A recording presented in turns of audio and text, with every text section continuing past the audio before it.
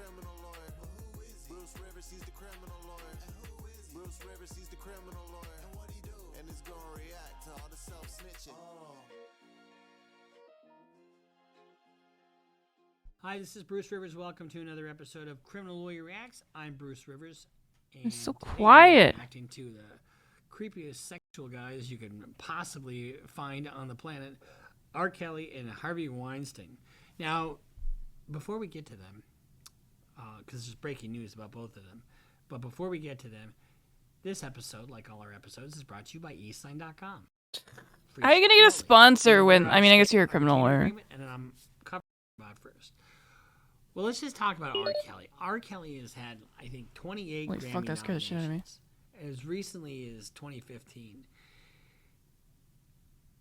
He had the world by the fucking ass. I mean, he just had the world by the ass. He's already serving a 30-year sentence for the crap he did in his house, and it was just horrible. I mean, here's the thing: sex does he mean by shouldn't that? be horrible. Sex should be fucking fun. Sex should be enjoyable for both parties. He's banned. I Sex can't do shouldn't be anything. abusive. He's streaming on Sex YouTube. should be spiritual. Sex should be mind-blowing, amazing. Streaming on us. What the Not fuck? What are you like taking so long? this.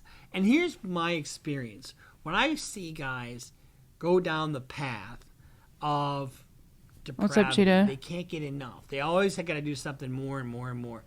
And, I hope it's not you related can see to when R. Kelly or people Harvey try to Weinstein. control others, and that's what R. Kelly did. I'm gonna do a But not different only is he hairstyle today, but I think it serving looks really 30 stupid. years for sex trafficking and whatever else he did, but he's serving another 20 years for federal I'm just gonna child do my little porn. buns. What? Child porn. Wait, If you're what? under 18 Oh, wait, and yeah, you're of taking course. Pictures of your wee-wee, you can't do that. That's child porn, and he got convicted of manufacturing child porn. Now the judge in this case Wait, what? actually gave him a break because he's already effectively serving a life sentence. R. Kelly is 56 years old. 56 years old. That's how old I am. You get a 30-year sentence when you're 56. Guess what? That's essentially a life sentence. So the judge gave him all but 1 year concurrent. Wait, you can Now, what's the only difference be 80? between concurrent and Yes, consecutive actually. sentencing? Well, let's wait till Concurrent much in the sentence is middle. when I serve both sentences at the same time. I'm getting credit 2 for 1, basically.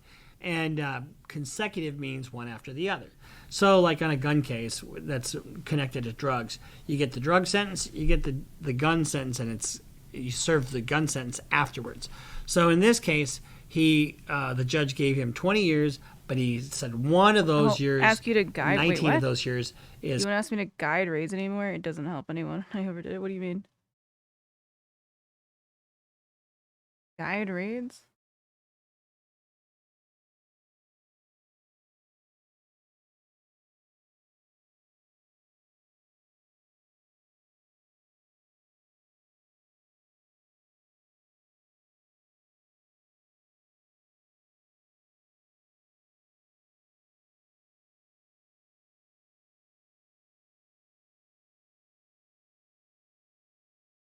Pointless? I mean, it's not pointless. You should not have done it. Did somebody tell you that they didn't want you to do it anymore or something and you're taking it too hard? Because, I mean, it does do stuff. It overlaps communities.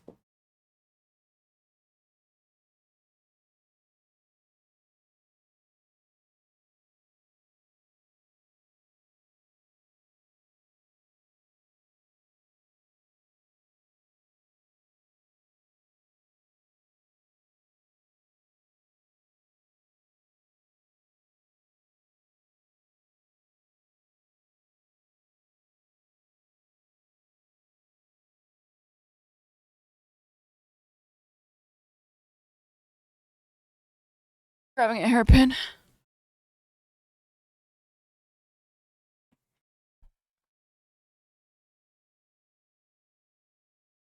Well, yeah, it does overlap communities. It doesn't. I'm like, it's more effective. Obviously, it's similar content, but I mean, I assume none of the people that you mod for are doing political shit like I do. So I understand that I probably am not the biggest help. Like most of the time when you do a raid on somebody, I mean, like, it's just better to do it than to not. And it does help. Like, even if it's like a temporary viewership boost, like, it doesn't matter. Like, if you're like a 20 viewer streamer, going up to 40 viewers puts you in a completely different bracket. Like, even if it doesn't last that long.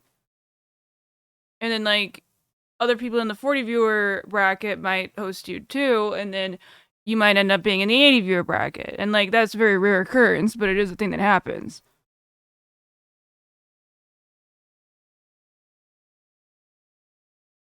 I mean, it's not pointless. I mean, if you're putting, like, a lot of effort into it and, like, expecting, like, a direct reward, then I would agree with you.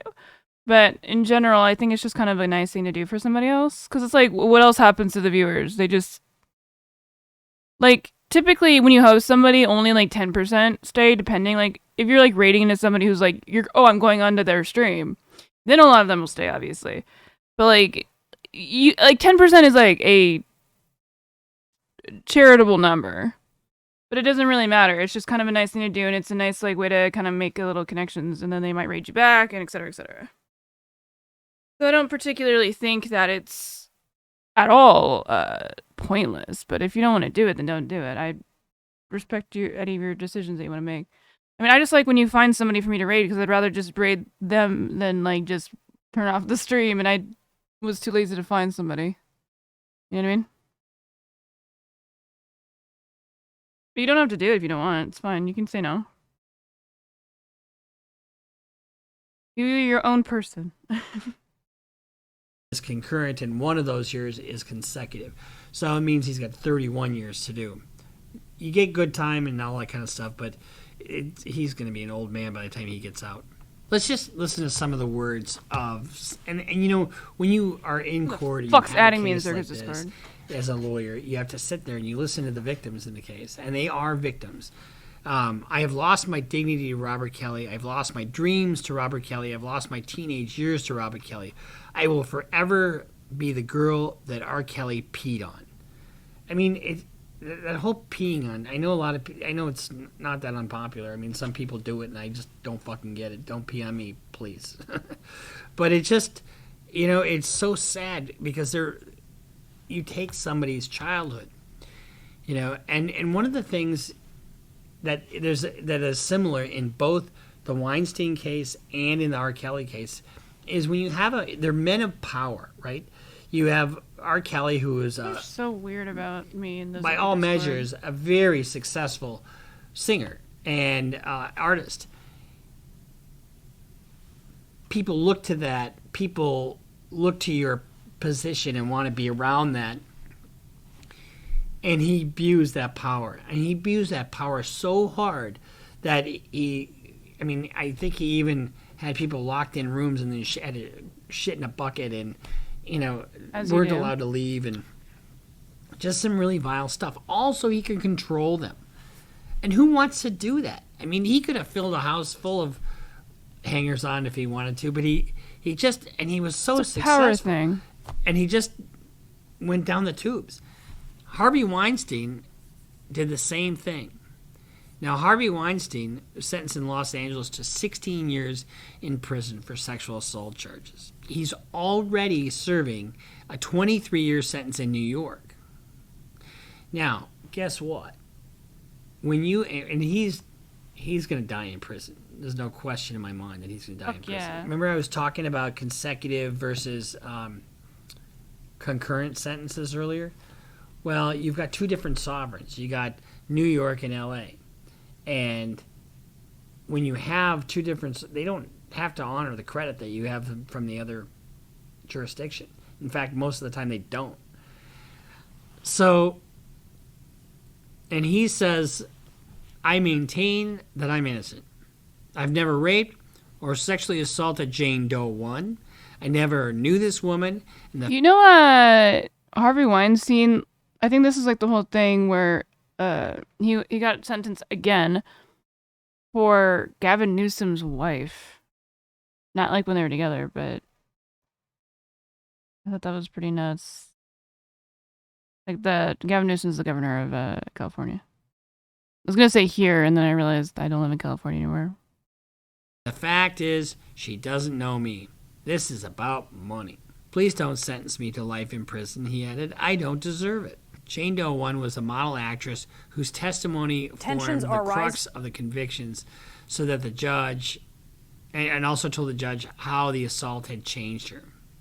This is what she said.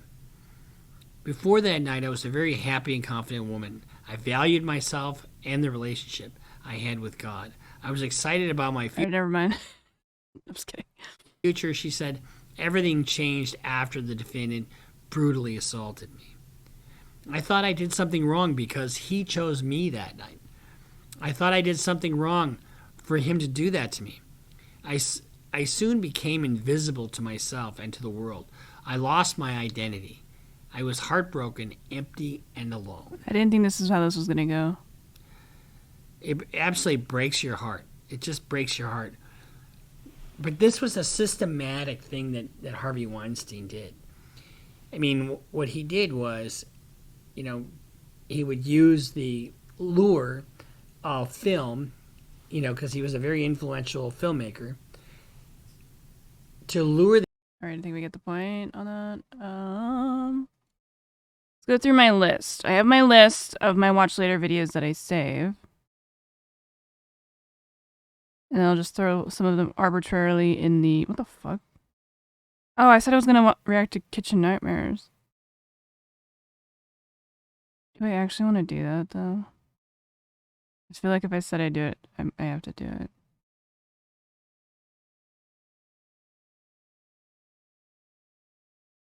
Let's do some short ones first. Oh my god, I forgot I fucking boosted the sound. I'm so sorry.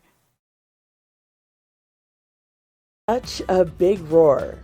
These two adorable jaguar cubs were just born at the Argentinian National Park El Impenetrable. The Rewilding Foundation says this is good news and can hopefully bring back the species in the area. The group specializes in preserving endangered species and hopes this will help the big cats avoid extinction. The mom, Tanya, gave birth to 3 cubs, but the smallest one passed away shortly after. No! Argentina considers jaguars to be a national natural heritage, and it is estimated that only 250 of them currently live in the wild. When these Oh shit, it's a frog.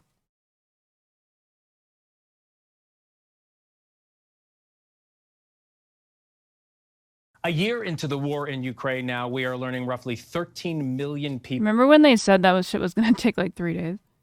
have been Way to displaced, go, Russia. including 8 million refugees across Europe. That's according to the United Nations High Commissioner for Refugees. That news comes as the United Nations adopted a resolution calling for Russia to end hostilities in Ukraine and withdraw all troops. That resolution is, of course, non-binding. And as we enter the I thought he was gonna say non-binary. 365th day since Russia invaded, it's the view on the ground in Russia that we find isn't covered in great detail as the war itself is. That's partly by design. Vladimir Putin enhanced measures to clamp down on journalists, making many flee or face prison time, leaving a vacuum of information filled by propaganda. But how exactly has The politics category? What do you mean the politics category? You mean instead of just chatting? Because Hassan uses just chatting, so...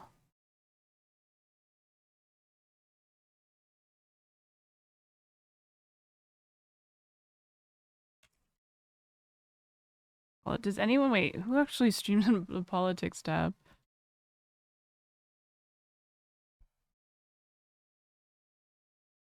How do I even do things again? Type in politics?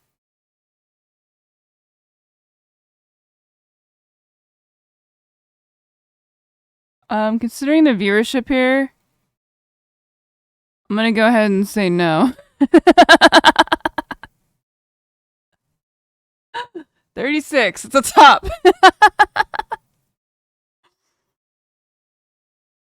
To be fair, Twitch is like fucking broken as shit today. this year-long war impacted the people of Russia? ABC's Patrick Reevell finds out in this report. A year since Vladimir Putin invaded Ukraine. You know all these motherfuckers are dead. Tens of thousands of Russian troops have died.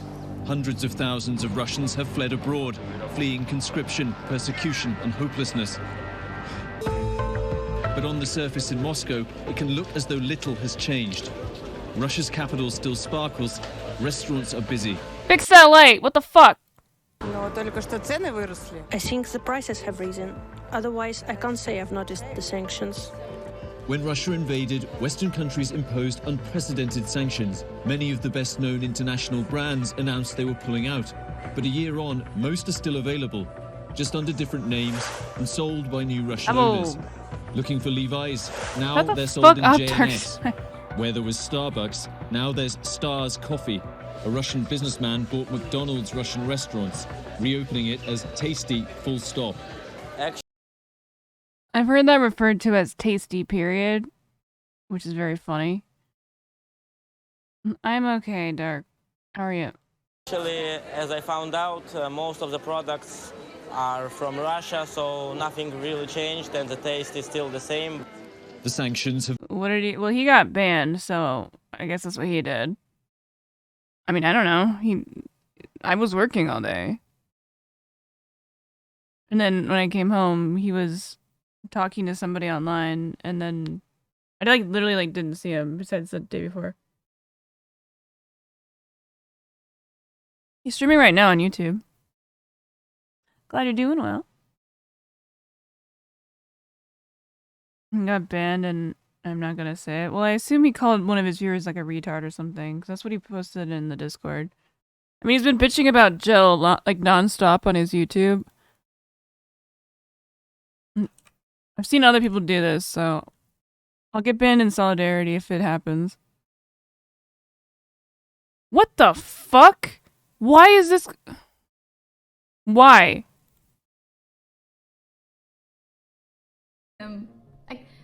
I beg. Wait, how is he still watching this same video?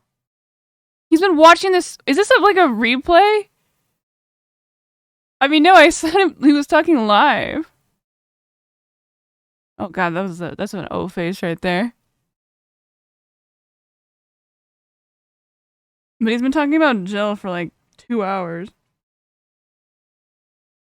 There was nothing to be done about it. They're just both fucking crazy, I guess.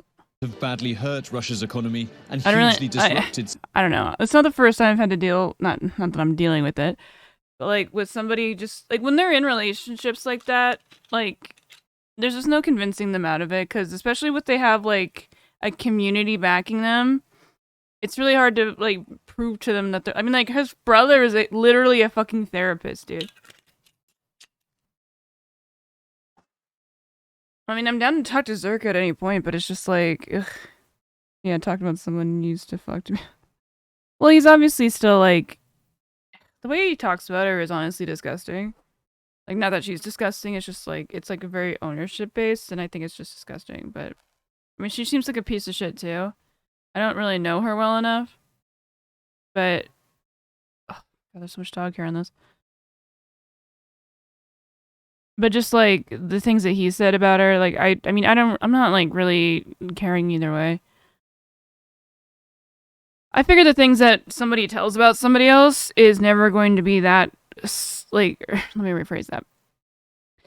The way people talk about people that they've been in a relationship can always come into question. Obviously, you don't like assume that like one party's always lying because that's, or like that they're all. Like, one party is probably more correct than the other. Don't get me wrong.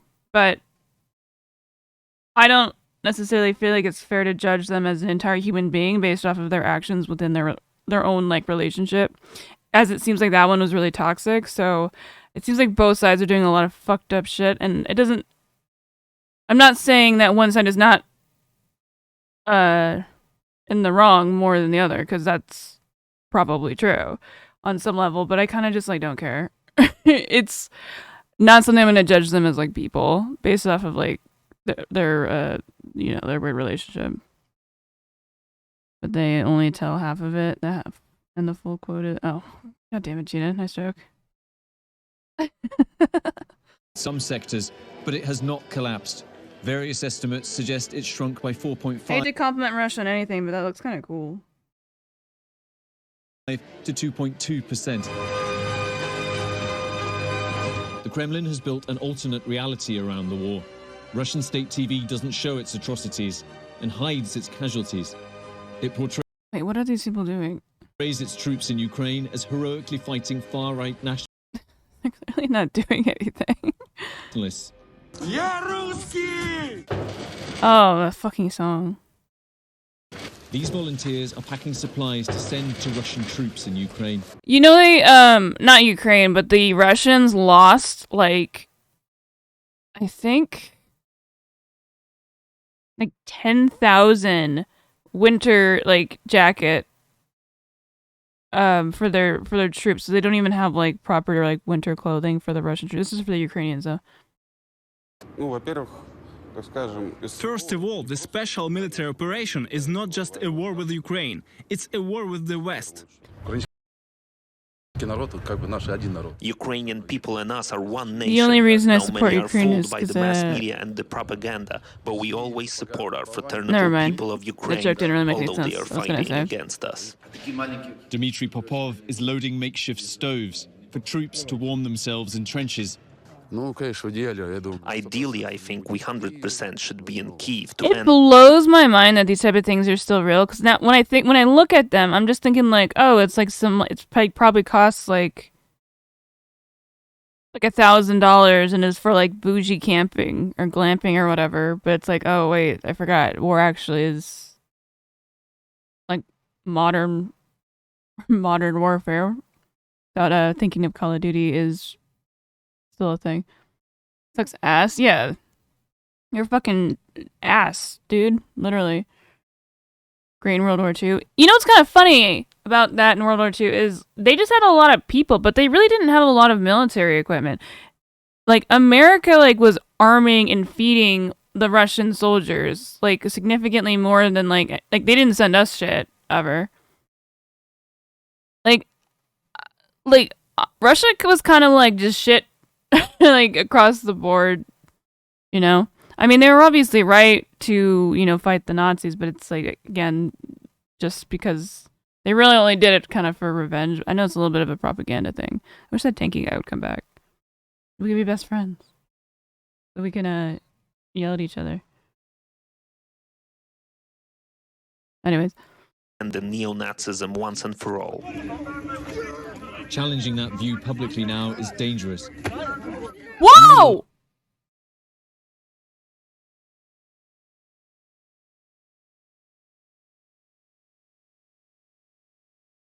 Laws effectively forbid criticizing the Russian armed forces or the war. Wait, how did I get this footage in? Almost all prominent opposition figures are now in jail or in exile. I mean, that's the good thing, right? Then they send you to the front lines, and that's always a good thing to have, like, prisoners on the front lines. I don't see any way that could go wrong. I can't see a world where they would, like, sabotage or surrender, like, just because they would then be more free. No.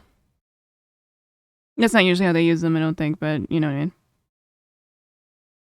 Well, it's news, so they're a little bit more lax with that.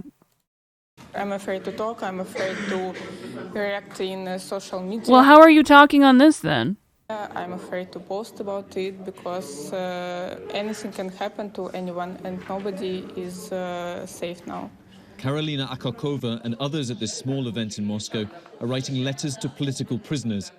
We need to talk about war crimes in Ukraine. Without honest people, Russia can't exist. Maxim Lipkan has held small anti-war protests on Red Square. I can say what I feel, but a policeman will come immediately. It is very dangerous and risky. A few days after we spoke to Maxim, police raided his house and arrested him, charging him with spreading false information about Russia's armed forces, a new crime that carries a maximum 10 to 15-year prison sentence. Oh! I'm gonna look that one over. I'm gonna make sure it's okay. But Russia... It looks like it's just tanks. There's huge casualties in Ukraine, and its mobilization of... Okay, that was just tanks. Alright, we can show that. I was really worried right there.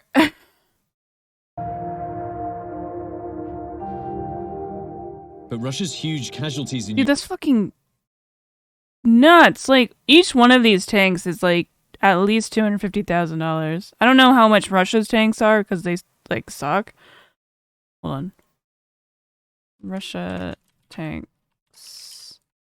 Ukraine. Maybe I should have been less specific. Just what type of tanks do they have? Prices? It looks like one of these. Price? Why the fuck would they be in T1 Armat? Oh my god, one of them costs millions of dollars. Yeah, this fucking country's fucked, dude. Yeah, with no gas. They didn't even gas them up, bro. You know that the Russian Air Force, or not Air Force, their commercial like airlines, like they lost like 40% of it because of the sanctions, and they're just using parts from other planes. Like they're decommissioning planes and just like gutting them basically to use those parts to put into to another plane so that it's able to actually function, even though like obviously like Boeing and shit are like, don't do that. It's very unsafe. Ukraine. So this is like what? 1, 2, 3, 4, 5, 6, 7, 8. So like I don't know, like $30 million worth of, I guess more than that. What was the price? 4. No, I guess I was on the money there. On the money that they're spending on this shit. Their own Jesus. And its mobilization of 300,000 more men. Yeah, a $200,000 javelin too. Yeah. Irina Chistakova has been searching for her son Kirill for 10 months. She believes he was captured in Ukraine's Kharkiv region. He's hopefully alive. Vladimir Putin promised that conscripts like Irina's son would not be sent to fight in Ukraine. Oh my god, he's like a baby. At the beginning, I believed in our government. I'm a law-abiding citizen, born in the USSR. I'm conditioned to trust people in power, but I've stopped believing. They committed a simple crime against my son by sending him to a special military operation, which he shouldn't be a part of. But despite that, she still believes Russia isn't to blame for the war. People accuse us that our children are murderers, that they went there to murder the Ukrainian people. I mean, not like personally. But the Ukrainian people need to think a little. What would our children kill them for? For what? Orders? They didn't go there voluntarily. They forced them by command to go there. I see what you're saying. No one thought there would be such a meat grinder. After a year of war, Russia is not the same. And no one Nothing inspires me more than this picture. knows what Russia will look like when it ends. That guy looked like AI generated. Trump says he could pick up the phone and end this thing in 24 hours. What actually would he say? Knock it off.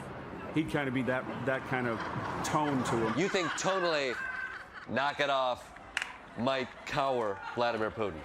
Because he knows effective. Trump stands up and says, hey, I'm going to do this. I'm going to do it. Do you wish Biden would threaten nuclear war? No. Strong stance of, hey, stop doing this. Okay. Or you gotta have a rattle behind that saber. Right, which is troops, but you don't want to do troops because then you have all that war. Right, so what would it be? Threat of it. Threat of troops. Correct. I pulled that face off and be. Whoa! Autoplay came up quick on that. Definitely would work. Mr. President, I'm interested in the timeline. Today, on the anniversary, you spoke to your own forces and you called for victory within this year. You have heard the Western friends, your partners, talk about as long as it takes. You know that the Russian leader believes that time is on his side. Why do you think that it's possible by the end of the year, and how do you assess the meaning? I feel like she has a weird cadence. Of as long as it takes from your Ukrainian perspective? Дуже дякую за запитання. Ви знаєте, я дійсно дуже хочу. Wait, are they Thank not... you for the question. Oh, I was like, are they not going to translate that? Because I don't speak like Ukrainian or Russian or whatever you're speaking. Indeed, I would want it very much. If each of us, each partner, and us in our country, if we stay as one strong fist, and if our partners are united for our victory, because this is a victory of values, if they stick to all their words, to all their terms, and it's not just blah, blah, blah, I believe in it. We have been strong partners, and there is evidence for that. If we do our important homework, if we all complete our tasks, victory will be inevitable. I am certain there will be victory. I don't think, I know it will happen this year. We have everything for it. Motivation, belief, friends, diplomacy, and you. What? Sorry, what's up, all Andrew? powers against this invasion. I was trying to listen and read the names at the same time, and it's just like mixed up my words here. Let's go back there. It will happen this year. We have everything for it. Motivation, belief, friends, diplomacy, and you. We have united all powers against this invasion. And I think not a single country in the world can stand up independently against such an aggressive war. Maybe the United States could, but fortunately, they do not share a border with the Russian Federation. Nevertheless, it is several countries in the world. Ukraine is not alone. We are helped by our friends for our shared values, so that this war doesn't spread, so that this aggression doesn't spread. We know exactly what Putin wants, what the Kremlin wants, and the military and political leadership of the Russian Federation. So it is important for all of us to be focused and for each of us to do our work, and then we shall have victory because truth is on our side. And it is a great shame when we lose children whom we love on the front line, while they are abandoning everyone and not counting their dead. That is their choice. Was that, I feel like I forgot what the question was. Evening, Mr. President. I would like to thank you for your example of invincibility and your faith. We all believe in victory. Faith? Many international experts say that it is a war of attrition and that neither side has enough resources to gain an obvious victory on the battlefield and that negotiations are inevitable. How do you imagine these negotiations and what will be the final victory for you? I don't think in theoretical terms how these negotiations will take place and what they are. We take specific steps. Ukraine has initiated a peace formula at G20, even though we would, and the whole world would like to see it as G19. I have no idea what that means. Wait, just G20? Like, in that context. Okay, that can't be at all what he means. Intergovernmental forums comprising of 19 countries of the European Union. It was addressed... Okay, that might be what he means. Wait, did I just mishear what he said? That sounded really confusing. Oh, at G20. That's what I didn't hear. I thought that was what they were doing, and I was like, I thought that was just like a summit. Would be the whole world would be dissociated. Oh, because Russia's in it? Is that what he's saying? We would, and the whole world would like to see it as G19. We presented the peace formula, a step-by-step plan, and we can see the result of what Russia has done here and how it affects not only our security, because there have been many crises that have been caused by the aggression of the... I kind of hate when they do this where they have a translator. Like, I would literally rather them just like have it lag a little bit, but like just have it written. I just feel like it's really hard to listen to two people speaking, even though if one of them speaking English. I mean, I get it, like for like accessibility reasons, but like I personally find it easier if it's just like one person speaking. It's like watching anime. Like, I feel like when I remember anime, I remember it in the voice of like the voice actor, but in English, you know. But you know, I get this is like probably live. Russian Federation, you know, not that you can do it live. The nuclear station in Energodar in Zaporizhia is occupied. The food security, all the chains, the Black Sea, and you know all the points on the plan. And we have proposed steps. Today we can see interest in the implementation of this peace formula, and we can see support. And I want to thank countries. Which 141 countries at the UN Assembly supported our peace initiatives last night. The next step, as I see it, as much as possible, as they say. I would like as many as possible states involved in a founding summit so that it is effective, productive, and to make sure that it actually happens with a large number of countries involved. I am working with my team and with partners to make sure that not only our strategic partners supporting us are represented, because from the very first days and seconds of this war, we have been working to involve representatives of various continents. We want Latin America involved, and I would want this, and we are taking steps to involve the great African continent in the peace formula at this summit. We also work. Okay, so he's not really saying anything on that particular question. To be honest, I want India involved, I want China involved. And it's true, our task is to involve absolutely everybody and to show he He's not a leader, even if he could do his job, in fact. Stop. I mean, he's like gonna go down in like Ukrainian history as like such a badass dude. The G20 is, besides the UNC and the J, one of the last platforms that Russia is able to use. Gotcha.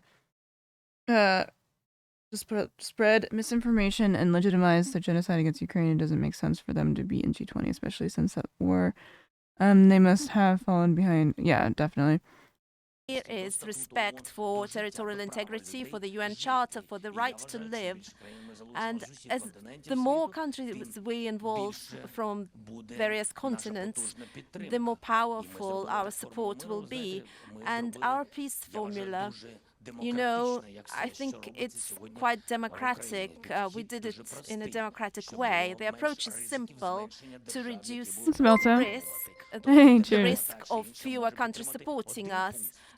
We would like some countries to support nuclear security, one point on the plan, or environmental security. A lot is mined, as you know, and we can see it, and we can see the result. And so there are many points on the plan, and we have proposed it. And there is the end to the war. It is an important point because we need security guarantees. And this is necessary. It should be a package, a security package for Ukraine, for Ukrainians. And we can see that this is a war that has a huge effect, and so we need security guarantees for Europe. That's what I understand. So as soon as there is implementation and therefore respect for international law and for people of Ukraine, and if it is implemented, we will come to the diplomatic end of this war. But until then, we need to make sure that there is respect. That Mexican. I'm gonna be honest, I just don't feel like this lady's that good at translating. Is there like another feed of this? Well, I'm sure it'll come up when I do Zelensky. I mean, I feel like I don't understand exactly what he's saying.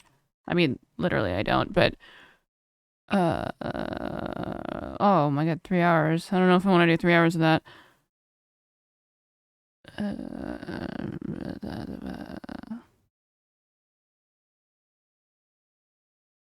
Fuck.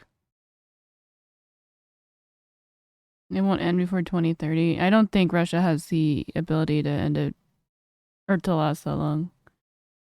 I mean, technically the war has been going on for the special military operation. The conflict, we'll say, has been going on since 2014, so.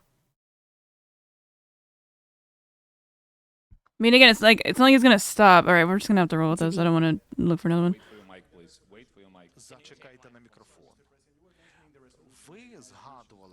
You recalled the UN resolution over. No, I know, but I'm just saying the conflict itself, because war, invasion, that's when it started in 2014. But it's just why you want to classify it. The meat to drag, yeah, I don't think so at all. I don't think they have any ability to be able to do that. over 140 countries voted for the withdrawal of Russians from Ukraine. What would you They say already to the lost like 40% of their airline. of countries which did not support this resolution or abstained? Wait, so what was the question? Okay, so he's saying like the people that don't support? Or didn't go back far enough. Okay, now the subtitles are making it harder, I think. You recalled the UN resolution over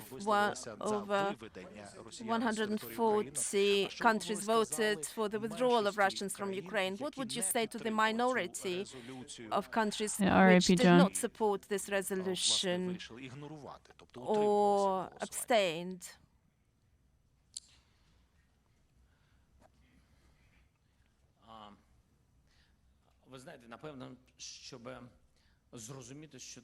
In order to understand what war is, what the effect of war is, and the losses, because you don't only lose territory, you lose people, living people. And if you're not being at war and you haven't fought, you haven't lost, gifted a tier 1 sub to Free John. They have given 13 gift subs in the wow, channel. Thank you so much for trolling me every single fucking time. It's always going to be bad for Russia, yeah. The pain it causes for each person. That's what dictatorships do, bruh. It's difficult to get this information through, and that's why we work with you every day, so that this understanding doesn't come from direct contact with war. But it's a weak position to be distanced, to be at a distance and to say, well, we're not sure. But how can you be sure? Does it need to take war and loss, war and torture, war and rape for people to become aware of the consequences of this bloody war? So I get so pissed that people are being like, no, Ukraine's corrupt, so that means both of them are like the same. It's like, are you fucking kidding me? It's their fucking country. It's like somebody breaking into your house. Like, oh my god, it makes me so angry when people say that. It's like you're just fucking completely unaware of, like, you don't even have to be like hyper educated, you know, like to know like, oh, one country invades other country, bad. Like the only thing that was ever like good with that was like World War II, I guess. You know, like in like the modern times that I mean that I could think of off the top of my head, that it's not like a very like hyper specific one, you know. It's so fucked, and it's like the ramifications of like having like so many countries condemn your actions. When we cannot agree on anything, usually it's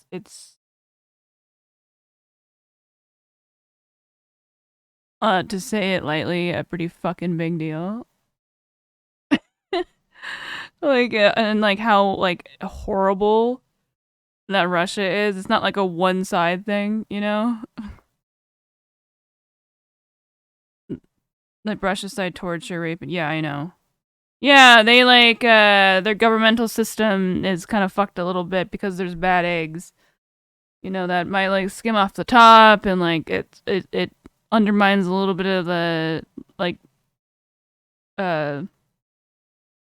you know, some sort of government bodies. That's definitely the same as like open like fucking mass graves, you know, and like trying to steal like somebody's other, like take over somebody's country. Yeah, those Russian conscripts too, like a lot of them are like not people who, you know, have like options, obviously. I mean, by definition, I guess. And they're like young, you know, and like it's like they don't give a fuck. Like why? Like literally just why? Like this is their Vietnam, bro. Like getting fucking clapped by a smaller country because it's pointless and like stupid. They're fucking stealing our steeds. You think they would have learned? It's very clever, but it's sick, the leadership of the Russian Federation. And that's why we need diplomacy and we need journalism to bring this, to get this through. Yeah, I was going to say that too. And it's difficult for us that there are a number of countries opposed to this. And But look, 141 are in favor. They do respect territorial integrity and sovereignty. Why are we talking And about the this is the UN? response. How these countries... Them, like the entire UN gets 150k monthly salaries. That doesn't seem very much. What their attitude is to the aggressor. Yes, the aggressor must leave a sovereign territory. How... Wait, you're gonna tell me that the UN is not in Russia? Or not Russia. Do you just mean like the stupid-ass Security Council? Because, I mean... Sure. Oh! I'm sorry. 18 million people near humanitarian aid... Wait, what? Oh, it's their website. I was like, I thought this was stupid. Every random person, yeah, okay. But now it is hard for me to feel bad for Russian conscripts. Really? If there's not going to die in Ukraine while shooting at innocent people, they should well be leading a revolution. Okay, come on. That's not how it works, dude. Said they opt out of the chance at surviving. I don't think they even know what's going on. They're just like, I think you completely underestimate how like brainwashed these people are. Like their entire state media is completely designed to make sure that they don't know what's happening. Like, think about how many fucking dumbass Americans have no idea what's going on in Ukraine.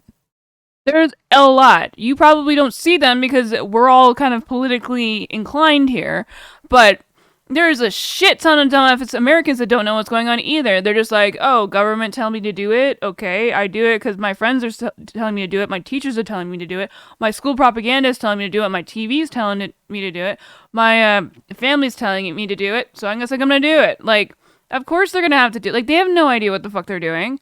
Like, I think that they know, like, once they get in, you know, like, there, that, like, oh, this is fucked. Why are we doing this? But it's like, it's not like you're able to do that while you're like on the base, you know, like we were just seeing videos of like protesters get fucking jailed for, it's like, I think it said, what did it say earlier? Like 10 to 15 years now.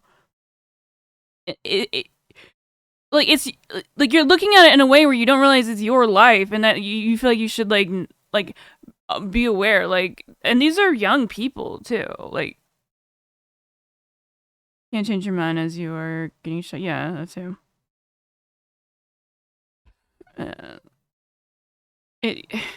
It's just a fucking stupid ass government, dude. You're doing good. What the fuck are you talking about? Oh, because I was saying you're telling me. Okay, whatever.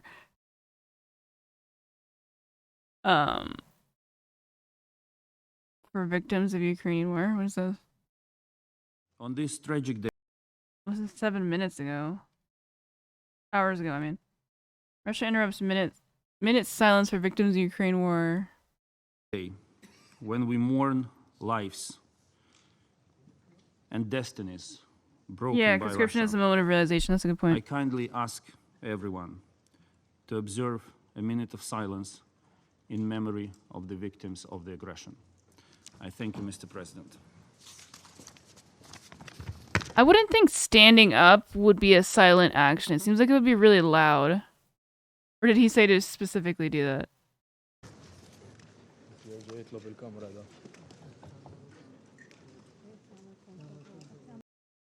Is this real? No fucking way.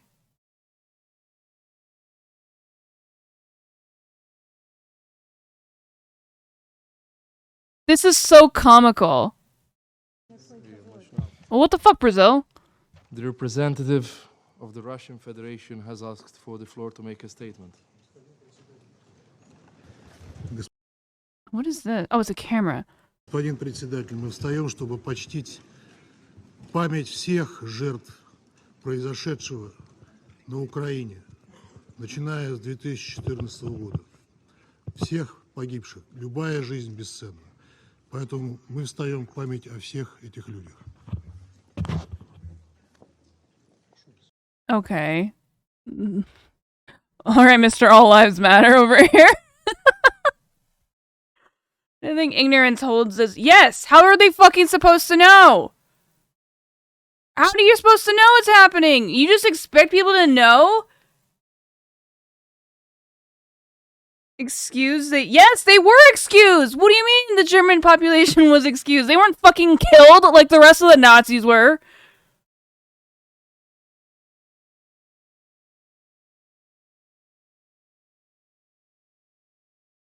Like, what? I mean, you're talking about something that happened in their own, like, country. You're saying vicinity, right? Yeah, like, it's in another country. I mean, like, to some extent, like, the American citizens have some reason to, like, be held accountable for what they did to the Japanese, even if they didn't really know what was going on because it was around them. But we're not talking about that. We're talking about other places. How the fuck are they knowing? Do you know how big Russia is? These people don't even have TVs sometimes. Or any, like, really communication with the outside world. How the fuck are they supposed to know? They don't know what's happening. Do we need to watch some Bald and Bankrupt videos to see what they live like? Like, these people don't have, like, phones. I'm not saying, like, all of them. Like, I'm not saying the entirety of Russia doesn't have phones. It's not like it's, like, a complete, like... But a lot of the people that are getting conscripted are from, like, the poorer regions that are, like, just, like... living up in, like, the mountains and shit. Or, like, on the plains. In, like, Siberia. They don't have any idea what's going on. They probably don't even really give a shit about Russia in general. Like, they have their own, like, little village or whatever, and that's all they care about.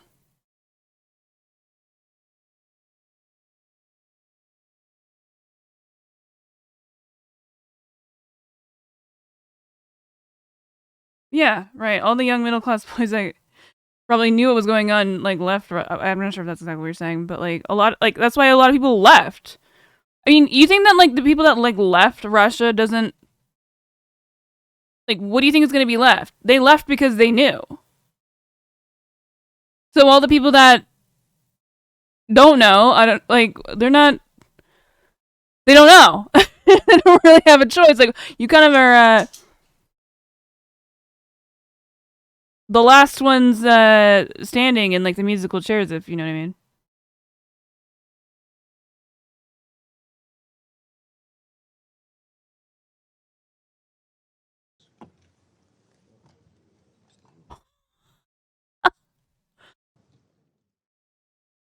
That's like that's some like school moment right there. I feel like this is a little clip chimped, but it's very funny. In like a obviously horrible way. Like this seems like an SNL skit. We have to run that back again. Everyone, to observe a minute of silence in memory of the victims of the aggression. I thank you, Mr. President.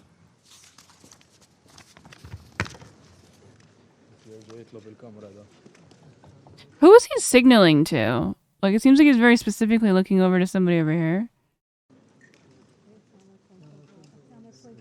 Or over there, I guess. The representative of the Russian Federation has asked for the floor to make a statement. Господин председатель, мы встаем, чтобы почтить память всех жертв произошедшего на Украине, начиная с 2014 года. Всех погибших. Любая жизнь бесценна. These have to be so outdated.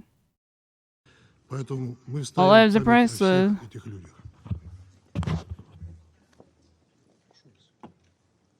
Who is he signaling to? Japan? China? No, he's looking at this?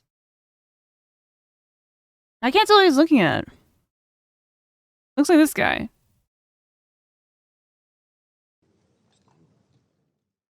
Was that like the main guy, Secretary General? I don't know like shit about the UN, dude. But that's very funny.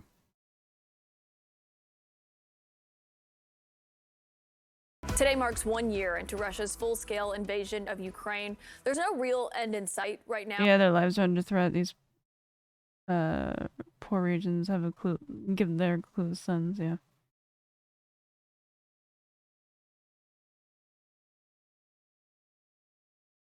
You will see. Wait, what? Do you think that Russia's gonna win against what, the American? There's not shit that I can do, but yeah. Well, I mean, even if you were to join the U.S. military, it's not like you'd be sent. Like, we don't have boots on the ground or anything like that.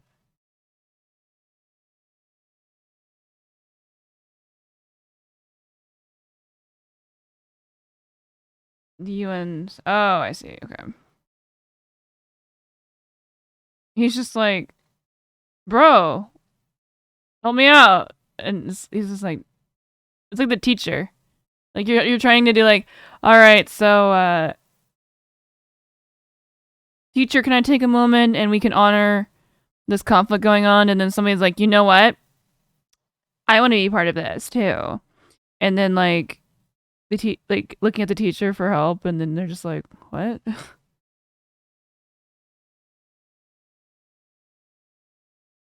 The Security Council? Yeah, well, the Security Council doesn't do shit, dude. I mean, basically, that's the most effort that they're gonna do. Dude, he's kind of like a giga chad. Now, after 12 months of intense fighting, but Ukrainian President Zelensky is declaring that the war will end in 2023. I sat down with Defense Secretary Lloyd Austin outside of his office at the Pentagon yesterday for his view on where the war stands, how he thinks it could end. When you look at this and you're making your assessments, do you think this Isn't Zelensky pretty young? With negotiations, or does it end on the battlefield? Most likely, it will end with some sort of negotiation. And what the Ukrainians are interested in is getting the Russians out of their sovereign territory. And I think that's probably going to be their going-in point. It's the Russians! Point, but I'll let the Ukrainians speak for themselves. So. Your roommates are yelling. Austin and I also discussed the threats that are posed by China. In the UK function, members don't address each other directly, they address... Oh. Dude, I love about Parliament, it's just so fucking rowdy. I just find that so funny.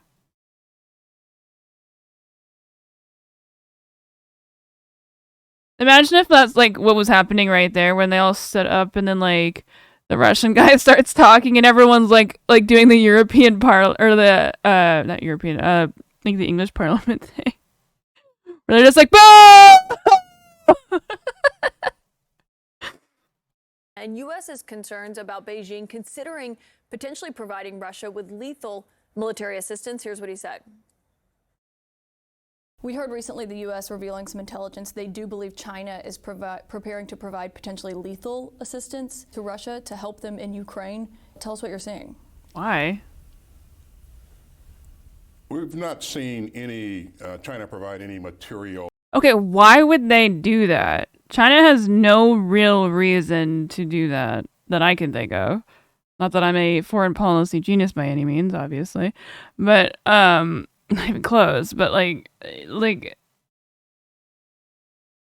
this seems like American propaganda, straight up, if I'm being completely honest. I mean, it's CNN like wanting to like shit on like China. I don't know if there's any validity to this. Assistance to Ukraine, to Russia at this point. China hasn't taken that off the table for sure. Yeah, of course he wants Taiwan. I've engaged my counterpart. That shit ain't happening either. And told him that this would be a very bad mistake if China were to do this. It would further complicate things. And you think they're preparing to do that? I can't speak for the Chinese. I mean, they have tremendous capabilities and so no, they cannot take Taiwan. There's no way this conflict has anything to do with this, like unless like America is willing to like trade them something, which wouldn't make any sense. Like no, they're an ally. Like, do you understand how useful or important it is for Taiwan to be an independent country from China for us? I mean, 60% of like every microchip, and I don't know if you know this, but even like to make like very rudimentary things, you need those microchips, like cars, and I mean, obviously like computer parts and stuff like and shipping and like boats, any port, like trains, anything. I think one car is like 200 something like chips, dude. Like, there's no way that we'd ever let China take Taiwan. For China to support hypothetical raise. Well, yeah, I mean, they're all hypothetical, I guess, right? Unless they are doing it. It would be crazy, but as we see with Putin, authorities don't necessarily run with logic. Yeah, but I'm saying, like, one crazy dictator, like, you don't want to ally yourself with somebody who has clearly been shown to be... I mean, like, when you're a dictator, all you care about is strength. An authoritarian, like, government, stuff like that. It's like, it's just, all it is strength. And they're looking real fucking weak right now.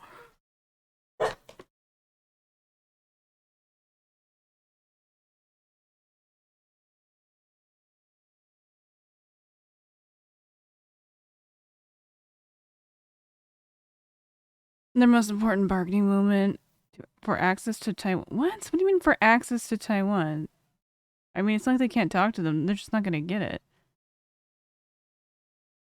So, again, if they were to do that, it would be ill-advised. When it comes to that, if they I think there's like a scenario that, I mean, not that these are all 100% accurate, but, or even like close, but like of China invades Taiwan. There's like a animation or like a theory. Yeah, this one.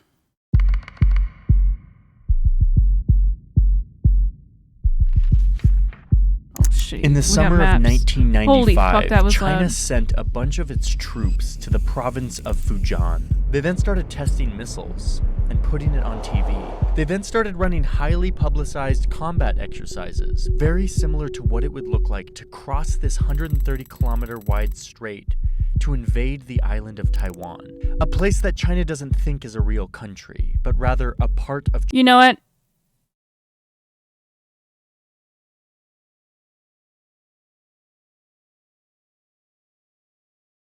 I don't think Canada's a real country. I'm saying it. China itself, a rebellious island province in an unfinished civil war. Another round of Chinese war games near Taiwan has the U.S. and other nations concerned. China did all this saber rattling because Taiwan's president had asked for a visa to visit the United States, and the U.S. Congress voted to give it to him, defying Beijing and undermining China's claim to Taiwan. Oh, and Taiwan was holding their first democratic election. These are the first free elections of a Chinese leader in 5,000 China years. announced Friday that it would start the new military exercises less than a week before Taiwan's presidential election. China hated that all of this was happening on this island that they think is theirs, hence all of the military flexing. But look, That barking sounded weird. Hold on.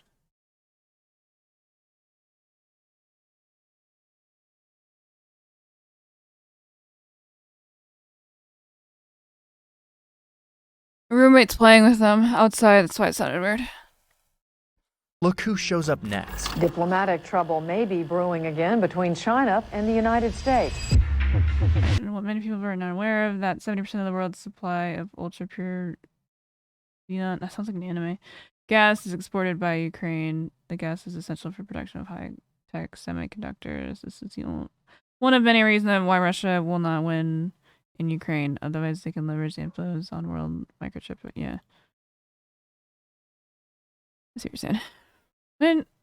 I feel like I've heard you say this before, but I wasn't thinking about it. Yeah. No. It's just my roommate is playing with the dogs outside.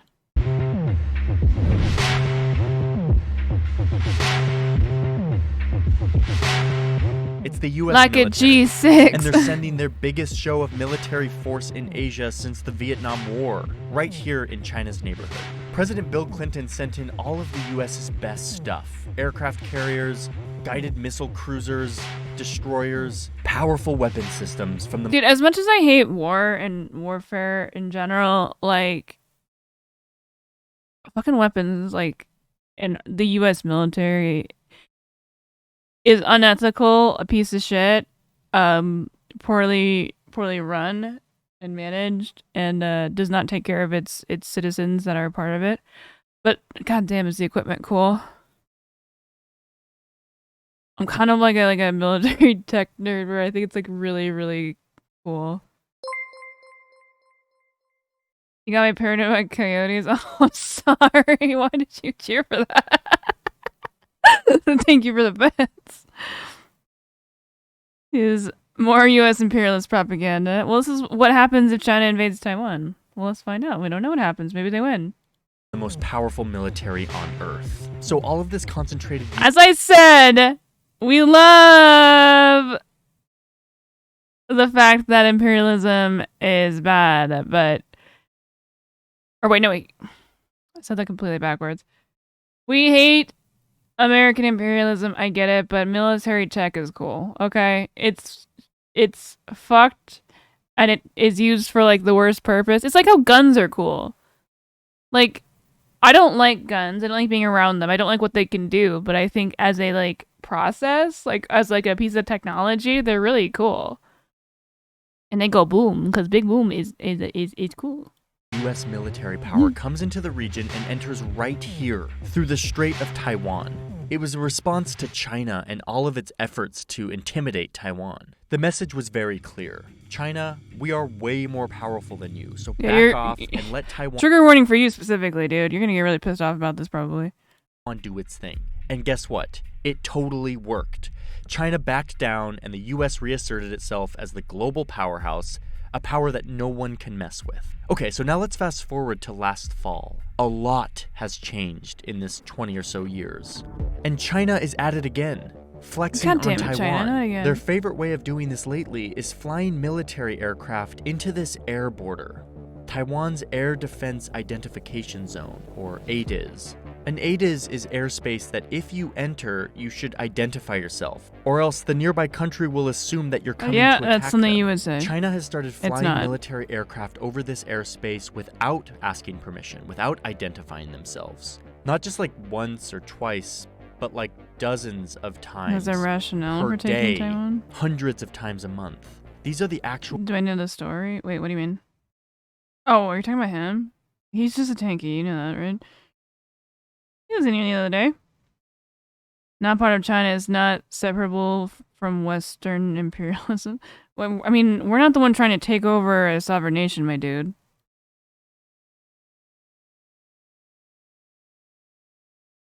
Recorded flight paths of Chinese aircraft flying over Taiwan's ADIZ and then back to China. It's a giant FU to Taiwan, or rather, yes, it is. Remember it's not part who's of China. boss here. Luckily, there's some really amazing data on every single one of these Chinese flyovers. They're all documented. Taiwan's Air Force scrambled again today. This is research from the Foreign Policy Research Institute, and it's incredibly useful to see China's activity in Taiwan's ADIZ. You can see this massive surge late last year in flyovers. This is a We're educating him. We're educating him. Just argue with him. Hey, just argue with him in the chat. We'll just continue to watch the video. And he'll probably, like, by osmosis actually learn something so we can stop being a tanky just repeating Caleb Maupin talking points. In 2021, you can see that it comes to a peak in the first week of October. This was the week we're helping him. We're helping him, guys. Founding, and they were sending a very clear message to Taiwan. You will be ours. That week, this Chinese state-owned publication comes out with this headline. Time to warn Taiwan secessionists and their fomenters, war is real. This is not fair play, so guess who shows up to the region to calm things down? A U.S. warship has sailed through the Taiwan Strait. The United States. So right after this huge bulk of flyovers of Taiwan's ADIZ, the U.S. sends in guided missile destroyers through the Taiwanese Strait, and they're accompanied by a Canadian ship. To warn off 25... Wait, hold up. From that angle, he looked like Haas. Does this appeal to you, M? He kind of looks like Haas from this angle. Through the Taiwanese Strait, and they're accompanied by a Canadian ship. To warn off 25 Chinese aircraft that just entered one its defense zone. Oh, but this time it didn't work. Here's when the U.S. sailed through the strait, and here's what China does after. Tons more flyovers of Taiwan's ADIZ. Looking at the raw data, you can see that these flyovers start happening almost every day. It's not the 90s anymore. Things have changed. Bill Clinton can't just send a bunch of naval ships to the Taiwan Strait and expect China to back down. We're living in a different era. The biggest difference is that China's military has become way more powerful in the last 20 years. Add to that their zeal for taking over Taiwan to reunite it with mainland China has grown immensely every year since. The reason I'm telling you it's like a 91% that they don't want to be part of China China. reacted in the 90s and how it reacted last fall is because that difference is really important if we want to think about what war looks like in this region. I've been talking to military experts, I've been diving deep into military reports and writings from the Chinese military itself to try to understand what war with Taiwan would look like. It's something that is becoming more likely year by year. So what's to follow is my best attempt at understanding what war in the Taiwan Strait looks like. A war that drags in the United States and its allies. War is impossible to predict, and so we don't know for sure. But what I hope we can do here is look at a scenario and learn how conflict works, and what calculations all the countries involved would have to make in what might become the next world war. I just want to make China understand that we are not going to step back. China's aggression against Taiwan is accelerating, and it's blaming the U.S. Beijing has been getting increasingly tough on Taiwan. So are you saying that the United States would come to Taiwan's defense? Yes and yes. Hey, before we dive into this, I want to say thank you to the sponsor of today's video who made this video possible. Thank you, NordVPN, for supporting this video. He's tricking me. He knows that if you have the thing up, I'm going to be able to see it and I can't skip it. VPN. The other... Oh, no, there's a bar down there. Wait, what? Oh, it's probably the most replayed. I love how the most replayed just means that they're skipping the ad. Could he be a mod? For what purpose? You just want to ban him? Because I think it's kind of funny when he comes there and just says his dumbass tanky stuff. We're going to teach him, guys. We're going to teach him. Let's dive into this scenario by osmosis. What's about up, Cassio? Potential war between Taiwan and China. Okay, I'm going to dive into I wish I could put slow mode on, but just for him. How conflict could escalate in the Taiwan Strait. But first, I have to say something. I have to get this off my chest, which is I've felt a little bit conflicted making this video. I feel very against the sort of machismo fascination with conflict. Like it's some sort of cool, good thing. When at the end of the day, what we're talking about are people's lives. We are talking about valuable taxpayer money. We are talking about the future of entire societies being ripped apart by a power struggle. Democracy. This is not sexy and cool. This is a nightmare. I was actually kind of thinking that, to be honest. Secondly, let us all just acknowledge right now how easy it is to dehumanize China and its leaders and its military. But let me just he's appealing to you. China doesn't want war. They don't want bloodshed. They will probably try much less violent ways to try to force Taiwan to the negotiating table before resorting to all-out invasion. But the reason I want to make a video about the nightmare scenario, because even if a military has a goal for a less violent intervention, that's not how war works. Conflict is very messy, and one miscalculation can lead to an escalation in the conflict. And now you have a wildfire that is out of control on both sides. It's incredibly easy for the momentum of conflict to bring us into that kind of situation. And that's why I want to suss out what it could look like. Okay, those are my disclaimers. Let's dive into this. I'm gonna start rolling here. There's two. He's teaching us, but he's lost. Okay, I need to bring you over to my desk to show you some documents I've been. Oh, the thing is, people like this, like what? M90 is what I want to call you. I'm just gonna call you M. Like people like this, like M, they don't have any ideology to stand on, so they can't, like. Compared to us, who do have our own personal ideology that we do care about, and we have a consistent, or not necessarily always consistent, but we're real people. We're not just spouting off talking points, you know what I mean? So he's not gonna he's not going to change any of our minds, but somebody who's like brainwashed by just spouting off talking points, they just need somebody else to talk to them, you know, something that they even by osmosis can absorb information from, because they just need another daddy. Like, just like how Yankee Tanky went right into the infrared community. You just need another daddy. I'm talking to you. What, every word I'm saying is a talking point? Stop. But I haven't watched this video. I don't know if this is how is this a talking point? It's just a video. Staring at. Any invasion of Taiwan starts with this document. This is a Chinese law meant to stop any parts of China from seceding from China itself. And it mentions Taiwan. It basically says that if Taiwan tries to assert its independence from China, or, and this is the most important part, or if the possibilities for a peaceful reunification should be completely exhausted, that China... Because I know the talking points that he has. I've seen tankies, like, in, like, the wild. Like, I know fucking Haas, dude. Like, they have nothing. I've seen these people debate.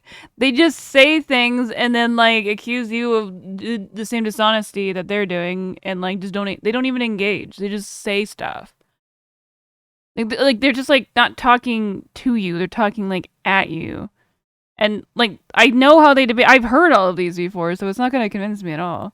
Shall employ non-peaceful means because it doesn't make any sense, and I've seen it dismantled to protect China's sovereignty and territorial integrity. Translation: if they run out of diplomatic solutions, China is required by law to invade Taiwan and force it to reunite with China. And no, I don't read or speak Mandarin, but yeah, because that's who I know you watch. You're not watching millions of people around the world. You fucking admitted last time you were here that you watched Caleb Mop and Haas and Yankee Tanky.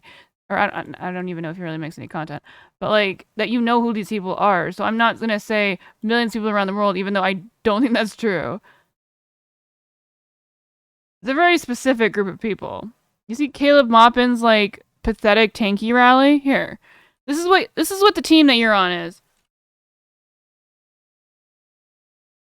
Wait, did we already watch this?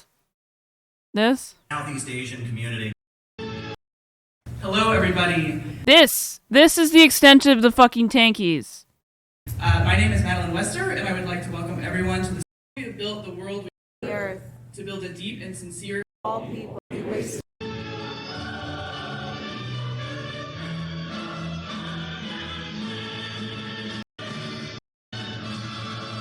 That is so unnecessarily Omega cringe. Like, these are your people.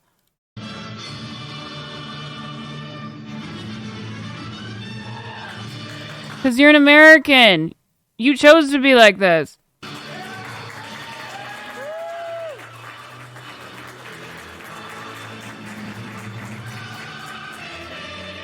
You watch Hassan take... I know Hassan's really conflicted about Johnny Harris. Like he was like mad at him for something, but he admits that he has like really like good content. Yeah, find a better cult, right?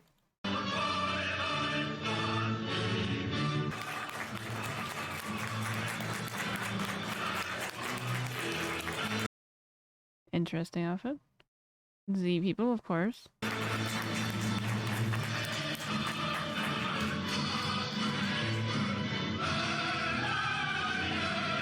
These are your people, dude.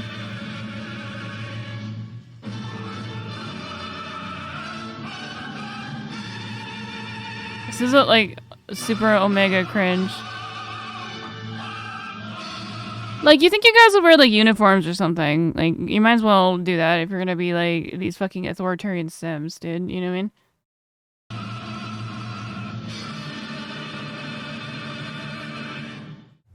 And now I will turn things over to the founder and director of the Center for Political Innovation, journalist and political analyst Caleb Maupin.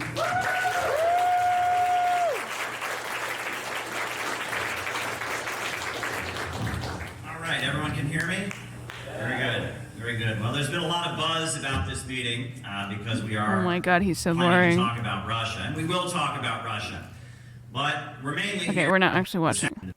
Is he just gonna talk? Okay, he's just gonna talk. We don't need to watch that. Let's get back to the video. Google Translate. Come on. It's pretty Listen, cringe. we're like 70 years into peaceful solutions being tried and not working. Meanwhile, on the island of Taiwan, support for any sort of reunification is at an all-time low. Like, it's not looking like peaceful reunification is gonna happen, which is making the interpretation of this law more and more on the side of China should do this forcibly. Okay, so that's the legal justification from a Chinese perspective. Pair that with the fact that, unlike in the 90s, China now has a massive military. There's new concern at the Pentagon about China's military buildup. With all sorts of new missiles. China could soon be able to deploy a nuclear-tipped missile that U.S. defenses would find much harder to detect. Tanks, helicopters, submarines, ships. I mean, this isn't from me, this is the US government. They recently came out with a report that said that the Chinese Navy now is bigger than the US's Navy, at least by numbers. They have 360 versus our 297 ships. Now, more money to the government! Caveat to that data, our ships are raise taxes! But still, China's recent military for military spending. And this is why the US military is kind of freaking out. My opinion is this problem is much closer to us than most. Okay, so everything he's saying now is a hypothetical, just in case. Hold on, maybe I should put a little warning. At least that's what I'm assuming, right? Like he's like deceptively editing this on purpose? Or does he actually believe, or like he's like playing into like the propaganda? Has no future? I mean, I'd hope it doesn't. I mean, you know, imperialism doesn't mean that you just exist.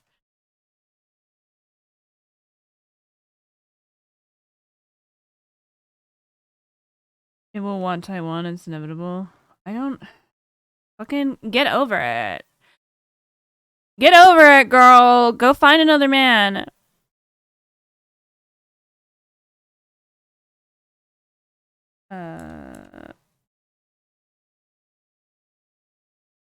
Whatever. Think we have to take this on with urgency. China is upping the ante on Taiwan. And there are fresh fears of a No, I don't necessarily. I think he might be. Bro, this is so like old-timey and like weird. Chinese invasion of Taiwan. It's kind of oddly satisfying though to just see like a bunch of people. Taking over Taiwan remains China's #1 strategic priority. Yeah, it's like it's a thing where they're using footage to make it seem like that's what's actually happening because they're not actually doing this. Okay, so this is the moment that a lot of you probably came to this video for, which is, what does the war actually look like? Let's say that China feels confident that the only way that Taiwan is going to join yeah, I was worried where he was going with again, that. a legal imperative, is if they forcibly invade. Blockade doesn't That in itself feels like that means you don't own it, you know? working, negotiation isn't working. The first strike on Taiwan Oh no, I would smell likely pizza. look like just another Chinese provocative ADIZ flyover. China's done this hundreds of times, so at this point, Taiwan thinks that they're just doing another one of their routine flex our military might exercises. But this time, the fighter jet turns towards the island and begins firing. At the same time, China fires guided missiles from the mainland and deploys tons more. Wait, why would they do that? Because then it would destroy all the infrastructure that they needed for the value of Taiwan. Like the chip manufacturing like they'd just like destroy all of it. Like, what would the point be? Making your dog a pizza? He better not be making my dog a pizza. Jets, and they all You almost fed my dog's onions. Firing in a fast, highly coordinated attack. The target here is anything that Taiwan can use to defend itself. Like weapons that can shoot down planes or boats. Oh, they're intentionally targeting stuff. That are coming onto the island. I mean, this could be anything. Yeah, of course he's making stuff Radar, up. communication nodes, military command centers. Yes, it is speculation. It's what if, yes, everything he's going to be saying is speculation because this is what if China invades Taiwan. Navy bases, bridges, Looking hella Asian right now, power thank you. stations, I am even Asian. government buildings. They would have a wide variety of targets to effectively deny Taiwan the ability to respond effectively. I mean, Again, the unfortunately guy for Taiwan, a lot of this these guy targets doesn't are think left China out is in the open. capitalist. They're easy to see. A runway is really easy to see and really hard to hide. This first attack would The happen hidden runway. very quickly. One military expert, Ian Easton, put it very succinctly when he said, assuming the intent is invasion, these attacks could be expected to be concentrated in a short time frame as a prelude to invasion with no pauses other than those required for moving, reloading, and repairing equipment. Whew. Sounds horrible. So Taiwan's leaders are caught off guard and they immediately retreat underground to a command bunker where they can plan their response. Luckily, China will not be able to take out all of their military targets. Some of their aircraft hangars are deep in mountains, and some of their missile sites are really well camouflaged. They would escape the bombardment, so Taiwan would have the ability to respond. They would likely be able to get some air power into the air and fire some missiles towards mainland China to hit air bases, All right, we just need to build a seawall that goes all the way up. You know the wall, like the Saudi Arabia dumbass built, like building the wall or the line. We need to build that in between these two. That's how we fix this. Radar and military batteries on the mainland. At this point, Taiwan also sends troops to their western beaches to start laying mines and preparing for an oncoming barrage of Chinese troops who are probably now on their way across the strait. This has all happened within just a few hours, and the US is just barely Wait, hold up. hearing That about Chinese battleship looked kind of sexy. Not that person. I'm beaches not objective by that to person. start laying mines and preparing for an oncoming barrage of Chinese troops who are probably now on their way across the strait. This has all happened within. Wait, I want the last one.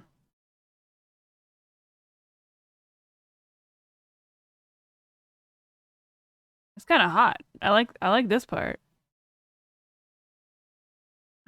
Within just a few hours, and the US is just barely hearing about this. China has likely jammed Why am I right much wing? of the 'Cause you're an idiot. communication channels that would allow the US to have a clear picture of what's going on. This will slow their response time. The thing is, China has gotten really good at sending little robots up to satellites in space, their civilian satellites, to like help repair them. They could use this same technology Wait, is that to real? latch on to.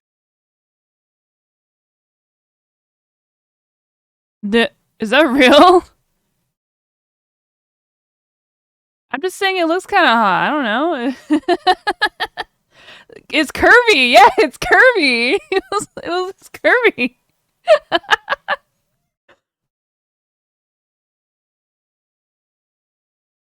To an American spy satellite and block its ability to view what's happening on the ground. Yes, we're now talking about conflict in space as a feasible part of this scenario. So the US is trying to get up to speed. The US president and military leaders now have to decide how they're going to respond. Yeah, it does look like a American virus. lives to protect this faraway island. It's something that the American public broadly would not be into, but they have to do something. They have to make a plan. Meanwhile, back over in the Strait, Taiwan's military assets are severely damaged, and China is now sending hundreds of thousands of troops and loads of supplies. Hold on, before we get too much into this, come on, tell me this like ship isn't like looks pretty fucking cool. The curve of it.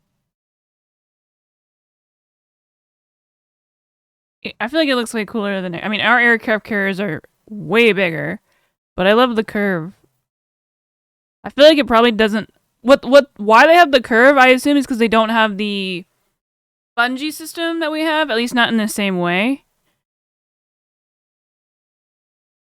I think it looks cool. The fucking curvy ass ship, dude.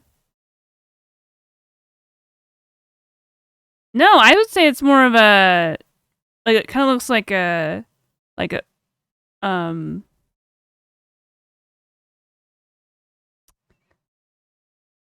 like a butt, I guess. I don't know. Or like an hourglass frame. Like our aircraft carriers are so like boxy. It's like kind of like a sexy little hourglass type of like hip curve. Like, look at our aircraft carriers. US. Like, ours are so boxy. Like, they're, like, big, but they're just, like, boring. So it's like this versus a little curvy action.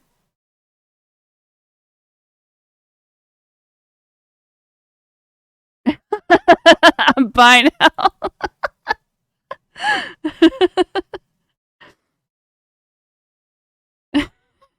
Exactly. I mean, it's got a pretty good profile from the front, too. Or, you know. Look at it. It's got a little curvy. Again, ours are so boxy. What's that? Oh, it's an edit. Like, come on, our aircraft carriers are, like, kind of mid. They're cool if you're on one, but, like, it just kind of feels like you're in a parking lot. Because you basically are. This one's you know, a parking lot that is curvy.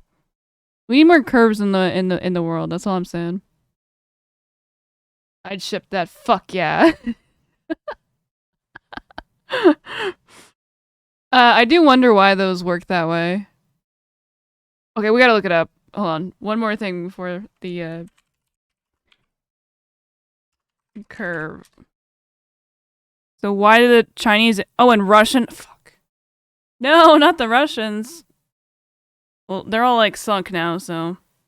Oh, it's called a sky jump. Shorter than the aircraft. Okay, so they don't have a propulsion system, is what I'm guessing? Wait, maybe I should compare it. Chinese aircraft carrier curve versus U.S. aircraft carrier. I want to know the difference. You know we all want to know the difference. What aircraft reveals about the military tech race? So Chinese aircraft carrier compared with the U.S. flat tops. Okay, the centerpiece of China's rapid growth is aircraft carriers with 2 in service and another on the way. The carrier represents the capable of Chinese military Beijing being touted in the state media, but the flat tops are still not on the same level as U.S. carriers. Okay, so what about the curvy ones? An outdated design. Oh, wait, these are worse? Oh my god, these names. Liaoning and Shandong are based in the Soviet-designed... Oh, it's a Russian thing. I mean, the Chinese did it better, dude.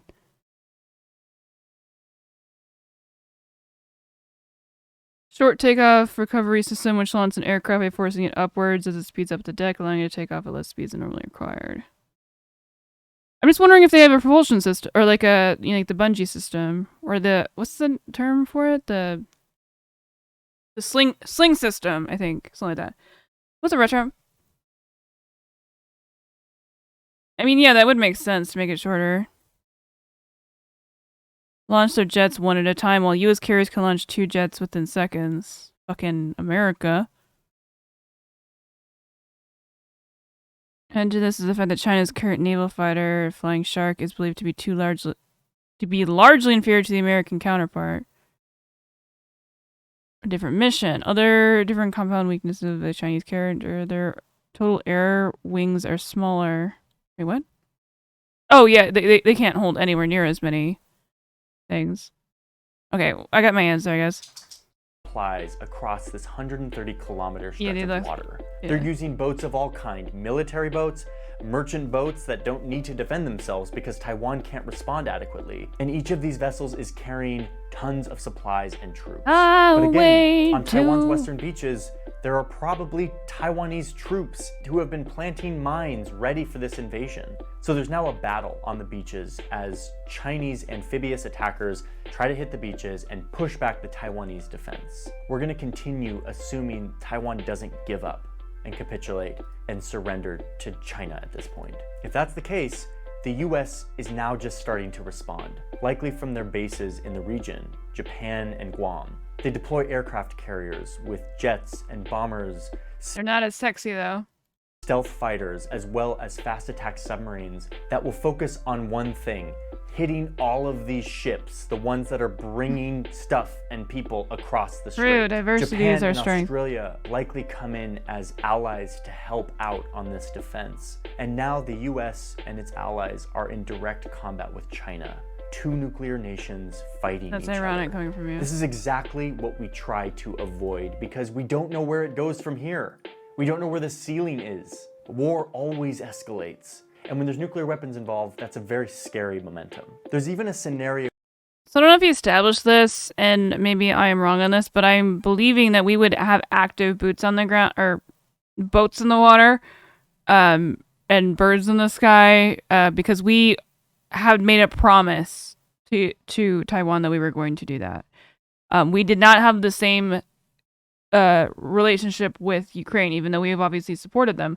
Like, if they would have been actually successful in taking Kiev in 3 days, I don't necessarily think that they would have taken all of Ukraine, but I think that we would not have supported them the way that they, because like Ukraine themselves defended their own country, and then we're like, okay, now we'll support them. You know, like we didn't have the same promise that we have to Taiwan.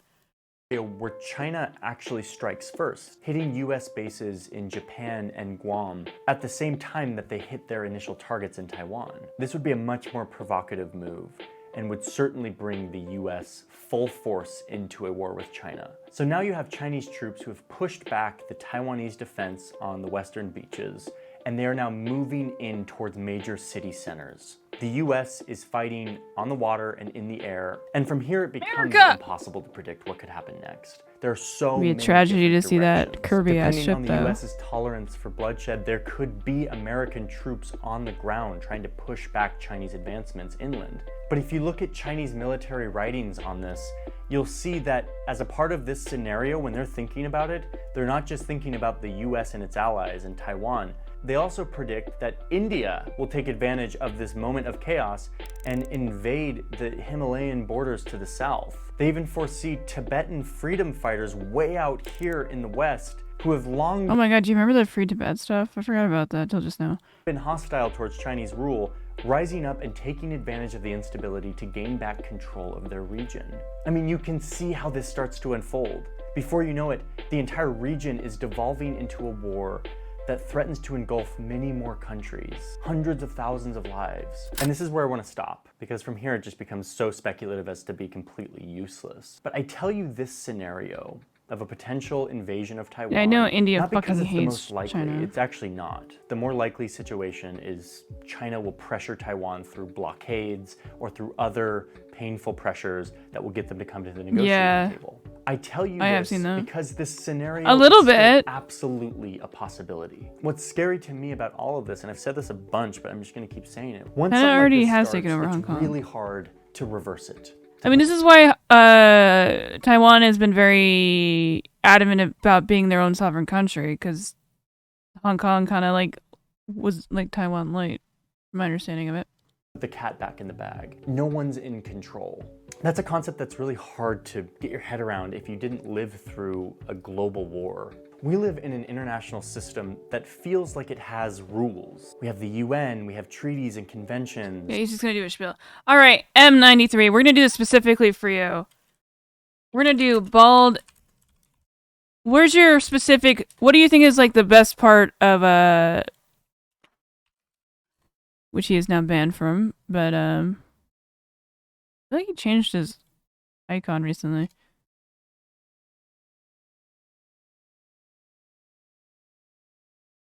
We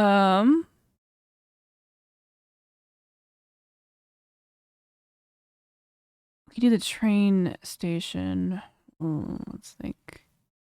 In a Ukrainian village. We want to do it in Russia. Oh, this is the one I wanted.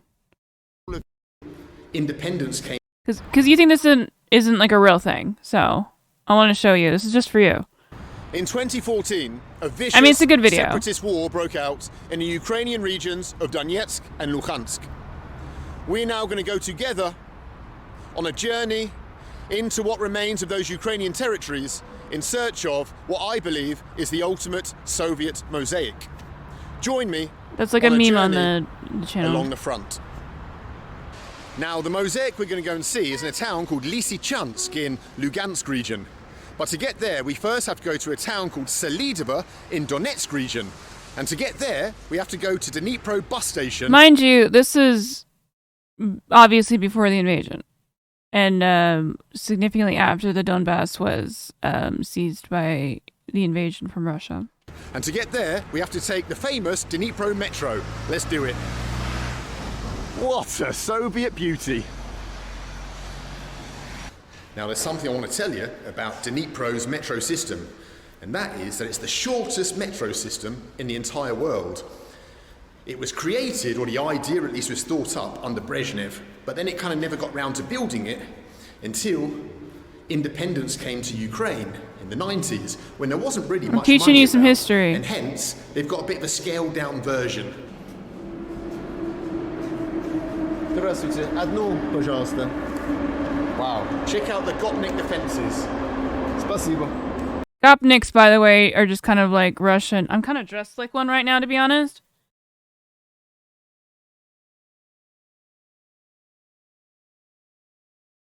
Like the Adidas wearing a tracksuit hoodlums in Russia. Right then, let's go and check out the old Dnipropetrovsk metro. What I do like is they've got a real plastic token. It's not trying to tell you anything. You're just going to observe him going to the area. That's my exact point. I want you to see what it's actually like. He's just kind of giving you a little bit of a historical lesson. And then you're going to see what it's actually like in like the parts of Ukraine that were taken over. 'Cause I know you're an American that's simping for fucking Russia. Может так только. Спасибо. Right. Спасибо вам большое. Извините меня, извините.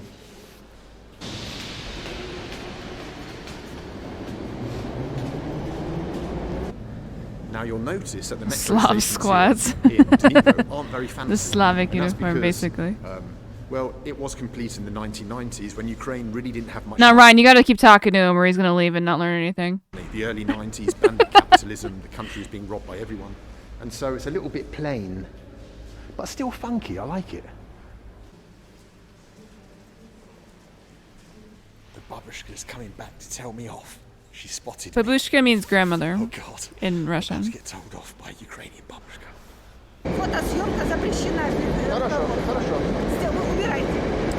Хорошо means like I understand, or okay. Well, I got attacked by a babushka for filming in the metro. Let's get out of here quickly.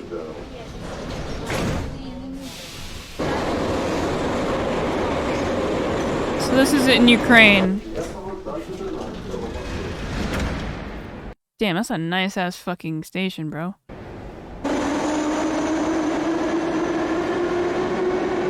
This isn't actually our stop. We've got another 2 or 3 stops to go, but I just wanted to get out and just admire When the babushkas attack. the construction of this place. Look at it. It's so cool. This is called Zavodska. This station is called Zavodska, which means factory. Those lights are Because there's lots of so factories in this region, Soviet. the city, and so they built this metro stop here to supply all the factories with their workers in the mornings. But as you can see, there's no one here. Yeah, it's in Ukraine. Because the factories are bloody closed down in Ukraine. But there's some lovely benches.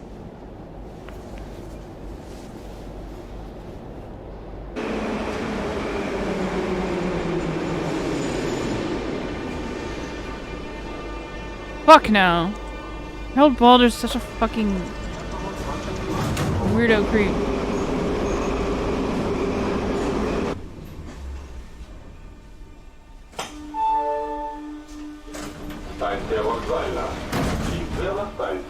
Yeah. Well, that was the shortest metro in the Yeah, entire I mean, world. I do The too, Dnipro but metro. he's just like a weirdo. I mean, so is Let's Ball, stop and but- find the bus station. Imagine having metros in the United States in like random ass town. Спасибо. Не надо. Спасибо большое. Well, they don't sell babushka's secrets here in Ukraine, But they do sell, get ready for it, just a magazine called Babushka. Let's go! No other words needed, just Babushka. Well, we're now going to try and get on a bus down to a town called Selidovo, which is about 40 minutes from Donetsk city itself. Selidovo sits in a region of Ukraine called the Donbass. The Donbass was once patrolled and roamed and controlled by... Well, a lot of metro stations, especially in Ukraine, and I mean this goes for like England as well. Not that I have to be the one to say it, are built to be bomb shelters essentially. Kind of a multi-purpose. They're like specifically deeper than like they have to be because they are supposed to be like a double like a double use. A lot of them in Russia are also like that. By the Cossacks, the free men, and they called the region of Donbass, they called it the Wild Field. And so we're going to go and check out this wild field and see how wild it is today.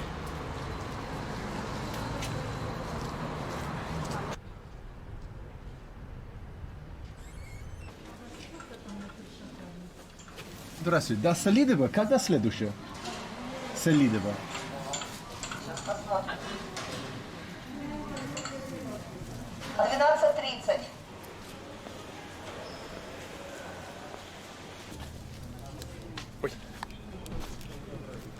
Right then, we've got our ticket to old Selidovo, and I'm seeing a lot of soldiers buying tickets and waiting for buses, so we're obviously heading down towards, well, a more fiery part of the country. Anyway, Selidovo bus, let's wait for it. Ну, хорошая страна.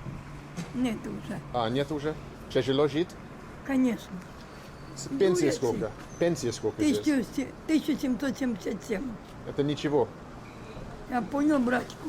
А что делать? Подивіться, комната Александрия. Возьмите, я вас. Спасибо. Пожалуйста. Удачи. Здравствуйте.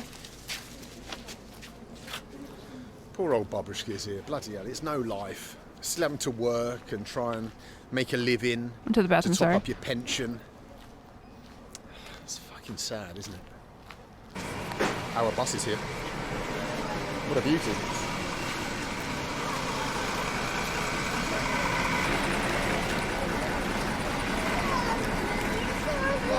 Don't you just love the carpet on our bus? Hope you can see this. It's very cool and very Ukrainian. Check it out.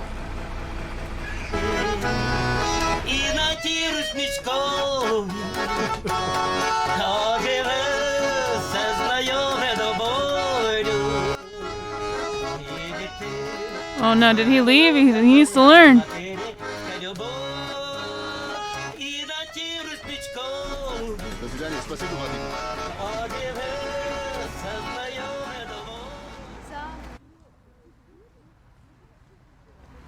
We've arrived in our first stop for the night, Selidovo.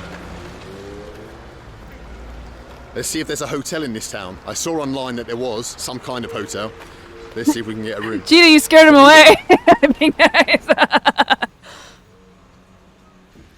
It's interesting walking along these streets because they've got the old street names still. They haven't been torn down and the decommunisation rules All were new too cities? remote, I suppose. Where? Too far from the centre.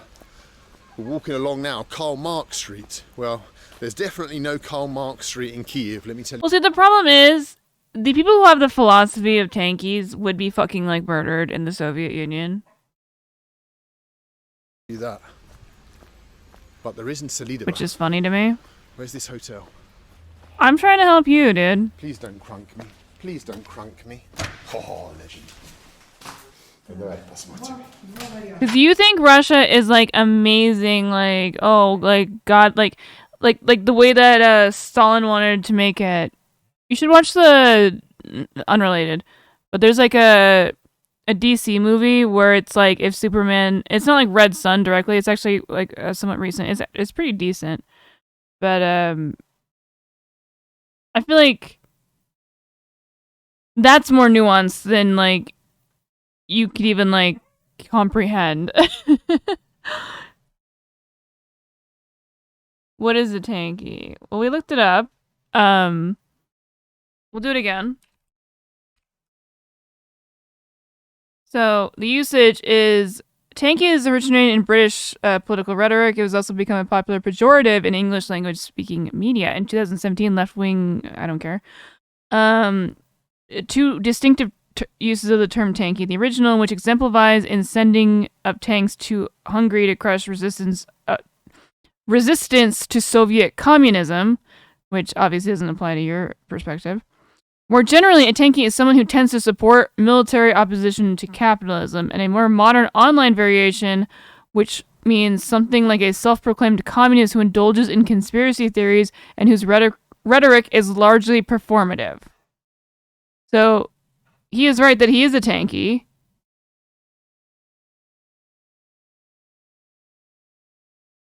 But the whole point is basically that it's just like he's just like saying things, you know, like just saying like the rhetoric. Yeah, they're cringe swords, little cows, you know. They're like a Haas. Like if you know who Haas is, he's like the ultimate tanky.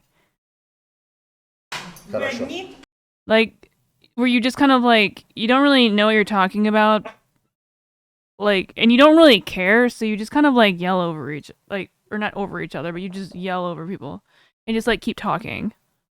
No, you don't have any ideals, dude. Thank you, Trucks. Wow. What a wonderful little provincial hotel you've come to. Check it out. I think I'm going to be very happy here. Well, as darkness falls over Donbass, you've said that as well. I'm going to go in search of some food, which is not going to be possible, and a beer, which might be.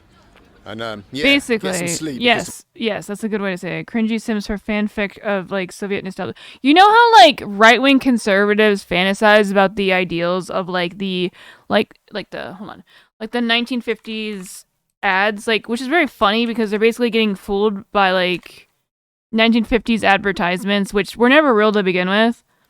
Like, this is like what right wing conservatives think that like everyone like had it. Family.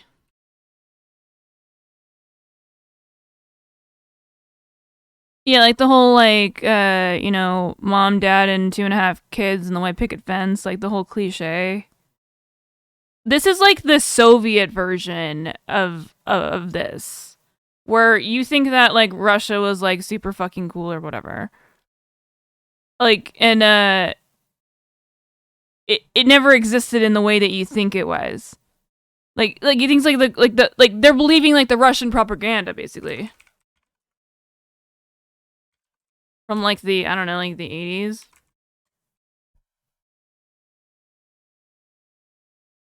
Yeah, they think that this is what actually was a thing, you know? And they also just like hate America. This is their version. Because they're all like jacked dudes, and they only like jacked dudes.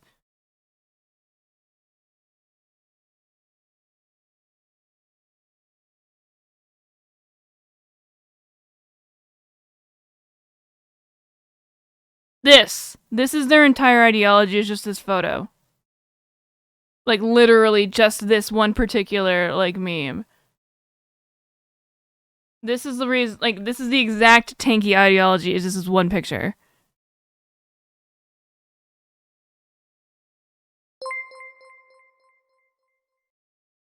Hey, thank you so much for the raid, Wick.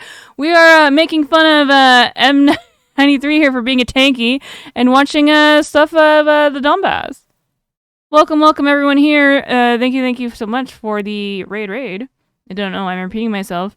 The joke I'm making is that this is exactly what a tanky is. It just thinks that it's the other side of the propaganda machine where they think that the Russian propaganda is right.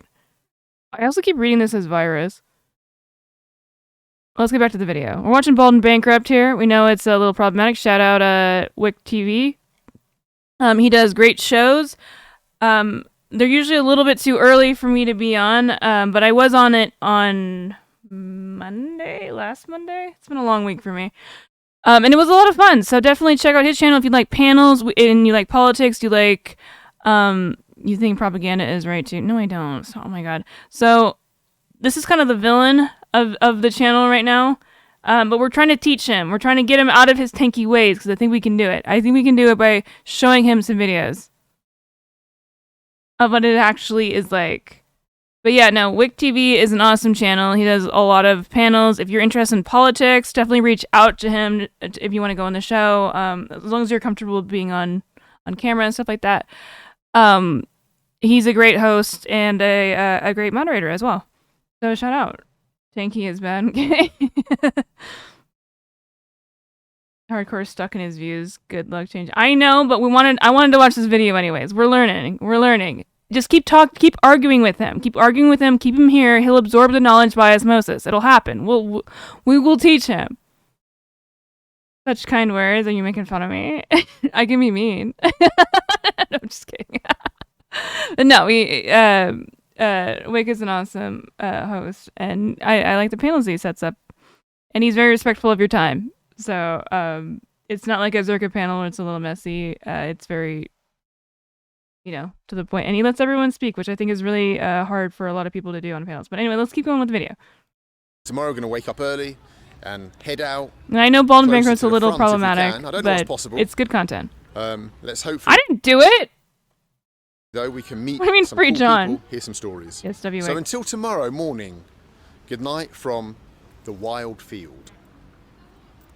So he's currently in the Donbass. So he's sailing through the war-torn Donbass. Well, good morning from Salidovo, a cold, snowy, slushy Salidovo. This weather was completely unexpected, and hence I've arrived completely unprepared in my trainers. Well, as we read earlier, just to reiterate, more generally, a tanky is someone who tends to support militant opposition to capitalism and a more modern online variation, which means something like a self-proclaimed communist who indulges in conspiracy theories and whose rhetoric is largely performative. So this person is directly the exact exemplification of a tanky, because he just kind of says the same thing. If you know who Haas is a tanky. If you know who Caleb Maupin is a tanky. If you know who Luna Oy is a tanky. She's a little bit different than the other ones. Jackson Hinkle is a tanky as well. That's kind of the best examples I could say in a shorthand, This completely changes also. Yeah, the AK-47. Yes, that is a tanky. I was hoping to make a film in the villages, hitchhiking around, speaking to people, but in this weather, it's going to be almost impossible. Everyone's going to be at home, so I don't really know what I'm going to do. I'm going to try somehow to salvage it in some way. But tankies, I'm pretty convinced that you've got brain damage. Можно taxi, Avdivka. You ever seen Yankee Tanky argue? Just Google Yankee Tanky debating Dylan Burns or Vosh, and that's all you need to know. Avdivka. Не понимаете? Avdivka. Avdivka, да. Super. This is Bald and Bankrupt. If you don't know who Bald and Bankrupt is, he's a travel YouTuber. He's problematic. I know. He's got some weird views on some things, but that's not what matters. We're talking about the content. He was a really big Russia simp. Not that he liked the government. He just liked traveling around Russia. So he's just kind of one man, one camera going through. He's insane. He's a travel vlogger, but it's literally just him, and he likes to go to just random villages and stuff. You actually get to see the random. I would definitely suggest his channel if you're interested in just seeing the day-to-day life of. He actually got banned from Russia because he tried to go back after the special military operation. And they're no, you gotta. There's some pro Ukraine shit on his phone or whatever, or not his phone, his camera, and they're yeah, you gotta get out, dude. Yes, this was before. This video was from a year ago, so we can also watch the video of him leaving. He literally was in Kiev, the day before the invasion, and he leaves in the day after, because he evacuated with the refugees. So we can watch that one after too. I have heard that there was a dead body in the video, but I think it might have gotten edited out because I've watched that video before and I don't remember seeing it. Anyway. Ой-ой-ой. Я не ожидал, блин, это погода. Да, Kiev? Wait, what did I say? Kiev? I've heard it said so many different times because people say it differently. Sorry, Kiev. At least I'm not calling it the Ukraine. If you call it the Ukraine, it implies that it's like still part of Russia. Спасибо. I meant Не очень Kiev. хорошо. Не, ну нет, ну сейчас нормально. Да. Не, ну просто, может, название такое. Это надо хорошо. Можно просто так. No, he's like really adamantly against the Russian government. He just loves the country. Накинуть. Мы будем блокпост проезжать. Блокпост? Хорошо. Не знал. Михайловский блокпост. А как здесь жизнь, это город? Ну, красивый маленький город, в принципе. Работы нету. Магазины, это самое, шахты позакрывали, все позакрывали. Магазины, аптеки, вот это все. Понятно. I assume chemist means Конечно, pharmacist. компактный город, нормальный, но ездят все на работу куда-то, да. Никто тут ничего не это самое. Slice of life. He's basically a slice of life anime travel vlogger, but like not in Japan.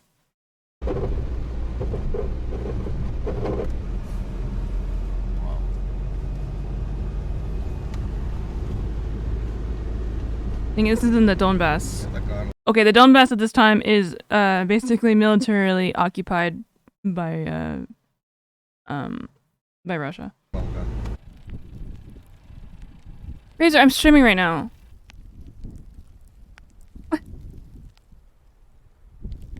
Was it playing VR chat? The separatist army from Donetsk had this video. All right, special news report. Rafflegator broke his elbow playing soccer with Miskiff? Rafflegator broke his elbow playing soccer with Miskiff. Razor is reporting from the field. Held this village He apparently needs surgery. Oh my god, that sucks. in the early stages of war, and then the Ukrainian army retook it after a fierce gun battle, and the signs of that gun battle are all over the side of this house. You can see the bullet holes everywhere. This is basically the pre-Ukraine slammed into this building. war, I mean. Wow, and here Broken two elbows, yikes. is some kind of rocket launcher.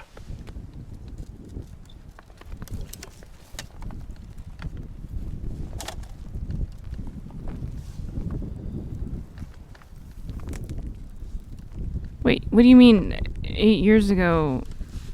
They, what? What?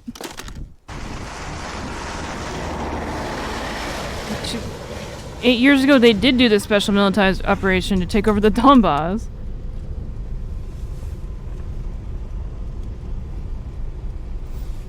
Again, this guy's a resident tanky, so we're trying to teach him. We'll get him to learn what it's actually like. It's obviously got a lot bloody worse. Let's see what happens along here. Oh yeah, I'm sorry. Do I keep saying the Don? It's just because it says it right there. Sorry, I meant Crimea.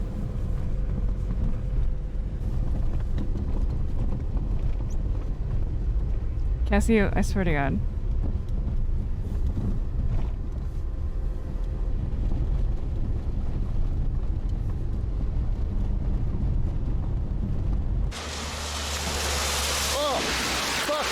Oh, by the way, if anyone ever says Slava Ukraini, and that's a Nazi slogan, it's not. It's basically like saying like God bless America is a Nazi. It's like a Nazi slogan.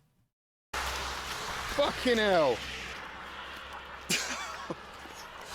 Oh, I'm soaked. This is a disaster. It's not easy travelling in a war zone. Oh, fucking hell. But I wanted to come and look at this building. This abandoned building of some sort. True! I hear a lot of Russians want to be Americans. God damn it, I hate this. I really gotta start using like ChatGPT or something.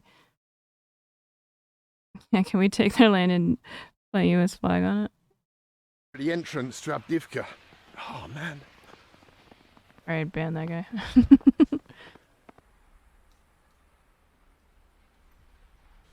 Well, I'm in the offices of what was a factory before, producing, well, I don't know what. And it was in such buildings that the battle for Avdiivka took place.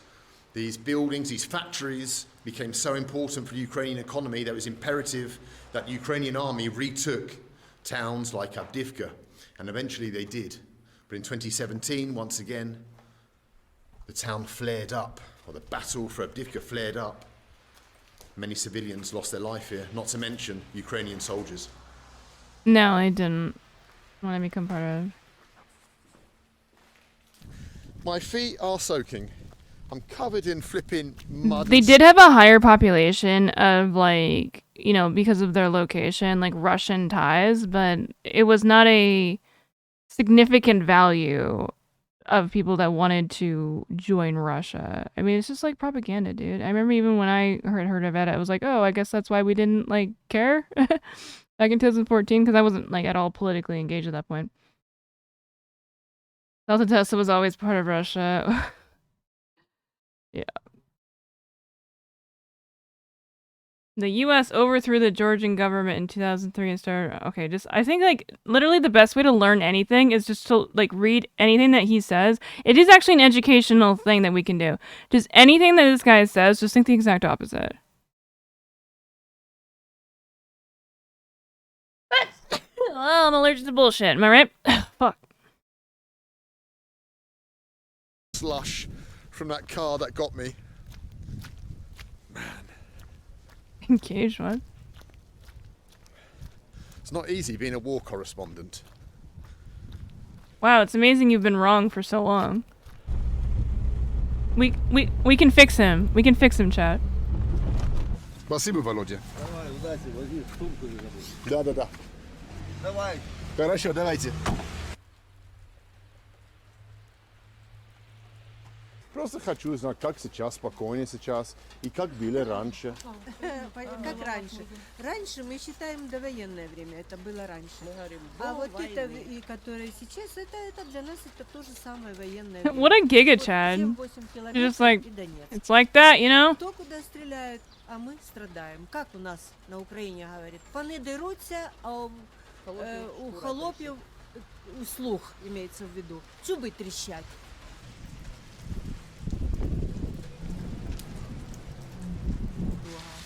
Понял. А много страдали, погибли из этого города? И погибли, и вон, вот Таня скажет, я бабка... Okay, a tankie would literally argue with this old woman that was literally, like, living here and be like, how, what's the exact number? What's the exact number? Huh? Huh? Huh? Like, that's how, like, tankies argue. That's, like, literally their entire fucking metric. They're just like, oh, I have one thing that you don't know exactly? Like, I'm just gonna, like, yell at you. I'm so sorry. I probably shouldn't have done that right in you guys' ears. I feel like my point is made. Я была ранена. Она ранена была возле магазина. Да, и вот плечо, вот же видите, тягаю. Пуля просвистела, он даже не заметил. Да не пуля, осколочная. Осколок. Вот, он мне казалось, вот раз. Referendum on Ukrainian people, even the Crimea, more than half of the people. Yeah, that's the thing. Okay, yeah. Andrew's right here. In 1991, they did a referendum of, like, of Ukraine independence, and Crimea had the lowest amount, but it was still over half. So democratically wise, everybody, democratic, like, not everybody, but, like, the democratic majority wanted to you know, be their own country. That is 100% true. Stalin killed 1 million of his own citizens? I don't know. Ask him. He knows the script. He knows the script he's supposed to say. They're, like, literally NPCs. Tankies are just NPCs. Как эта бабка жива осталась? Oh, that's so sad. Да. Ваш дом, ваша квартира. I don't understand what that means. I've seen this. Novorossiya is not a nationality. What does that mean?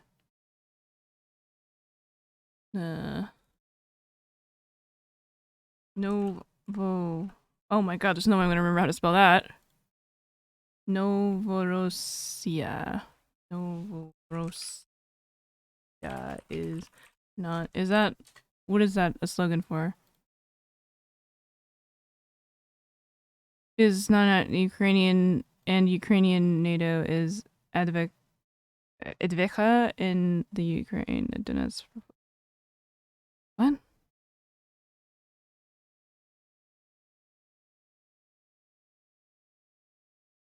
Oh, this is not. Oh, that was just one thing. I thought it was like a slogan. It was just like a thing. I don't really understand the concept. Oh, New Russia. I see. Okay. What is the context of that, though? I know support crime. God damn it, Ginger. We just don't talk about it. Well, I mean, U.S. people have been there. I'm sure we have like military officials, but not in any sort of significant value.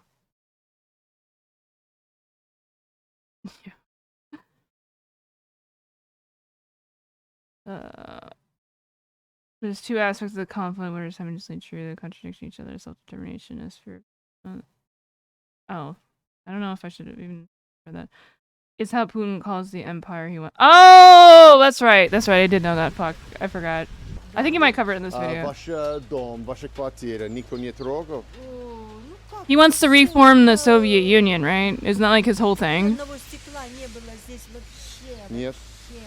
Во всем городе окон вот только пластиковые, если только не прямое. У меня до сих пор Yes, стоит 100% you will. пластиковое с дыркой. Понял. Осколок вылетел.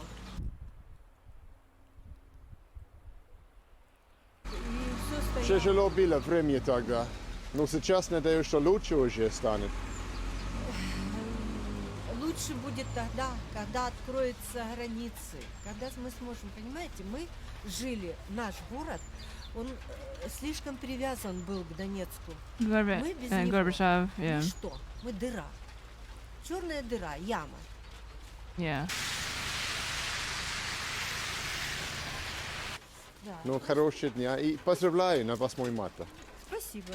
Пожалуйста. Спасибо. Yes, thank you. Хорошо, спасибо вам большое. До свидания. I know like Удачи a вам. few Russian words. Panyo, panyo, panyo. It's like, okay, gotcha, gotcha. Just across that open field I think it translates there, to like, I beyond the tree understand. line is the front line. And hence the poor people that lived in this building Territories, here, because with a according view to of him, that the front dissolution line, of the well, Soviet they Union was the suffered biggest more than tragedy. anyone. Yeah, You look okay, at the gotcha. apartments here, you can see where shrapnel blasts, bullet holes, where bombs and rockets have hit the apartment. So, as we can extrapolate from this is what a lot more Ukrainian towns and villages look like, if not to a more severe extent at this point. Look like where you're literally living right next to like an area where people were fucking murdered, like, but like life goes on, like, you know, it's crazy, you know, like it probably was like this in World War II, like not particularly this location, but I'm just saying, like, we don't ever really think about it as like the life you have during the war. Like, what do they say about it? It's like war is like 90% boring and like 10% terrifying or something like that. Wow, all of this whole complex here, these Soviet apartments are just blown out. They're blown out windows, holes everywhere.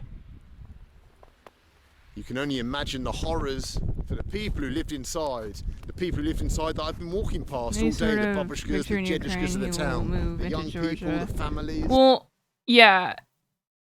Dylan Burns thinks that Moldova is probably the next target because they don't really have the same I don't remember what exactly he said, but like there's like it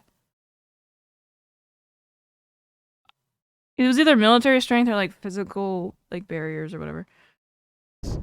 Like mountains lived and in shit. these buildings, no doubt they took shelter underground when the Like, we already did the appeasement once with Crimea, where we were just like, okay, well, maybe he'll stop. And then he didn't, so, like, there's no reason to think that he would. Bombs started hitting, but wow. It really brings home to you the fact that we are on the front lines of a war. They're not really, to be honest. I thought that was supposed to be Trump. I was like, what? I just see Trump and everything. We've come to the end of Avdivka and the end of my journey in the town, because it says further ahead are mines. Just up there is the front line. The Ukrainian army is dug in. On the other side, of course, the separatists.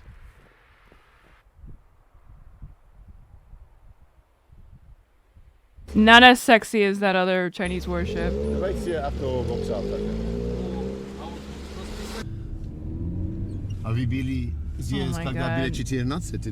Again, if you want to learn anything, just think the exact opposite.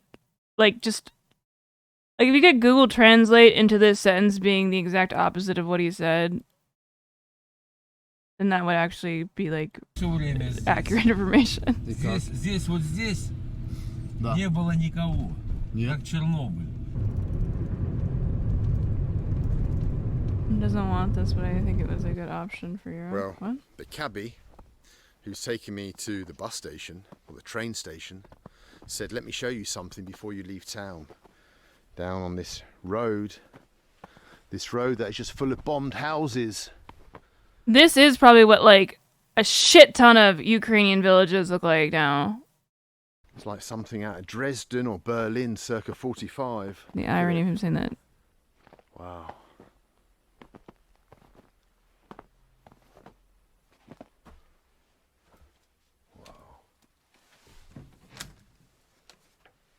Began for short. Yeah, that's true. This is obviously the living room. That's so. Of the house. The sofas there. This is what's happening in Ukraine. This is their life. This is obviously not up to date, but this is. There's no reason to not understand that this is what's happening in Ukraine right now, as we speak. Houses are getting blown out like this. People are dying in their living room. There's child's toys around. Like, this is like real fucking warfare. Wow, you can just imagine. Let's take about your security deposit. It's even some. I don't know. That's fucking lived it. You can get something back for the wall. Children living here before. Imagine the terror of being in here when this roof caved in from a hit. Let's hope that the family, whoever lived here, got out in one piece. Yeah, sad. Hopefully they got out early, and then they just left that stuff. It's so amazing how destructive things can be, and then like other things can be like perfectly preserved. Like the juxtaposition. Like if there's any better word for like or use of the word juxtaposition, it would be this. Like this looks like. Because it's not like this is in the past. This happens. This is what war looks like. Дырки светятся, видишь? Да, вижу. Вот это ж от осколков дырки. Вот смотри. 24 километра до центра Донецка. Снимаешь? Да, снимаю. My guess is he's gonna say something about like Native Americans. В дырках светится все. Well, as we head back in the cab, back to Bankrupt, I can see in the distance, as the fog has cleared, the city of Donetsk. It's there in the distance. I don't know if you guys can pick it up, but I can see the high rises of the apartment buildings. Okay, just out of curiosity, let's see. What is the war map? Ukrainian war map. So we can see like what they have in control. Yeah, live map. Okay. What do you say, Donetsk?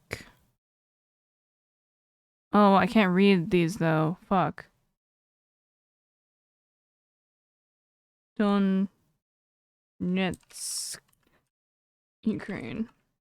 We're gonna use our big internet brains here.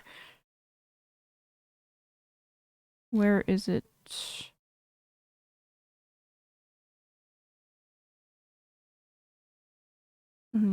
Well, I need to know where, like,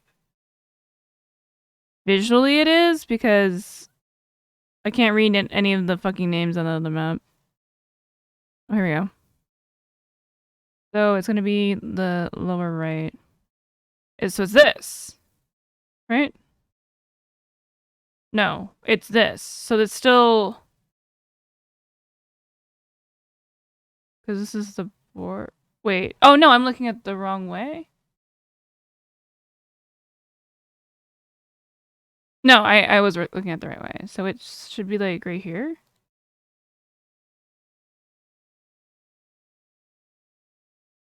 So that's still like on the front lines, basically. Well, he was specifically talking, I think this is the region, but there's like a city specifically. The city of Donetsk. I don't know where this city is. I used to be able to read Russian letters, but...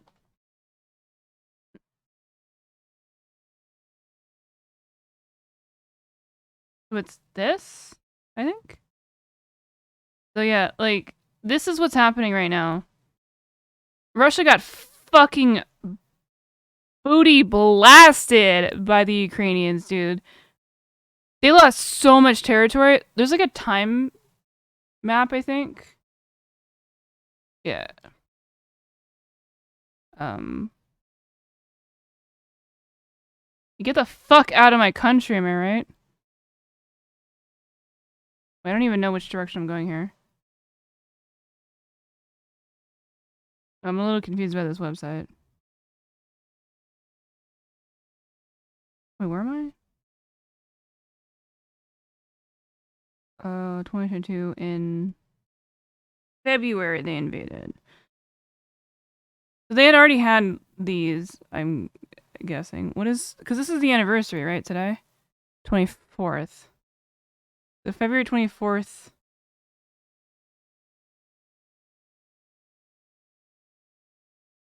Oh, you're fine, Cheetah. Thank you for saying that, though. Oh, there it is. So 24th, they invade, right? I don't know what to feed means. Oh, fuck! It tricked me. God damn it. The 25th. The 26th. I should have had it by now. So you see that they have all of these up here? These were like all of their offensives that they tried, right? Like think of this as like an RTS, which I guess technically they're all based off of. They lost like all of this. This was their Zerg rush, dude. 27th. I know it took a while for them to start pushing back, so there's gonna be like a lot more progress here. 28th, you can kind of see them moving in. Let's skip ahead a few months. May 14th, fuck it. It's already disputed territory at this point. They've already lost all of this. And now, to current day.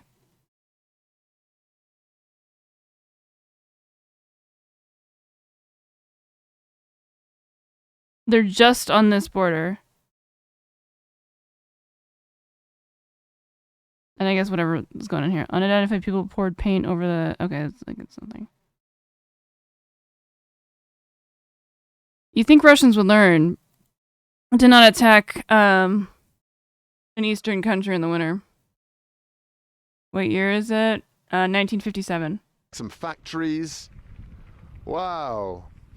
The city that was once in Ukraine and is now, well, in a kind of breakaway republic.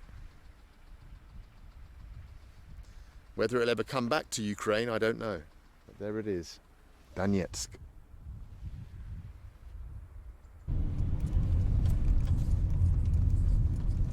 Boring from the silent person watching. I think it's very interesting.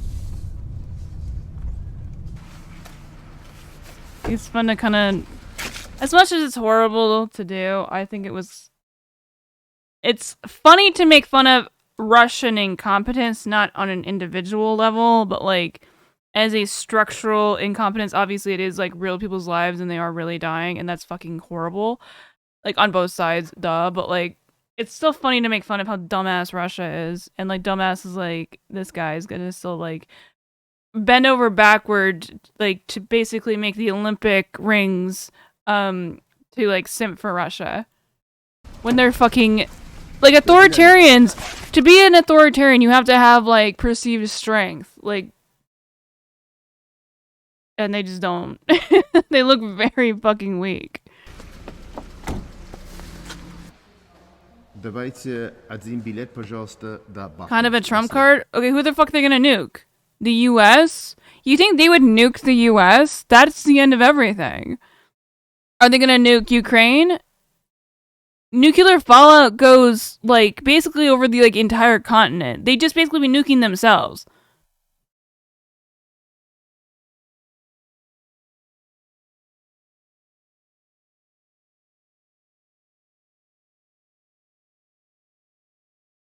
Okay, what question did you ask? I've just been ignoring your ads because you just keep doing it and not saying anything. Why are all your talking points about international policies distinctly capitalistic and right-wing? None of them are capitalistic or right-wing. What are you talking about? I'm talking about the defense. This is what I'm saying, where you're just like a copy-pasta machine. Like, I feel like you're a bot. Where all I'm saying is that Ukraine should be able to fucking defend its own sovereign nation, dude. I mean, the same thing I would say about Taiwan.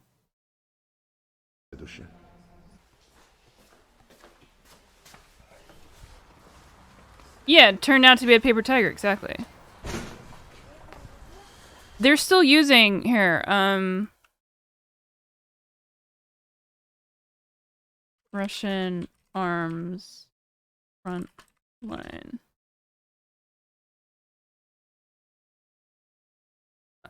Oh my god, why am I in Yahoo? I don't even want to believe that. Even if it is on my side.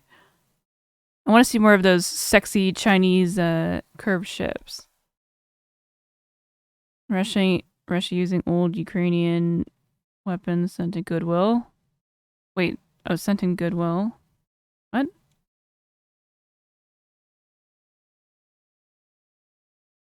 I don't know what that ship is, but it's kind of hot too.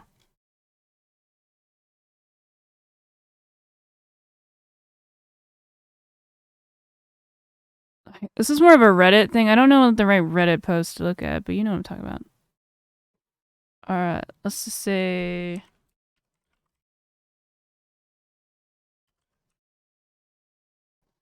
a shit like this.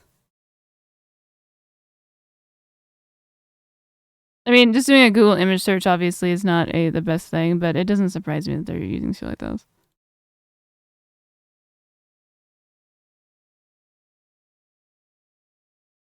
Why is that nothing you say about geopolitics is in any way leftist? Because we're not talking about what? What do you mean leftist? We're talking about Ukraine and Russia, dude. I personally think it is a leftist value to believe in the sovereignty of nations and respecting democracy, but I know you're an authoritarian who thinks you're a leftist, so I don't know what to tell you. Wow, what a day. Listen, I bought a ticket to a town called Bakhmut, which is on the way to Lysychansk, Here, where we're going to see the Soviet iPhone's mosaic. question. So we're going to spend the night in Bakhmut, and then tomorrow get on to Lysychansk. There's big distances in this country. It's a big old country. Yeah. It takes hours and hours. Yeah, to and we get looked anywhere. at those, and they're like There's my bus. millions of dollars. The Bakhmut Thanks. bus. Do you remember do you remember that farmer that like towed away fucking Russian tanks? Like, you know, it's like incredibly sad. It's just like they're so similar. Like Russia and Ukrainian people having like incredibly close ties as like family and stuff like that, which is so fucking sad. It's like kind of like the American Civil War was, where like it's literally people like related to them. Like, I mean, not that like ideologically it's the same by any means, but like the concept of your country is now fighting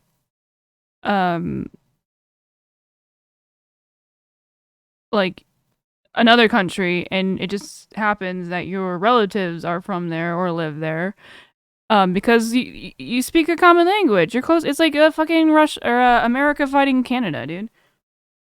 There's plenty of fucking Canadian people. Like, what would Steven Crowder do? You know that bitch would just run.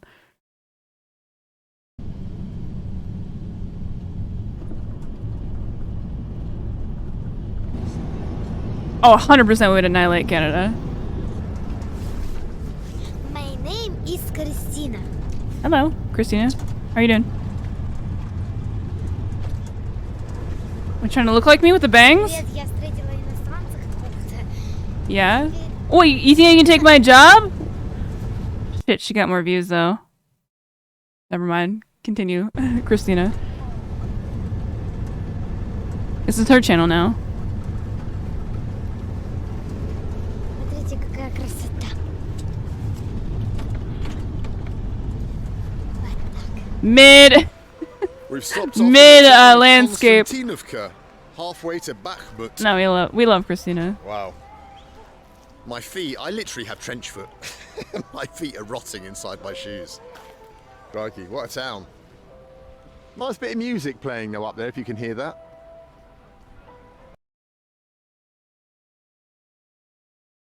The beautiful Ukrainian landscape, or ex-Soviet, I should say. In the provinces of the Donbass. And over there's a table full of everyone selling things. Всем привет. The Ukrainian cities are actually quite beautiful. I mean, I guess I say the same thing for Wow, what lovely Donbassians. Nice people here. Donbass! Well, we're off to old Bakhmut. Whatever that's like. Let's find out.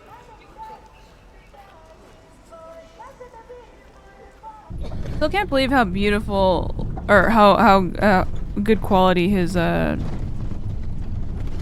is. It's as close as the history between an abusive parent and an abused child. Yeah, basically. Territory is just that immense. Russia has already tried to genocide Ukraine from map with the artificial famine in the pride of the Donbass. Right, what was that called? Maybe. Let's go to the Hotel Bakhmut. Or whatever. Check in for the night. Attempts to ban yeah, they like tried to ban they tried to like ban like the Ukrainian language, which is silly. Like, cause it's just like it's stupid. It's just like it is like genocidal, where they're just trying to completely change the culture, you know? Yeah, Holodomor. I feel like I've heard it said Holodomor. Yeah, it was an artificial famine to starve out the Ukrainians, right? Ban the Russian language. Yeah, and that was also silly. Gonna be another hungry night in the provinces of the Donbass. Oh my god. See, this is the difference between me and you, my dude. I, like, acknowledge, like, facts instead of just saying, no, my guy didn't do it. Like, that's, that's a right-wing take, dude. The idea of, like, the whataboutism aspect of it's like, yeah, I recognize when people who are on my side generally fuck up. You have no capacity to do it.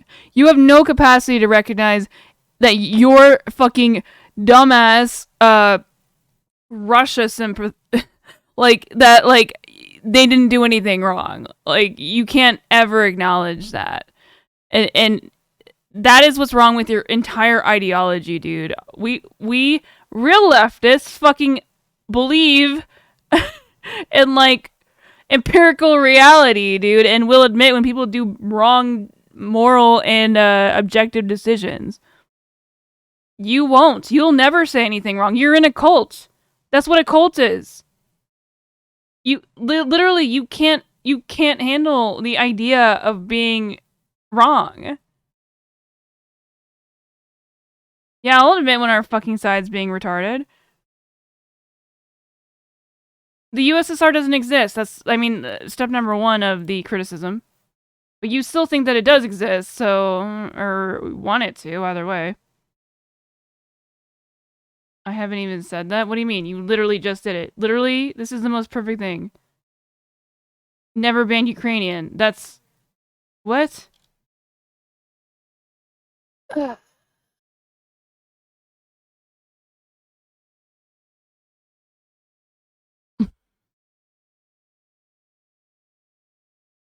cult.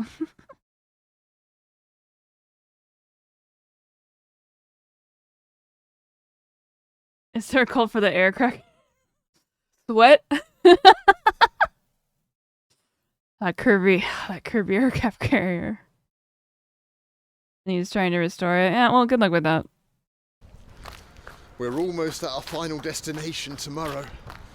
You support Putin. Putin wants the USSR back, so it's not a really hard icy streets of Bakhmut. connection there. Ah, look at it. Flipping heck. Where's this hotel? This imaginary there she tanky. is. I mean, you are just a name, so Hotel sure. Bakhmut. What a beauty. It's like the Hilton. I really don't want a curvy carrier. Room 311. Yeah. Let's see what a We do room love, the Bakhmut's content. finest establishment looks like. I think he just means stop it, Casio. It's a fancy door, so I've got high hopes. Ooh. Check it out. Check out Why is that room so big? most expensive room in Bakhmut's finest hotel. All this for That's a nice bathroom. £20. It looks like a Sims That'll bathroom. do for a night. £20. Sexy curvy ceiling. That was a sexy curvy shower. Good morning from sunny Bakhmut. Here in the Donbass, it really is living up to its name today. Our tour of this huge country is almost over, but we've got one final Soviet mosaic that I saw on Google Images. Look at these sexy that curvy looks like the booby ultimate things. Soviet mosaic. We'll see. So we're going to go to the bus station and try and find some transport to the town of Lysychansk over in Lugansk province. What are you Go check it deleting? out. We're almost there. She is power tripping. Hide. Oh, no, that's fine, Cheetah. I say that. Здравствуйте. I say retarded. Да, Лисичанск. It's not a ban Когда offense as long as следующий, you're пожалуйста, ближайший? not directly. 9:50. Дайте The билет, streamer is пожалуйста. not directly calling somebody that. You're just purging, right? You're not like banning. Well, that was easy. I went in, I said, is there a bus to Lysychansk? She said yes, in half an hour. I said, I'll have one ticket, please. She said, there Oh, you're you just go. I said, okay. thank you. Yeah, you're fine. If only it was always that simple in the provinces. So it's a case of, Gotcha. bye-bye sunny Bakhmut. I hope we meet again. Вы работаете? Я хочу посмотреть улица Комсомольская первый. Wow, super. У меня есть автобус через 30 минут. Лада. Будем успеть. Успеем, смотря, все зависит от вас. Давайте. Как вы. We're on a Soviet mosaic hunt. Oh my god, it makes me so stressed out. He does this all the time. And he's talked about, like, the reason why he doesn't wear seatbelts is that the taxi driver, like, will be like, why are you wearing a seatbelt? You think I'm not a good driver or whatever? And he's like a yes and type of guy, obviously. But, like, my grandmother died when my dad was, like, 8 because she wasn't wearing her seatbelt. So now it, like, makes me so fucking stressed out when people don't wear seatbelts. So I try to not, like, notice it. But, like, Razor's mom doesn't wear a seatbelt. And, like, I get so, like, anxious and, like, mad when she doesn't, like, put one on. Because I feel like it's kind of disrespectful when I'm telling her that it makes me really, like, upset that she doesn't wear one. Because my dad's grandmother died. Or, no, not grandmother, I'm sorry. My dad's mother. My grandmother died because of it. And it's so annoying. She's gotten better at it, though, which I appreciate, but... Yeah, I know, but I think it's just kind of a respect thing. It's like, okay, if you're making somebody uncomfortable by, like, not wearing it, why not just wear it, you know? Whilst we're waiting for the bus. I like the color scheme we got going on here. I saw one on the internet and thought, let's On your go check it guys' out. name color. In a larder. Wow. Super.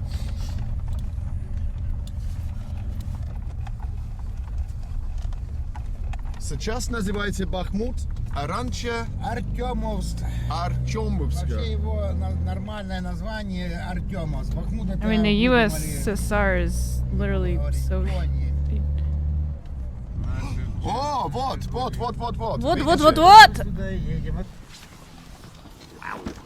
Ukraine. Check it out. We've got ourselves an unexpected visit to a Soviet mosaic. Look at it. There's a soldier and a dude and some other dudes. This is what M9 Some thinks everything of. Archovskians, or whatever this town used to be called. Archovskians. Now they're called Bakhmutians. But yeah, there we go. A nice Soviet mosaic to start off our day. It was just an accidental one. Let's go back It to was the just bus like a little accidental famine. It was a little oopsie famine. Our bus is here. Little oopsie propaganda famine.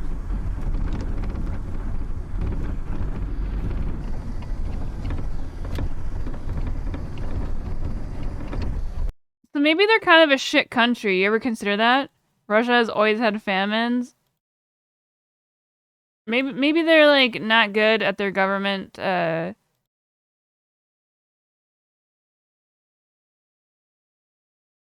providing them the right. Oh, it's a pretty building. Providing them the right services and not services, resources. My hand smells like soy sauce. Whoa. It's because I was eating something with soy sauce and it got on my hand. Not that I was just eating soy sauce with my hand. As a Japanese woman, my hand always smells like soy sauce because I just secrete it. Welcome to bombed out Lysychansk. Let's hope that our mosaic survived the battles.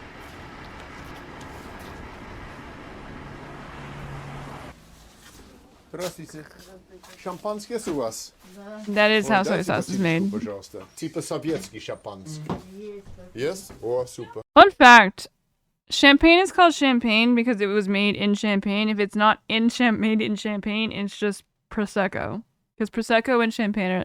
It's like how crack cocaine and cocaine are the same thing. It just is like... Well, that's a weird metaphor, but... I hate these ceilings. Oh, they make me so depressed. It reminded me of like throwing pencils up into them.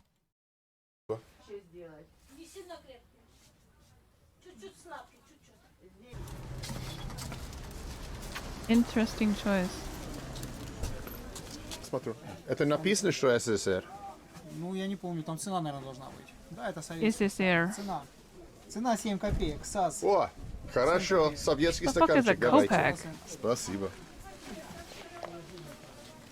What is 7 kopecks? 7... What was it? Kopecks?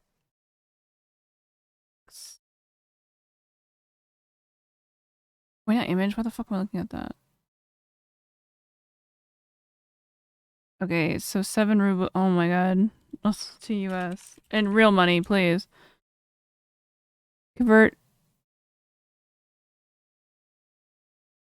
Wait, what is a kopeck? Is it old Soviet currency?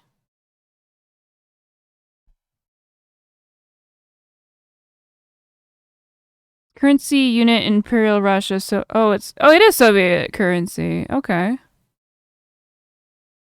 Soviet ruble. The currency. Wait, as of 2020, it is the currency unit of. Oh, it still is. Okay. I just like feel like I've never heard that term. I've heard it like referred to as like the ruble or whatever. Gotcha. Taxi, good man.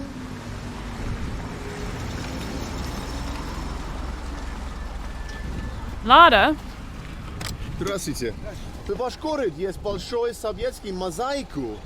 Но это как космонавты. Знаете, где это находится? Dude, imagine just being able to speak all these different languages. I'm such an American. Ну ладно.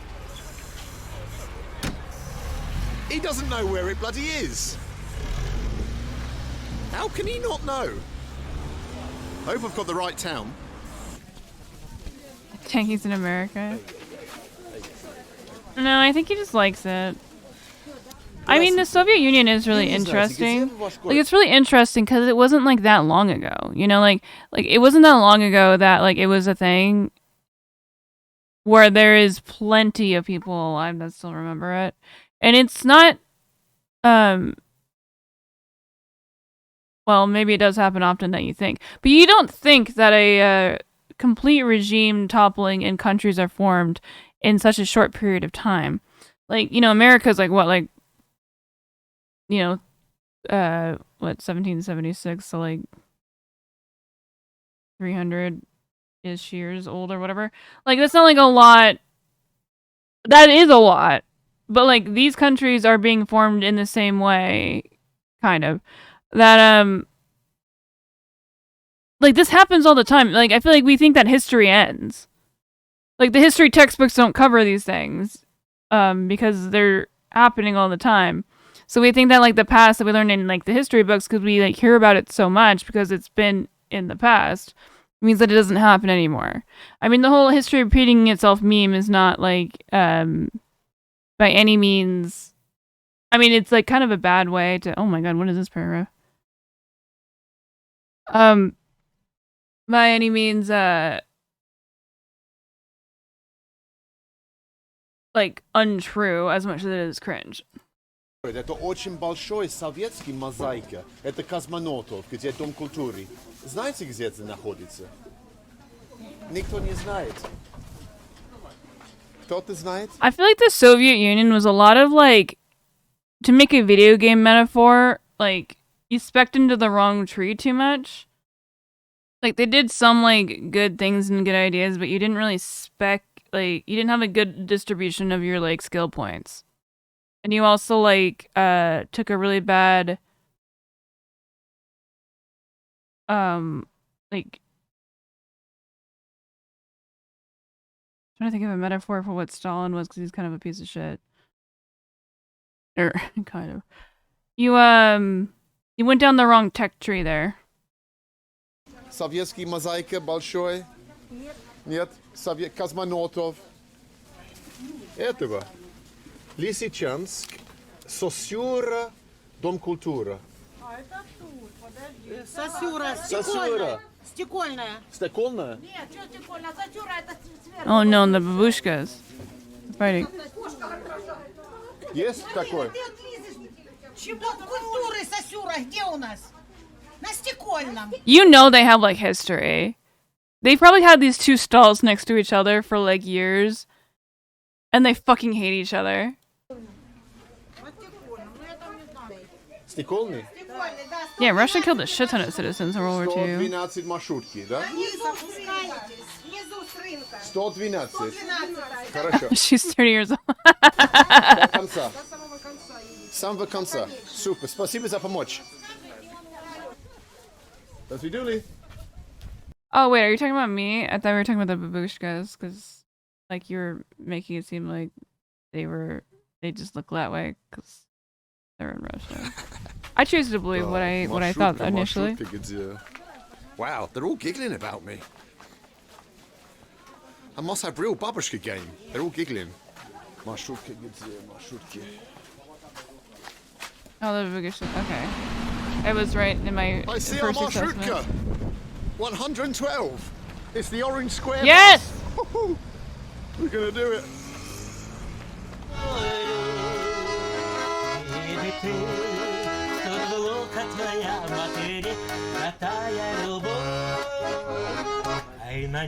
Here, we can do blue for your friend.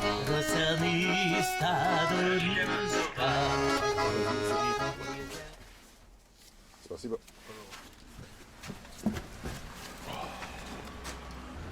Well, we're at the very end of the line, like Babushka said to come to. Let's look for the mosaic. Wow, what a town! That doesn't really look like much of a color. Wow, there must have been some heavy fighting here in Lysychansk, because just everywhere I look on the buildings are either all bombed out or there's just bullet holes everywhere. Now this is the oldest looking building here, so I reckon if we're going to find the mosaic, it's going to be on this one. This light doesn't do blue very well. Maybe yellow? Looks like some old Soviet building, it must be. If the babushkas weren't trolling me, imagine if the babushkas of Lysychansk were just trolling me.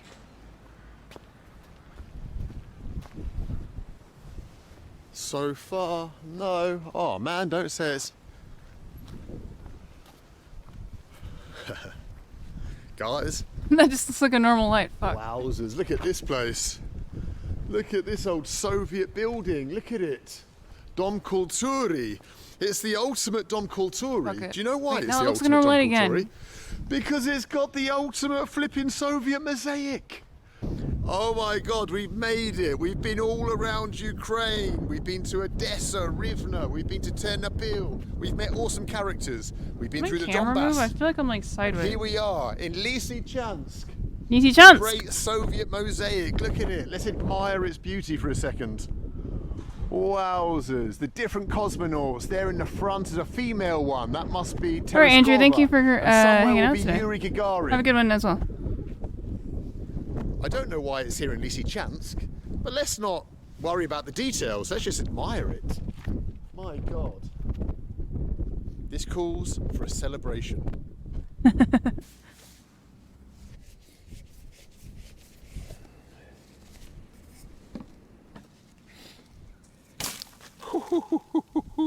Of all the ways to open a Soviet champagne, baby. champagne, Well, guys, that's it. the House of This trip Culture, around the country. I think is what they call It's been it. an awesome little adventure. We've seen some mosaics and yeah, met some legit cool people. So nothing more to do but to raise my Soviet glass filled with Soviet. All right. I feel like we ought to move on, but I want to watch the Ukrainian one that is relevant to today. It's the last one we'll watch, though. So he did a thing where he went to the border a day before, and then he did a thing leaving Ukraine.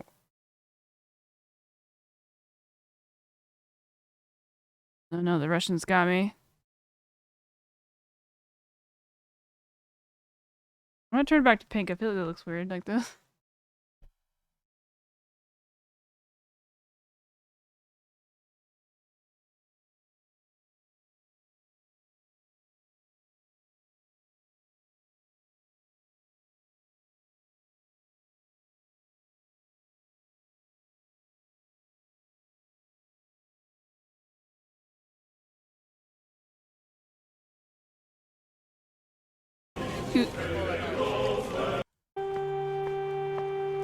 He was in Kyiv.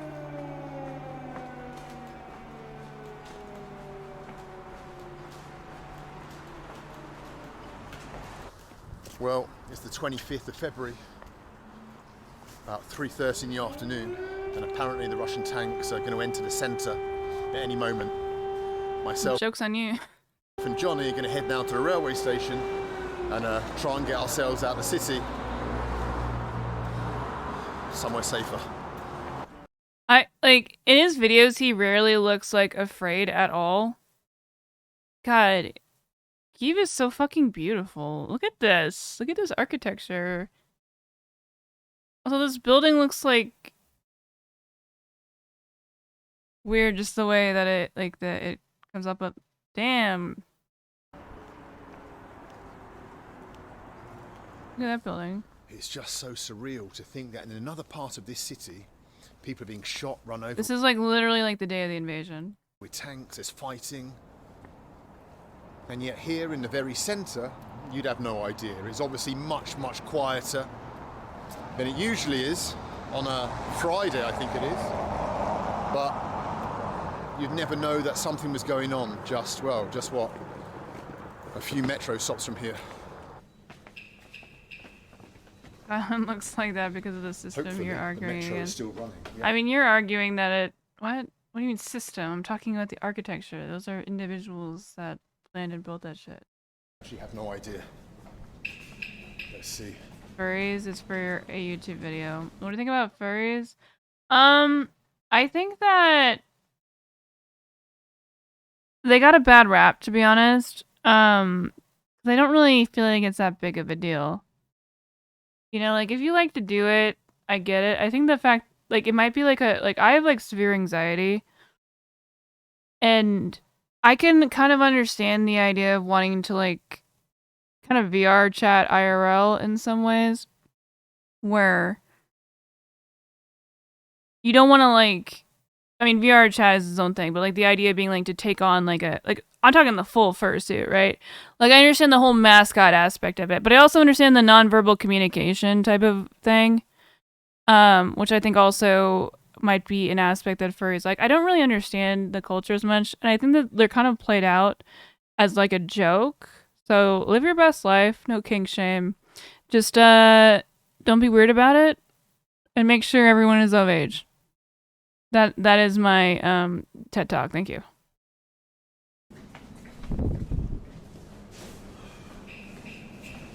Yeah, the planned economy built those buildings. Tanky's got a tank, true. Работает сегодня метро, да? Хорошо. Бесплатный, да?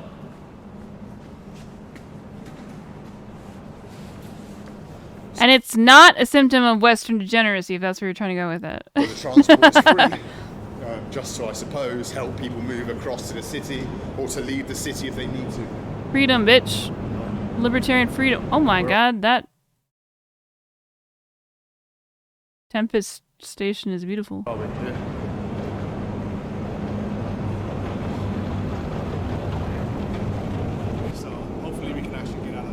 Well, that's the thing that tankies do. They just say no. To try and get out of the city today before it's too late. Because if you don't leave today, once the tanks get here, who knows what happens to transport links? The airport's already bombed. Who knows what happens to railway routes, bus routes, roads.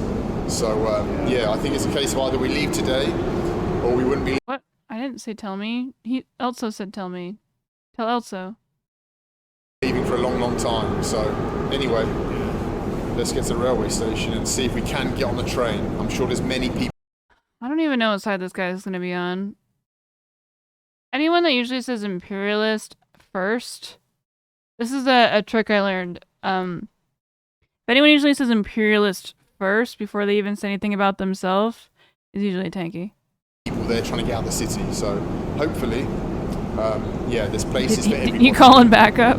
This may be the last train out of Kiev. Yeah, quite possibly.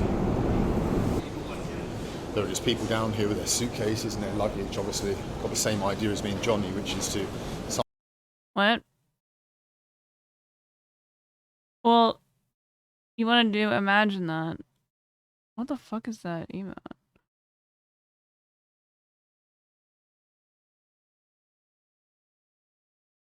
The thing is, I don't really know, because this is we have our resident tanky that's kind of our main theme of why we're watching these videos.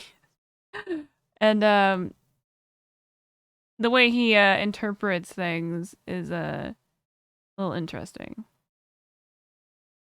Oh, I see. Gotcha. Somehow get out of here, or some people will be sheltering from the inevitable bombings. I thought you were being ironic. I suppose. I guess you kind of were, but sorry. I thought you were being serious. You were being ironic. I'm sorry. Come at some point.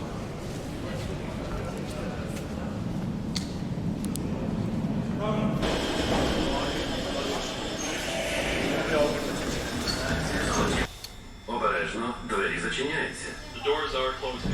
We've even got a little cat with them in a box. That's, I don't know why I'm like psychotic or something, but that's like so fucking like extra maybe it's just like the extra cherry on top of sadness, where like the people having to like take their pets like desperately to escape is like, I don't know, maybe it's because like pets kind of like are like home in some ways, but like I think it's like super sad like to notice that these people are like just like stuffing cats into purses and stuff. Наступна станція вокзальна. Будь ласка, завчасно готуйтеся до виходу. Next station, вокзальна.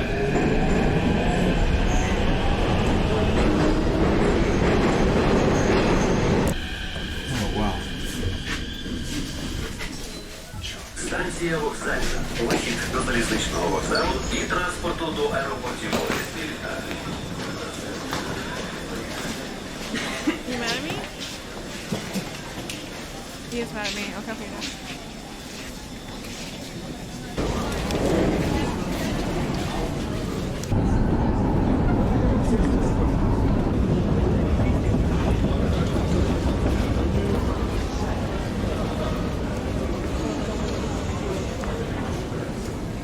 How sad to see little children with their parents just hanging around. Terrible.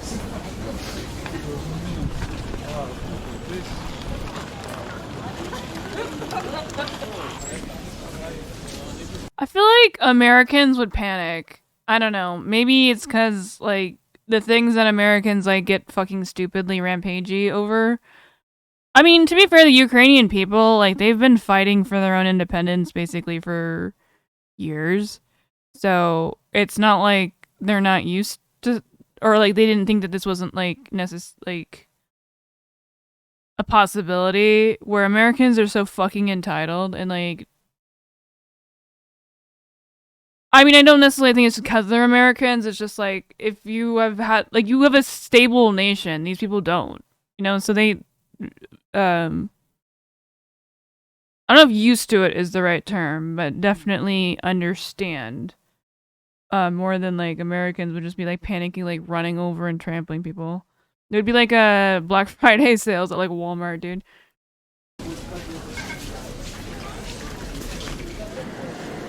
What do you reckon, Johnny?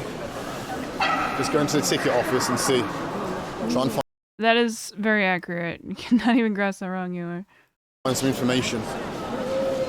Wow, just the queues. Check it out. Am I on?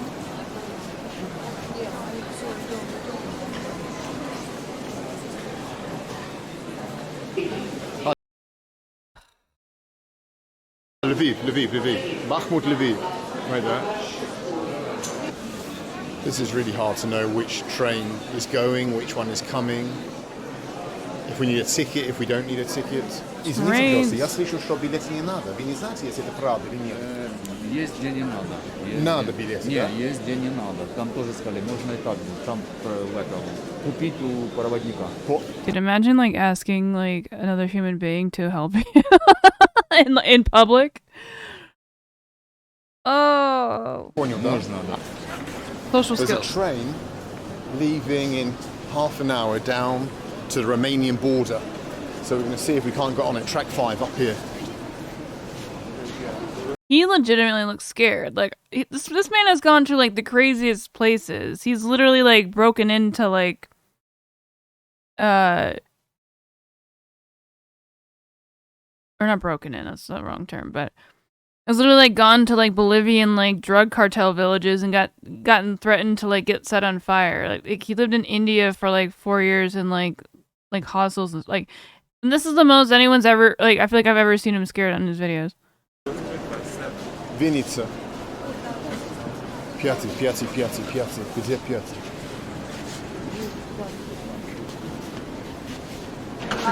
Wait, is that guy? Oh, never mind. Wow. Look at it, it's like something from a war movie, 1939 or something. People trying to escape the city Accurate. before the inevitable invasion. Wow, check it out.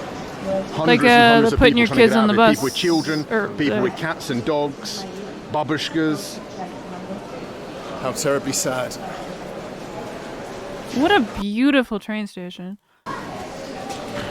На 49-й, 50-й у 9-му вагоні. Мій дві. Я вас Ну, один мій. Один, that point. Один лишній. He has a ticket. No, we've asked. This guy has a ticket for sale, but only one. People to Eastern Europe. Yeah, okay. That doesn't mean anything. People in Eastern Europe? What? In all of Eastern Europe? What? We've met a chap. Cite your sources. Cite any sources, my dude. On the platform who's got one ticket and said he's.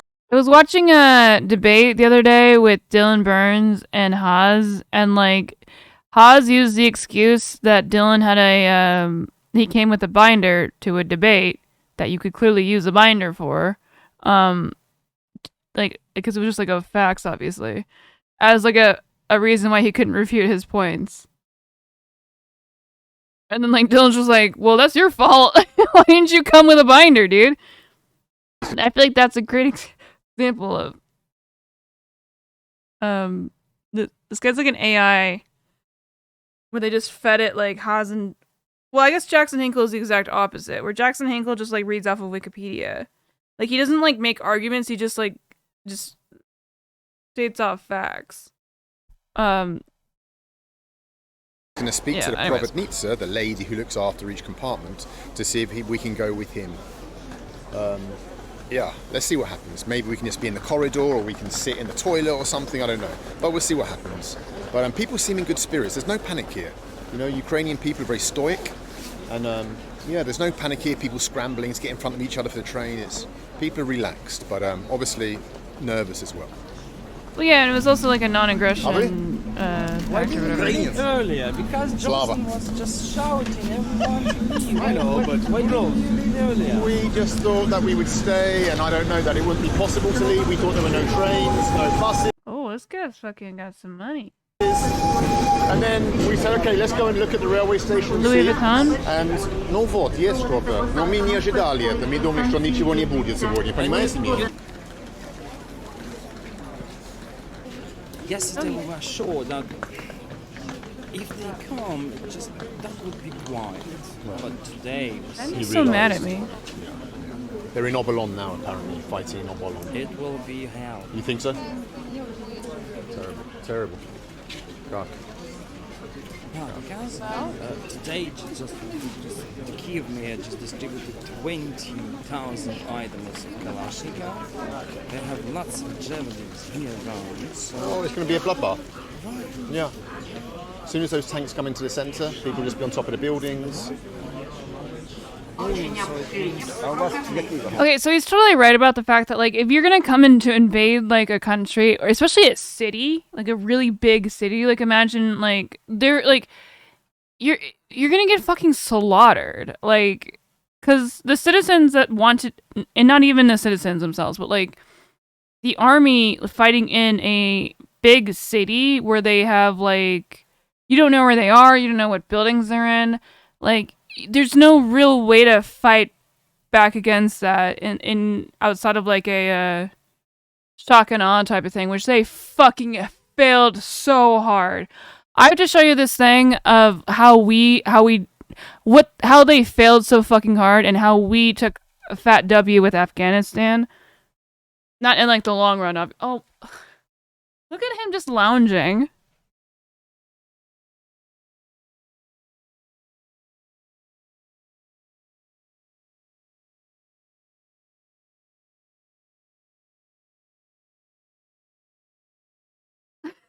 Ben just loves sitting in the doorway.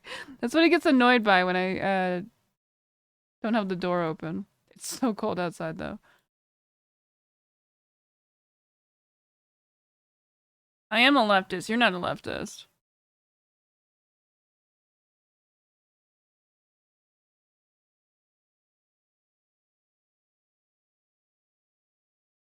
Yeah. He's just chilling though. He's defending the home. Here, I'll look up the video.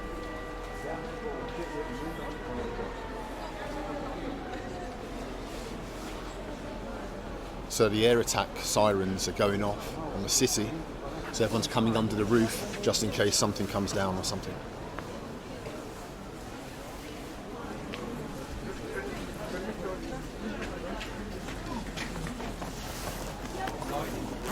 Fuck, there's a channel I follow that like has a really good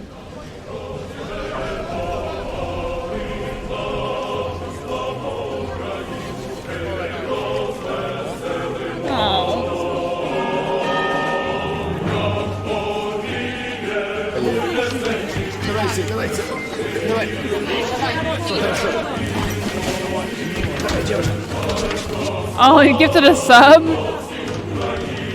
I should make it like a really leftist. I should make it like a really leftist thing. I don't know how to change. I gotta change that too. The reason it's a 9 because we were doing Nina Niners, but I feel like that is not really where I want to go. But sorry. No.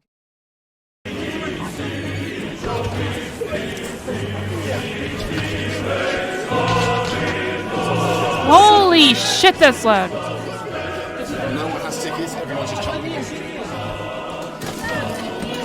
Осторожно, зайчик, осторожно. Можно я здесь? Садись, есть. Осторожно, осторожно. У кого есть дети?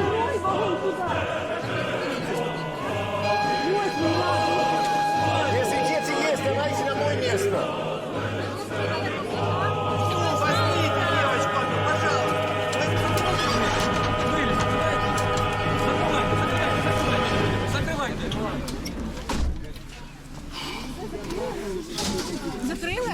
закрыли.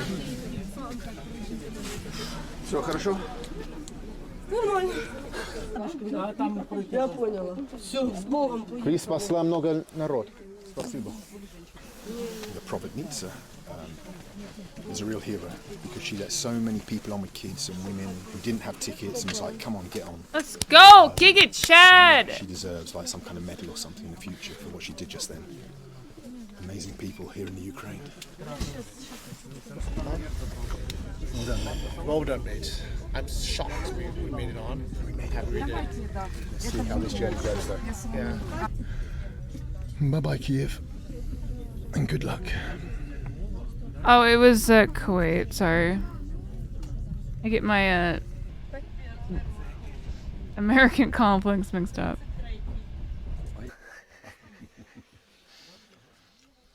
This is how you survive on a refugee train.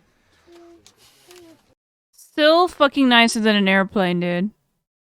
You still got your own little space. He doesn't know where to put on the train a couple of legends who were travelling. They don't know where they're going either. They just jumped on this train. They're like, okay, let's get out of Kyiv. I think that was everyone's plan, basically, just escape. And now he's stolen my beer. Unbelievable. Hey, come on. He said, are you Russian? These are the most calm people, dude. What the fuck? I said, no, but I speak Russian. He said, well, give me your beer. That's what happened. And now he's just drinking it, helping himself. I say this jokingly, obviously, but Ukrainians are the true master. It's one mad man and maybe Obviously, some team that's supporting him, but it's not the whole country. Yeah. There's a lot of protests in Russia. But they don't want to. also But people there are also controlled. I also like his jacket. So they hate him, but there's not much they can do. yes, it's like in Belarus as well. With Lukashenko, absolutely the same. What do you do in this situation? Why all the world say like we're supporting you, but they do nothing? Because if they involve themselves militarily, then it could really escalate and become like maybe even a bigger war. That's what people are afraid of. That it becomes a European war, and then who knows? America gets involved. It's a world war. Yes, it's unfortunately, counterintuitive. we say like we support, it's like a support you, but really double agent. We're not willing to support you militarily.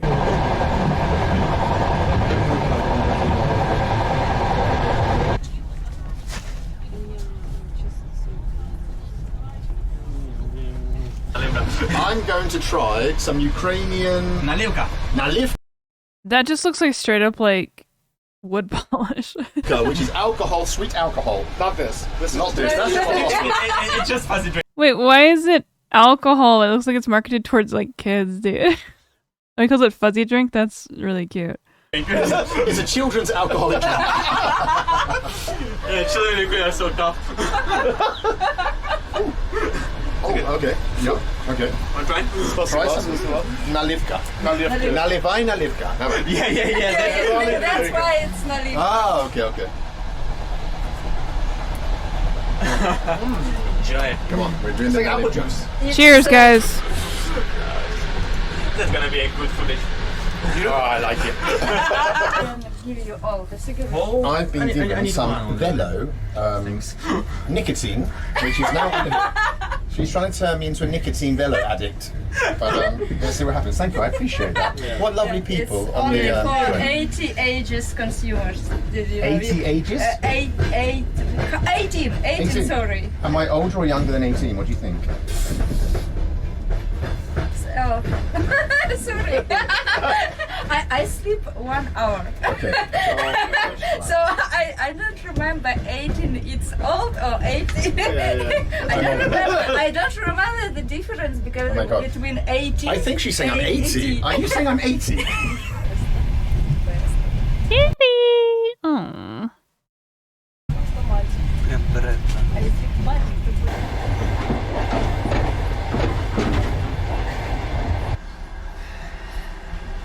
Got a vape though. Bro, I want trains that you can sleep on so badly.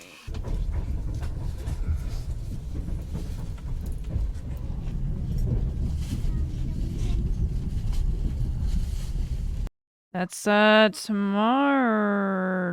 No, it's in 2 days from now. Sorry. It looks completely different here than it does in Kyiv. Much more peaceful. I mean, we feel like a Right, so Kiev is the weird way that the Russians say it's Kiev. 1,000 miles away from the war, in a sense we are. I don't want to fuck that up. Little villages, we're in the pretty mountains of the Carpathian region. Well, what do you reckon, Johnny? Yeah, I was here for Dragobrat, the ski resorts, and yeah, the Carpathian people are tough people, so we're gonna be good. Какой? А, из да, Фиджи или где-то. Да. Я помню ему. Like a famous boxer. Будет скучно в Англии, приезжай. You put a the Хорошо, there. 100%. Все будет хорошо здесь, не переживайте. Удачи, слава Украине. Slava Ukraine. We say that? Slava Ukraine?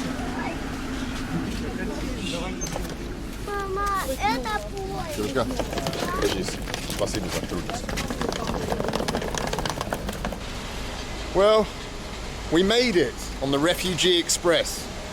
The cats, the dogs, the babies, the children, the Are you being ironic, Cheetah? mums, the dads, the babushkas, the jedushkas, Johnny, me. We've made it.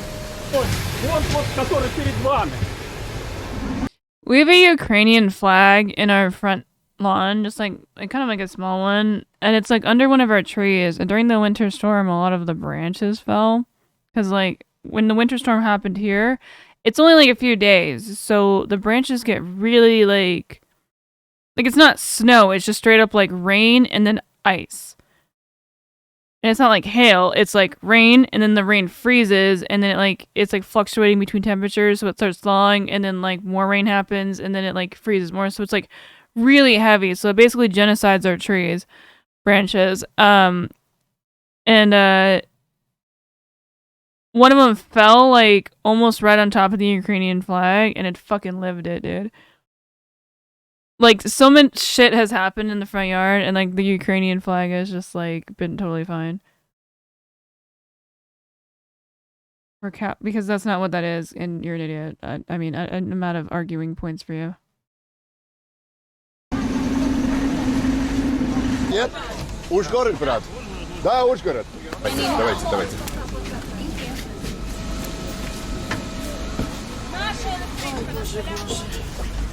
Вот давай. Все. Wow. You travel in style when you Yes, try and we escape deprogram, Ukraine. true. Check this out, a real Soviet electrichka. Electrichka.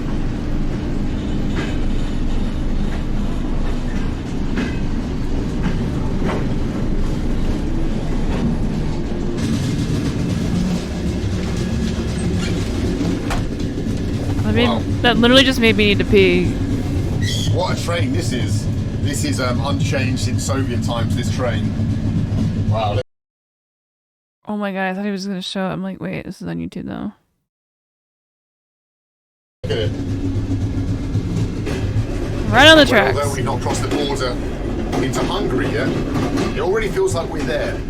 This part of Ukraine was taken from Hungary by the Soviet Union. And the houses that we're passing, the villages, the people, the language.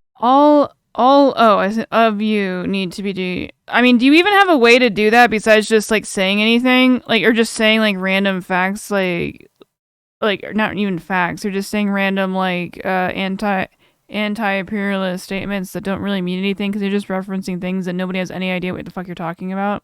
And when we do know what you're talking about, you're just completely inaccurate. Like, why don't you try to fucking brainwash us, dude? Like, do you ever think of the idea that, like, maybe if you're not able to convince other people of your ideology, like, to any, like, meaningful, like, even, like, to even explain what you believe in, that maybe you're just kind of wrong?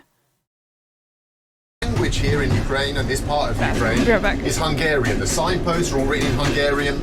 It shows you just how varied Ukraine is. Wow, look at it.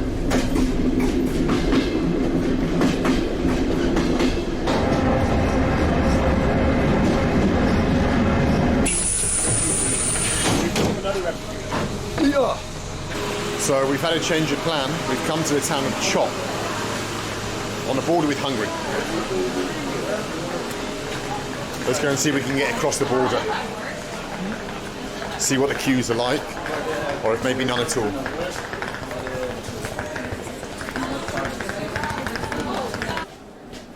Wow, look. Okay. Oh my god. Okay. Wow, check it out. So we're queuing up here to buy a ticket across the border on the train, and then after we bought the ticket, we queue up, well, later on today at the exit gate, basically here, and yeah, cross into Hungary, fingers crossed. And these are all the refugees that are leaving Ukraine, going to Hungary. Look, how many people are here?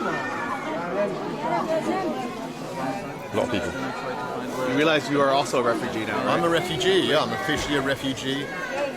Going back to well, I'm going back to a comfortable life in Prague, so I can't complain too much. So then you're not very effective with your Okay, I'll give you a tip here. And this is kind of a not necessarily as much of a tip as much as it just kind of is approved is why the tanky ideology is not something that you is at all anywhere near populist, is that you are also gatekeepy. You don't want people like who don't know what your ideology is. You don't want people that like memorize all the stats that you randomly have. You're just taking a test. You just like took a test in middle school and you think that is like means that you have ideology because that's on the ideology test that you got brainwashed into, dude. That's not what that's not how you change the hearts and minds of people to support your cause. Like, it's not populism. Like, it's not... you're not doing anything besides just, like, answering, like, the SAT... Or the SAT, but, like, the yes or no questions on the sheet. Or, like, the multiple choice, like, category. You're not doing anything besides that. You, like... Your entire ideology basically means that you have no critical thinking skills. And I'm not saying that as an insult to you. I'm just saying the ideology itself. The ideology itself rejects the concept of critical thinking. It by necessity means that you just have to completely adhere to the doctrine of the books written by your leaders, like Caleb Maupin. And I mean, I don't think Infrared's really written anything. I don't actually think he believes anything, but and spout your talking points over and over again. You just have to know your talking points. It's like being on like working at a call center, and you have to know the automatic responses you're supposed to say to certain things. That's all your ideology is. It's not an ideology, like really. So that's why you can't convince anything of it, because nobody wants to take your fucking weird purity test bullshit.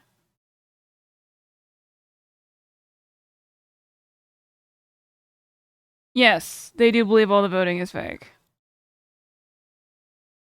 They think anything that's America is bad and anything that's literally like not America is good. That's all they think. If they think at all. Or on their tests that they're taking, that's what they think. That's what the correct answer is on their tanky tests.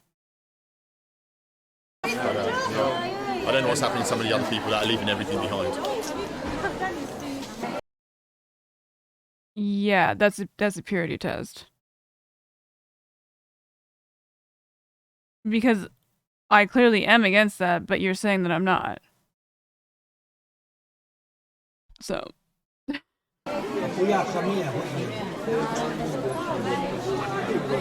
do you want mine? I asked you why you wanted it. I feel like you're just gonna like go ham. Одну до Венгрии, пожалуйста. Один билет. Паспорт вам нужен?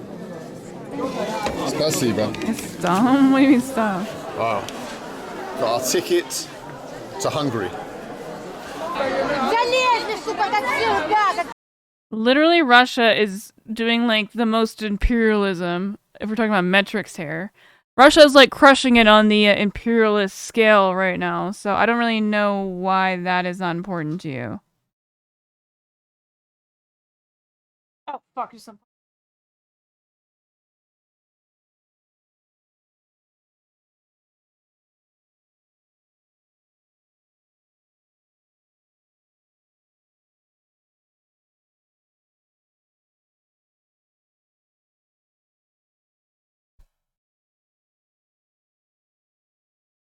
Oh, it's an economic system now. Okay. Russia is 100% part of that system. Like, even if it is, like, in, I assume your interpretation, economic system. Wait, does he just...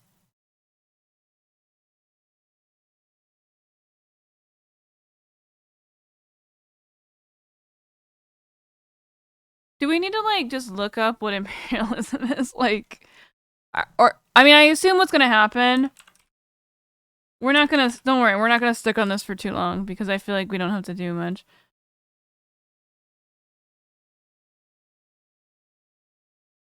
Like, is a state policy practice advocating for the extending of power and dominion, especially by, I mean, this, when I think of imperialism, I just think of, like, power mostly, but by direct territorial...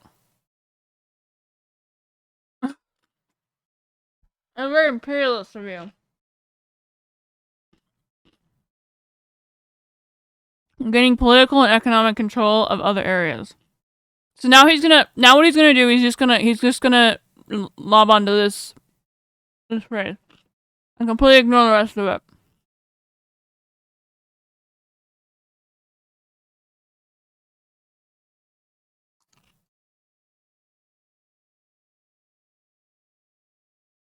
And regardless of the term used, there's an, oh, okay, that's a cope. That's a cope. Alright, almost on the video.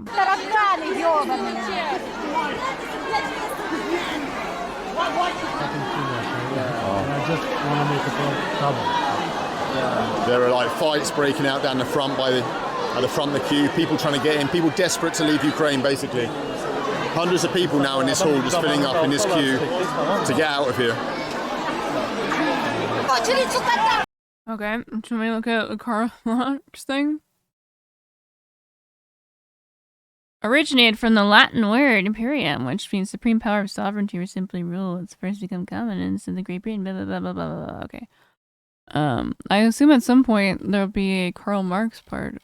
I guess it's probably too broad of a topic to expect that. I guess I could just look it up.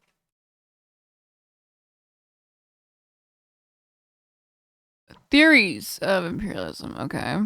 Marx theoretically echoed the concept of imperialism as a structural feature of capital. Right, so this is where the Marxist-Leninist comes in then. I would assume, because this is the only part of this entire article you would have, or not article, of Wikipedia you would have read.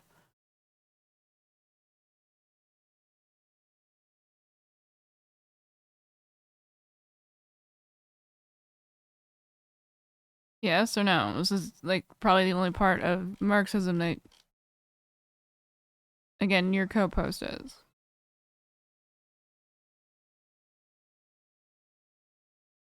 Okay, then why would you not fucking specifically say that? This is what your problem is. You don't actually know what the fuck you're talking about, and you don't even know how to specify what the fuck you're talking about. Like, you don't know that your system is that. Like, you need to say that if you're gonna refer to that. But I know that you don't actually even mean this. Because you don't really know how to expand on any of this anyways.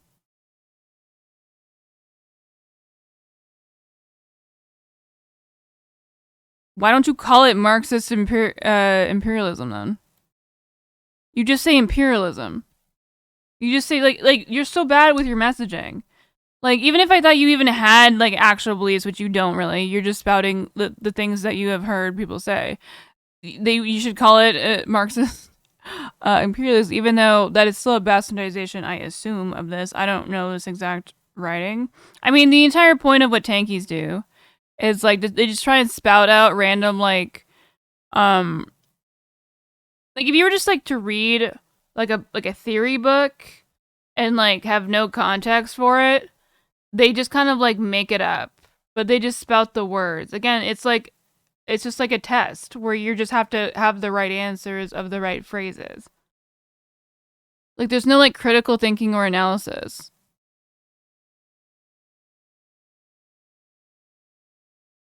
No, that's not a hot take at all. The thing is, he's not...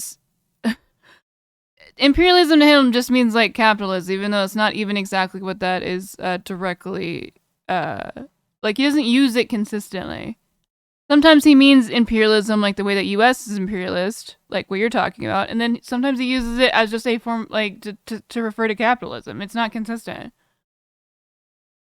Yeah, chat AI.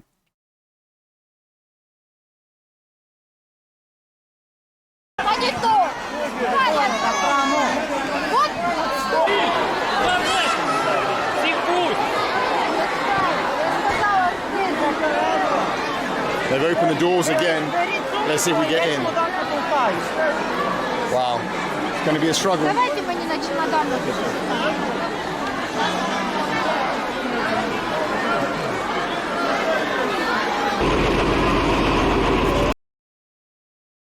Alright, video's over, basically, and I feel like we're kind of over this subject. You guys are definitely free to talk about it in the chat, but I'm gonna move to make a little bit of a shift in the videos we're watching and have a little bit more fun.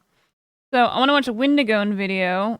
I have no idea what this is about. It is... Oh, fuck, I wanted to watch this other one. Okay, never mind. We'll stay on the subject for a second, but this is what it actually should have looked like. M9, dude, this is what America does, bitch. This is how we fucking destroyed in Desert Storm.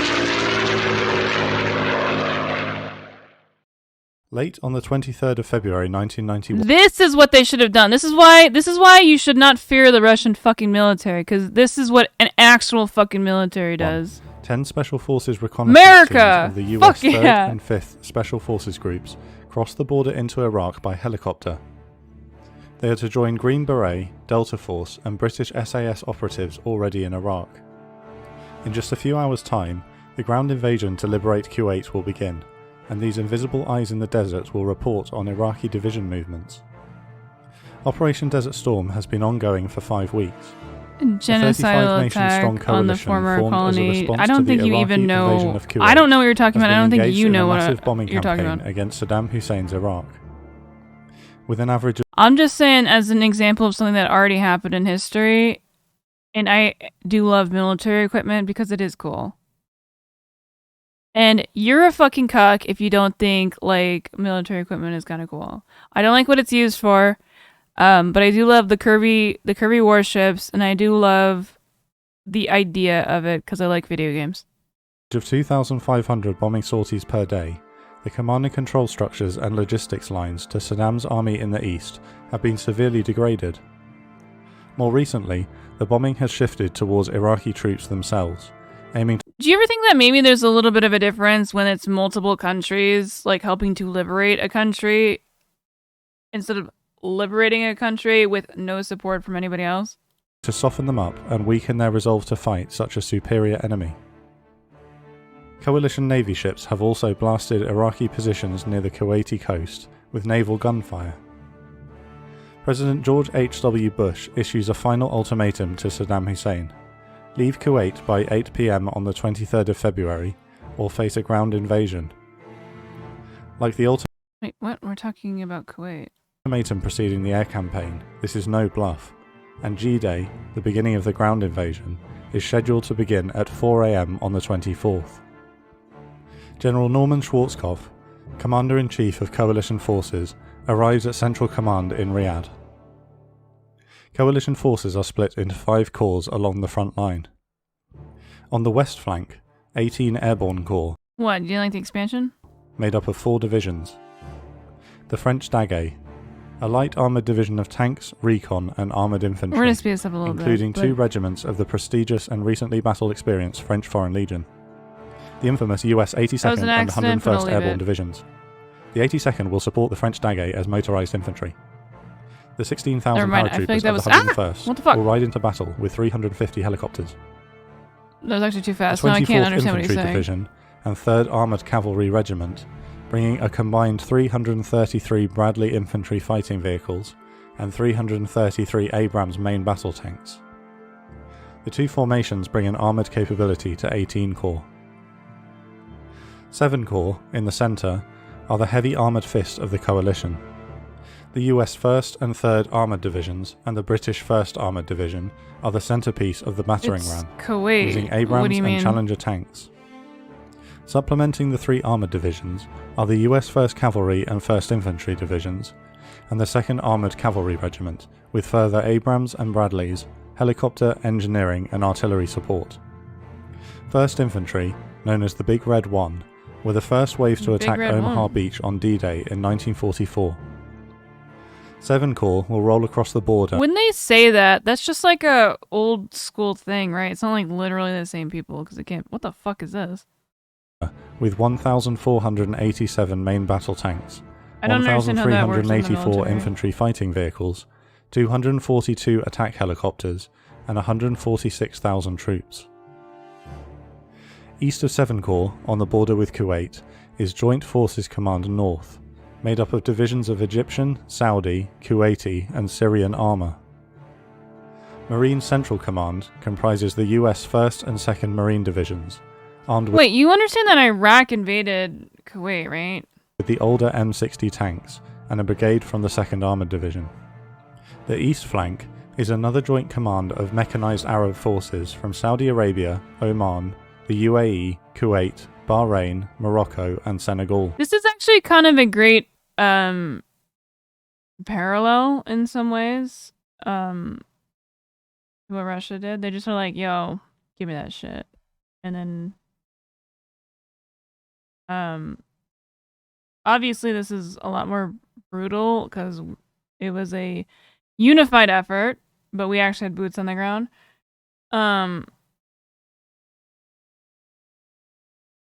But in terms of like casualties,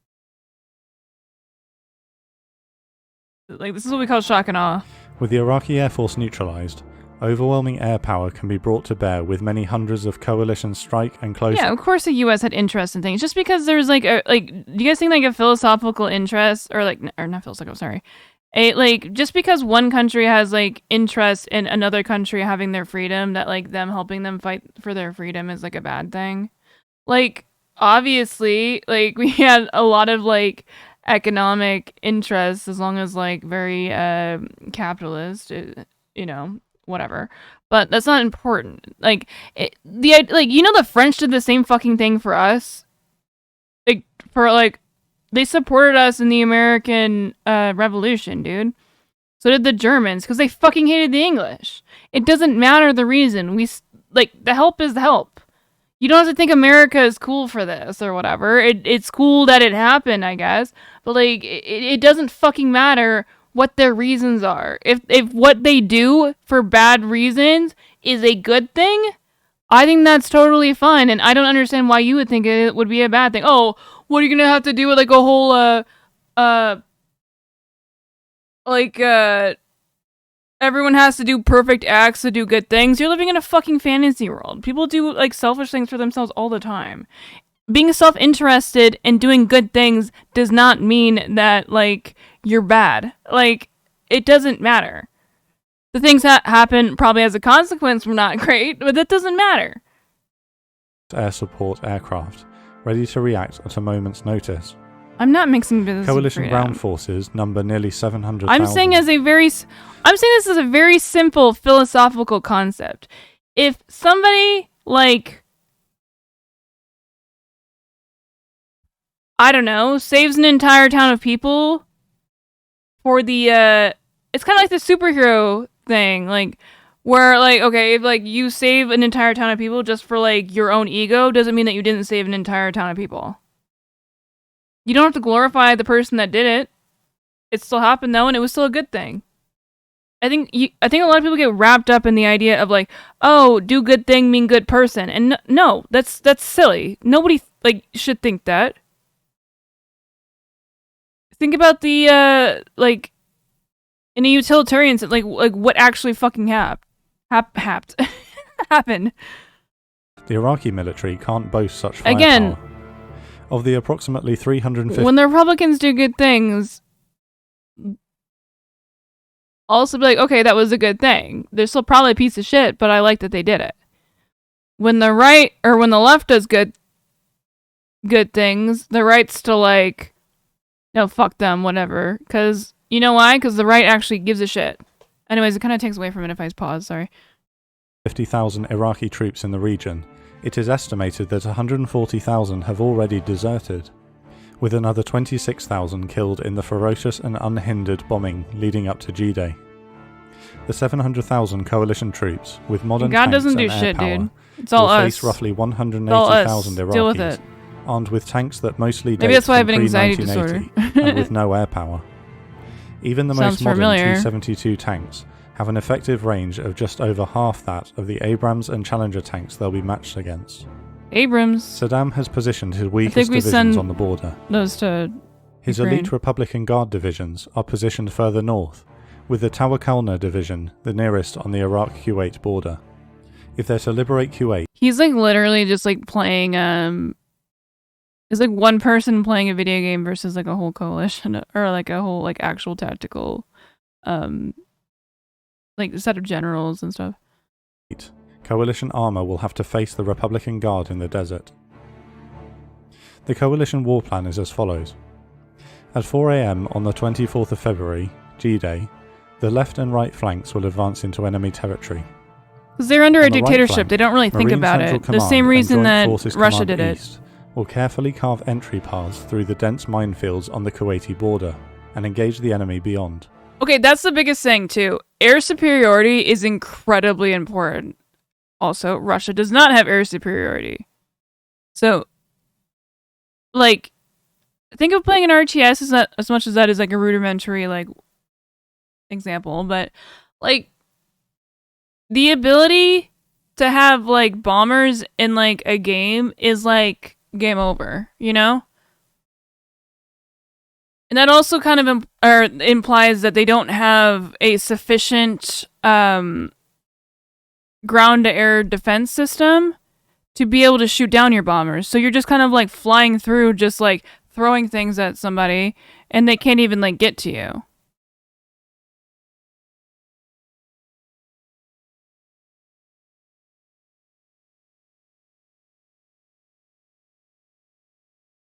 I'm not defending anything. On the left, the Mobile 18 Corps Only will blitz Siths north. think in absolutes. The 101st Airborne will perform a massive helicopter assault to capture an area 155 miles behind enemy lines, named Objective Cobra, hold it, and build a forward operating base, potentially under fire. Meanwhile, the rest of 18 Corps will advance north by land. The French and 82nd Airborne will capture Objective Rochambeau, another supply route near As Salman, and then As Salman Crossroads and Airfield, so that ground supply trucks can reach the 101st further north. On G+1, the Armoured Fist of 7 Corps will advance across the Saddam line and move north. I mean, it was. On G+2, on reaching Al-Basaya, 7 Corps will wheel right into Kuwait. It was the, oh god, had to be this. The Saudis, the other Kuwaiti, or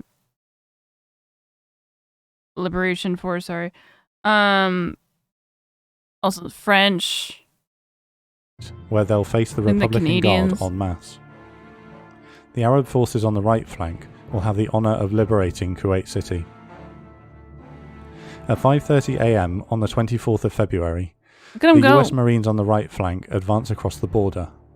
They're immediately met with Iraqi artillery fire.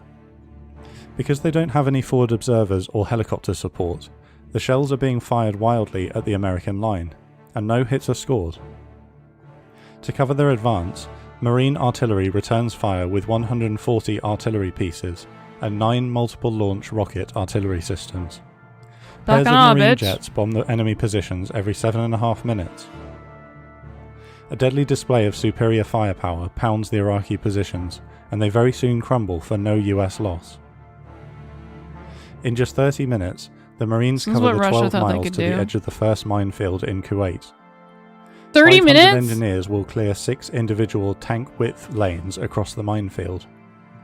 3 M60 tanks fitted with specialist mine-clearing equipment known as combat engineer vehicles and a Mark 154 mine clearance launcher move to the head These of are so cool. I think they say it in the video. each prospective lane. The Mark 154 launches 3 cables laced with explosive 35 yards into the minefield. The explosive cables are then detonated, thereby detonating any mines beneath to carve a line through the field.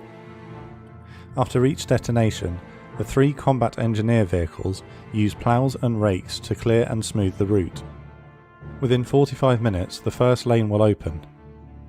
Expecting an Iraqi counterattack within hours, none materialises, and Marines and tanks start to stream through the lanes as they open.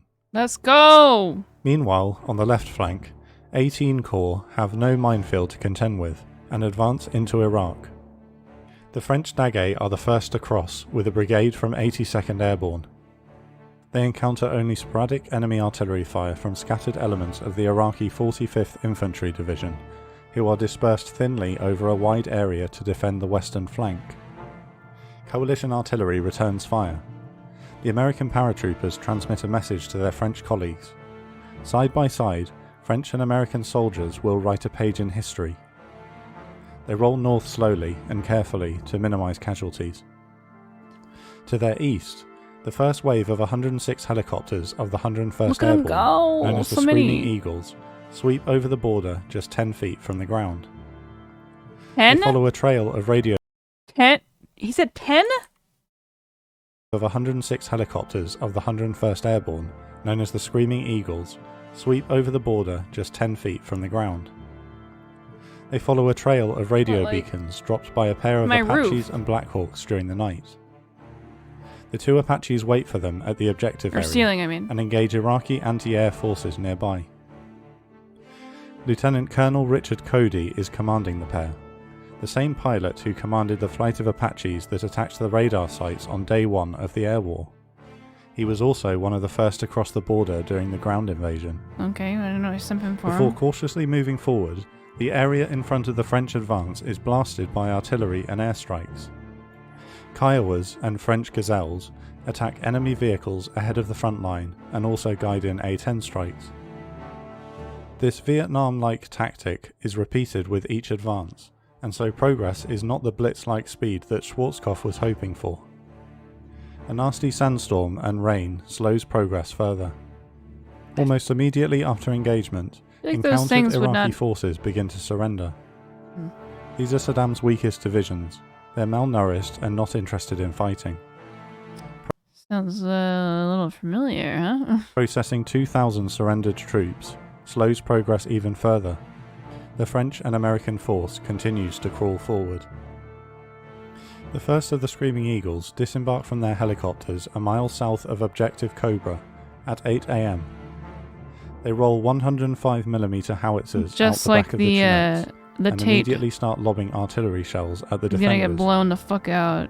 F-16s and A-10s arrive overhead to help the Apaches hammer enemy bunkers, tanks and vehicles. Under relentless aerial bombardment, 300 Iraqis surrender just 1 hour after the first boots landed. Wave after wave of helicopters stream into Objective Cobra over the next few hours, bringing more troops, artillery, Humvees armed with wire-guided anti-tank weapons, enormous underslung rubber sacks. Wire-guided missiles are really weird. Here, I think we can look up a video.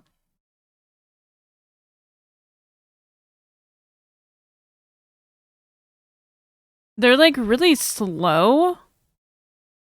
Hopefully they just have like a video. This is Russian Metis anti-tank wire-guided missile. The missile is remotely guided via thin wires connected to both the missile and its guidance mechanism. The mechanism permits the operator to fly and steer the missile towards a target with a joystick on the control unit. As the missile flies, the wires roll out behind it. You literally like remote control it with a wire. It's nuts. The missile has a short minimum range of 40 meters or 130 feet and can penetrate 460 millimeters of armor. The weapon launcher detects lights from the flares in the back of the missile and uses the data to send correction signal down the wire. This way the missile will fly towards the location in the launcher crosshairs. The downside of this weapon is that the operator must remain exposed for the duration of its flight. The advantage of this weapon is that it can... Okay, the thing is, this is a Russian version of it. On America, they got that shit on tanks, so it's not really the same problem.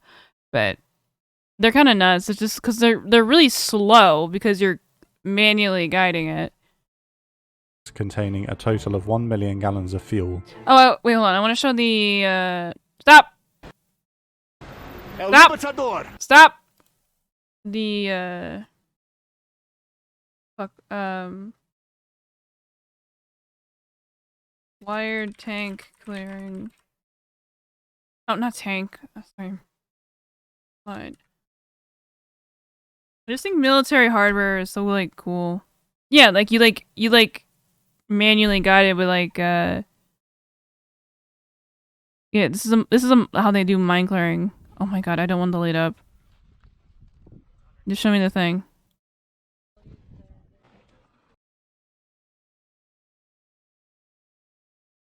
So these are all explosives that are on like wires, right? This is what they were talking about earlier when they were clearing minefields. This is how you clear minefields. That's what I think is really cool about these, is that they're like a defensive thing. Okay, so what they're gonna do is they're gonna launch it and then detonate it to like clear out all the mines.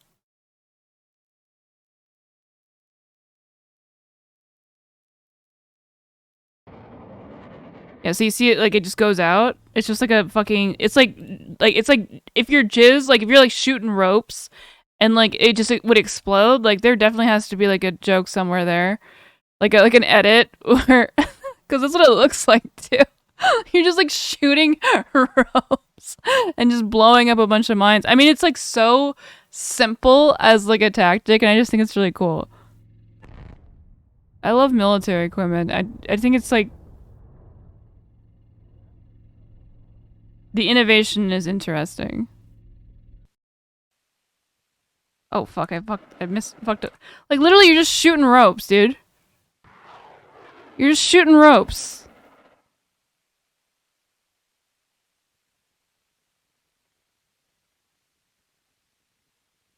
Well, that was a little disappointing. Oh, never mind. That's what she said. Hell yeah, Pogger Craigasm.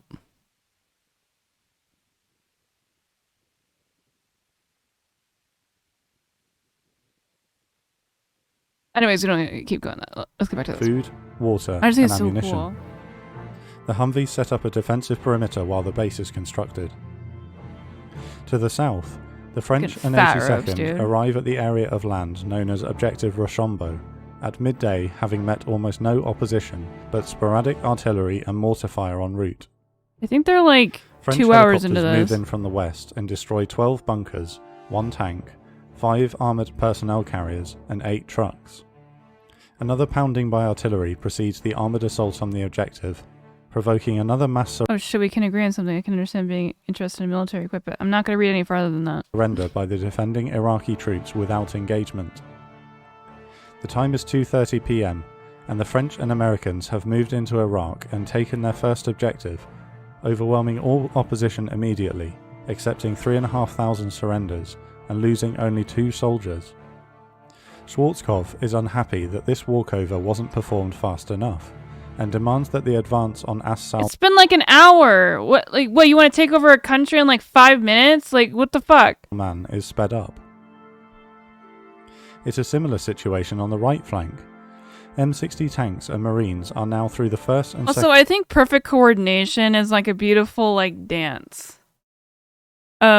With like such complicated military equipment, I don't know. I like have like an autistic like fascination with the combination of military equipment and like hyper coordination planning, like logistics.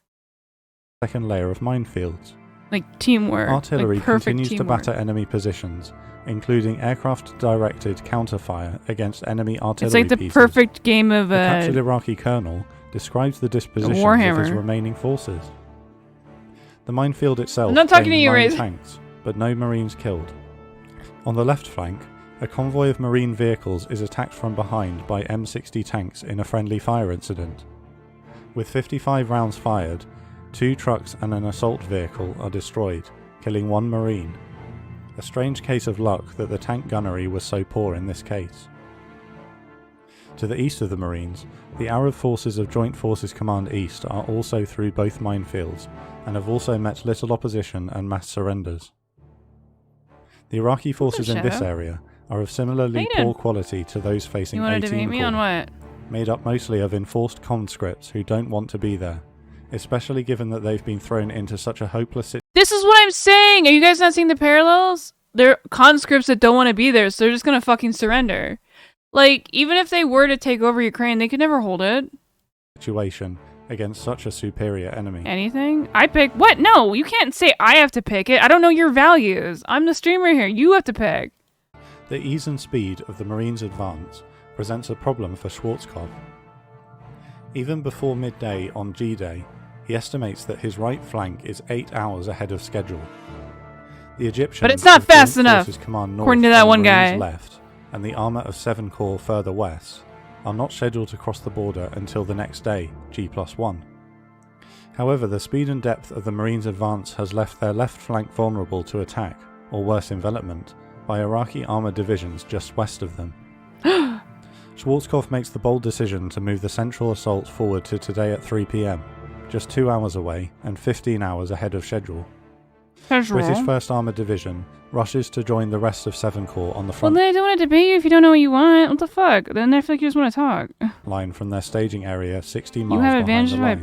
pick? The last-minute time change being carries autistic logistical about risks, military but the enemy is things. weaker than anticipated, and the advantage needs pressing. Scout helicopters begin to move into enemy territory to spot Iraqi units. Across the front line from 7 Corps, This is a really good channel, by the way, if Iraqi you guys want to 26th follow. It's called the Infantry Operation Division Room. have set up defensive positions in the shape of a triangle, looking. I don't know if you see this, but I see a mouth and like eyes. It looks like a little and like wheelie arms.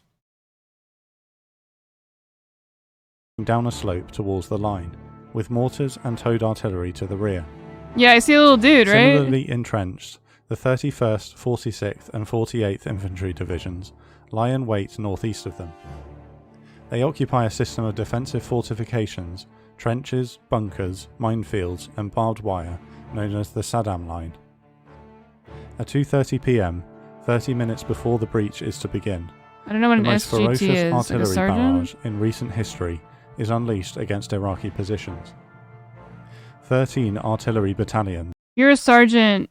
What is the sexiest piece of equipment? Because I guess the only thing I would say is I think the Chinese aircraft carrier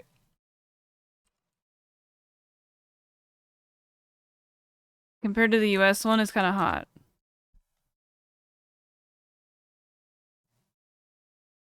Look at that. Look at the curviness of it. Looks like it's got little eyelashes too.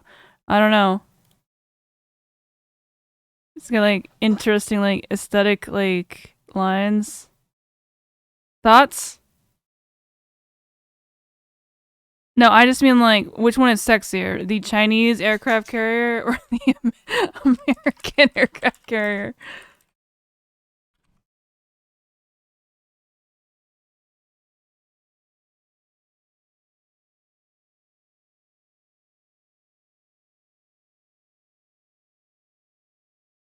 There's a few shots. There's clearly more space. They look like they're about to fall off at like every given moment. Ah! Didn't mean to click on that. This or this? This curvy bitch, dude. Oh wait, I accidentally clicked on an American one. Alright, come on. Yeah, there we go.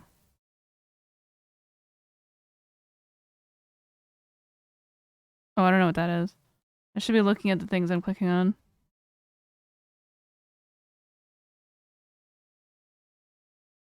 Look up Zemelt.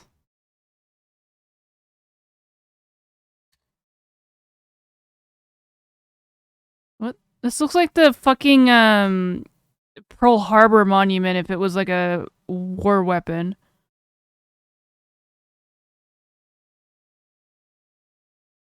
Am I the only one that sees that? This thing literally looks like the the fucking Pearl Harbor monument. Yeah, booba versus no booba. Exactly. What is it? That's a destroyer? Is this even like real? That looks strange.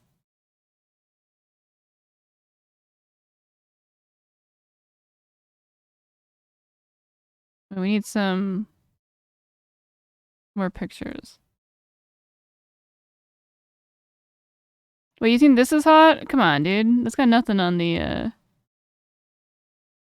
looks like a paper boat.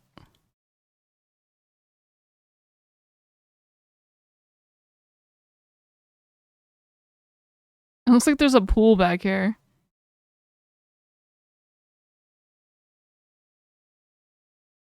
Yeah, but it's still hot though. I don't care.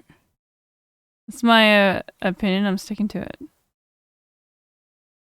Razor has entered the bed zone, so I feel like he's wanting to hang out. Why does it have a Z on it? Well, because it's called the Zoom Waltz. That's the name of the thing.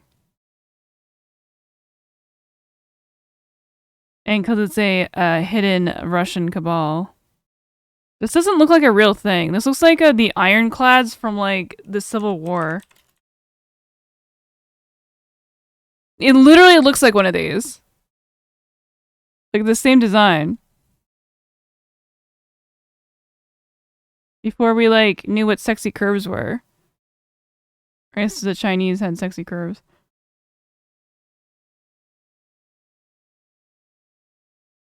Wait, you've never played Battleship, Ryan? Yeah, destroyers are supposed to go after, like... They're, like, supposed to... escort... like, the bigger artillery, or whatever.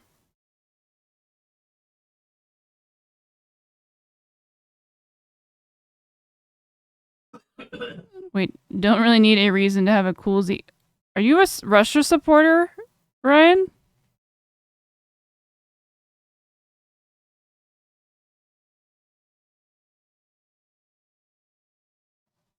Find me a sexier ship. It's impossible. Oh my god, yeah. You don't want to be on this guy's side. Then the Chinese one.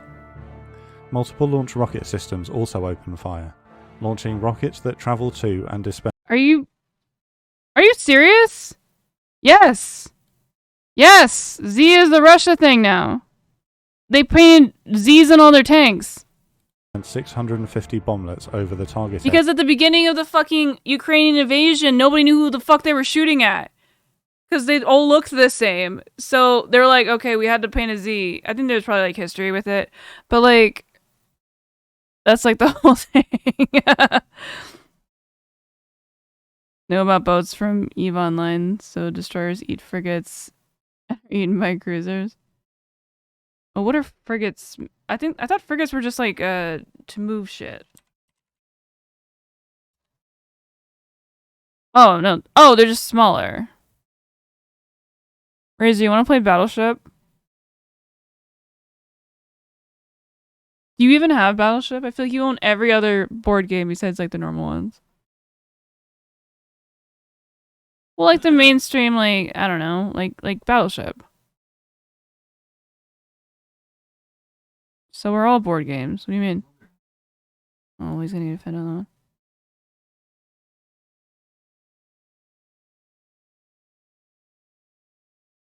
This one is not. I don't know what a modern frigate is for.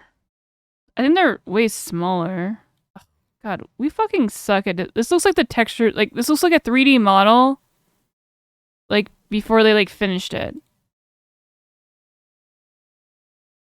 That ship can kind of get it. I like that one. What? Oh, I thought that was part of the ship. It still is weird. I don't know. I don't think I like this one.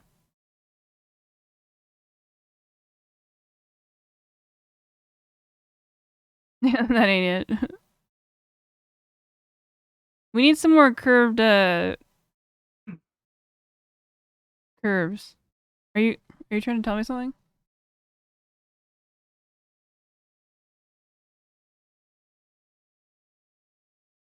So do you own OZ for Zerka? Oh no.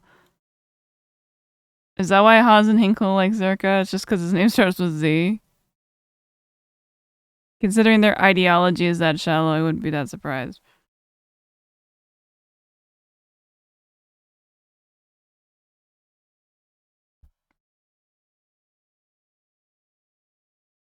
Again, this is obviously a Photoshop. Why would you need this? That's silly.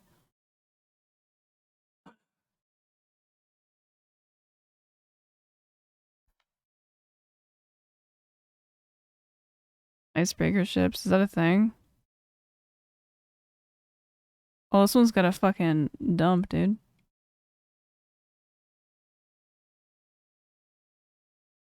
The America, like, they just seem so crowded. They just look like parking lots. They remind me of malls. Maybe he was right. This is capitalism.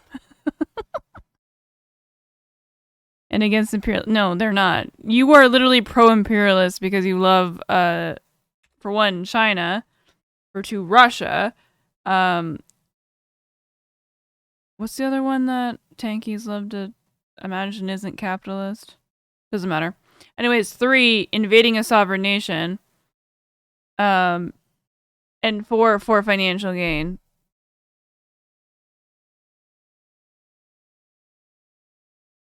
Elden Ring if you want to maintain your sanity.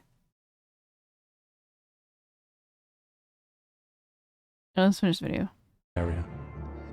10 batteries devastate It's not the a puppet. Iraqi No, it's not a puppet. It's a country. What the fuck are you talking about? lines with 650,000 bomblets. Are you gonna say Kuwait was too? The bombardment I don't know lasts enough until about that to 3 even PM, actually and 7 know if Corps that's crosses true or the not. line into Doesn't matter. enemy territory. The 334 Abrams and 224 Bradleys of the 1st Infantry Division are the first to engage. Oh, dude, fucking tanks are nuts.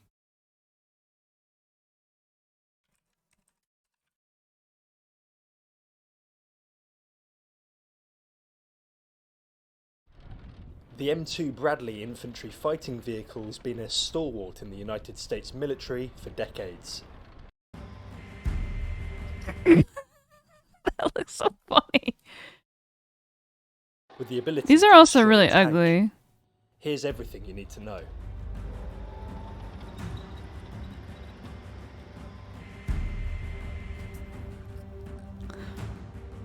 We need some more javelins, dude.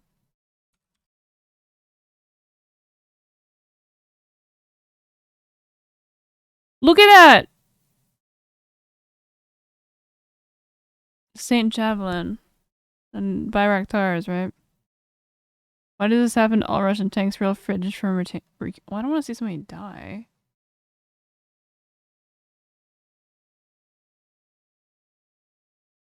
Oh my god. This has happened to your guys! My dude. Horrible footage. Well, I don't want to look at that then. Maybe I shouldn't be looking up javelins. So China and Tibet is good, right?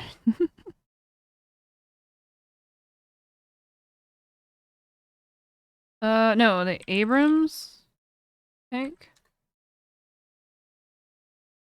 Oh, this is the cool one. That's like gigantic. Oh, drift! Let's go! The M1 Abrams has struck fear in the hearts of enemy combatants on battlefields around the world.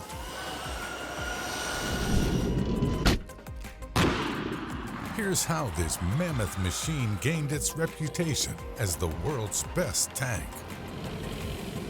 The M1 Abrams was initially introduced in 1980. Oh my god, that's an AI voice. I recognize that. Named after General Creighton Abrams, a prominent commander of military operations during the Vietnam War, the M1 was created to give its users unparalleled levels of dominance on the field.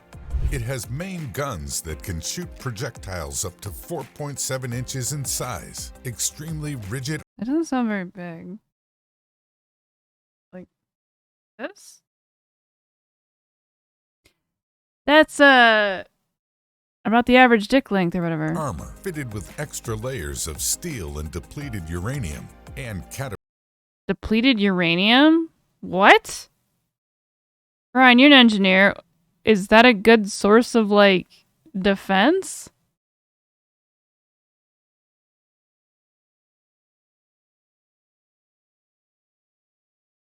You know he's gonna say yes. I don't even know you're asking this question.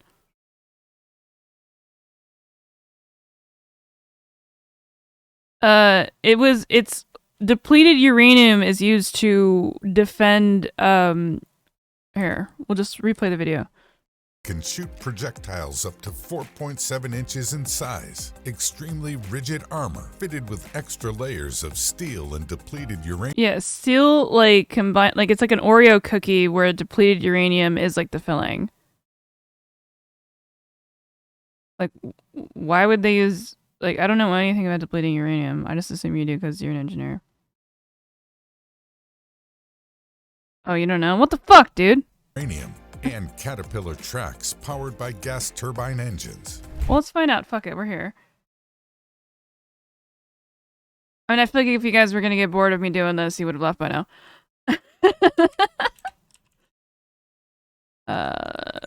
Uranium. Lower content of fossilized. Okay, I don't want the technical of that. Civilian uses include counterweights in aircrafts, radiation shielding, and medical. Oh! So it's really. That's an interesting image for them to pick. I don't even know what's going on there. So it's like a kind of like an anti-radiation thing, I guess, which probably doesn't really do that much in the form of a tank. Use armor plating and armor-piercing projectiles. We love that. It's like you just need like one thing that is the same strength as like the other The M1 to Abrams break the defense is not of only it. a platform of destruction, but also Just like Twitch. one of technological innovation. Or a kick. It Like went tungsten. on to see two subsequent iterations. Yeah, the yeah, they did. M1A1 They do and the use it. M1A2. Each iteration Alright, which one would you want? The M1A1 or the M1A2? They look exactly the same, so I don't really have any commentary about it. the M1A1 and the M1A2. Each iteration was heavier and slower, but also fitted with far more powerful Heavier and slower. armaments and advanced technology. All three designs still continue to see use in theaters of war. Like that sound like just doesn't sound very like scary considering you're like obliterating an entire like countryside. Around the world today. The M1 Abrams is not just incredibly tough, it's also surprisingly mobile given its size and weight. Much of this could be attributed to its treads, continuous steel plates linked together with chainmail. The treads allow the M1 to traverse all sorts of terrain that normal tires would find impossible, such as extremely. This is like the alternate reality where we didn't invent roads and then like or like pavement or something and then like all cars were just like this. Think about it. Steep inclines and even crevices in the ground. This is to ensure that no target would be safe from its onslaught. So how do the treads work? Nicknamed Caterpillar treads, they are wrapped around a set of 7 road wheels on both sides of the M1 and are powered by They're kind of satisfying to watch when they're like close up like that. Did it a better angle in that comparison? drive sprockets. Yeah. These drive sprockets were the only wheel directly powered by the M1's unique engine. Instead of a regular gas piston engine, the M1 Fucking Abrams basic is powered gas by a piston low-weight, engine. high-powered gas turbine engine, which Gas could turbine burn engine. a variety of fuels. Alright, next level, solar powered tanks. With these tanks regularly clocking in at over 60 tons, they definitely need a substantially powered engine to effectively carry all that load. The gas turbine engines enable the tanks to reach speeds See, this is what makes them basic. There's no curves on these bitches, dude.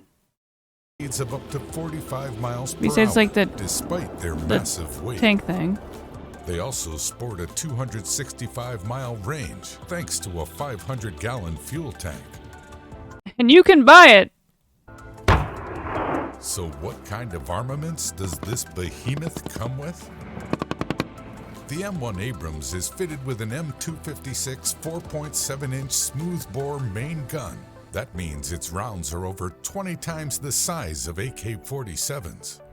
That is a really odd metric to use for a size of a circular object that is not at all gun-shaped, if I'm understanding what they're talking about.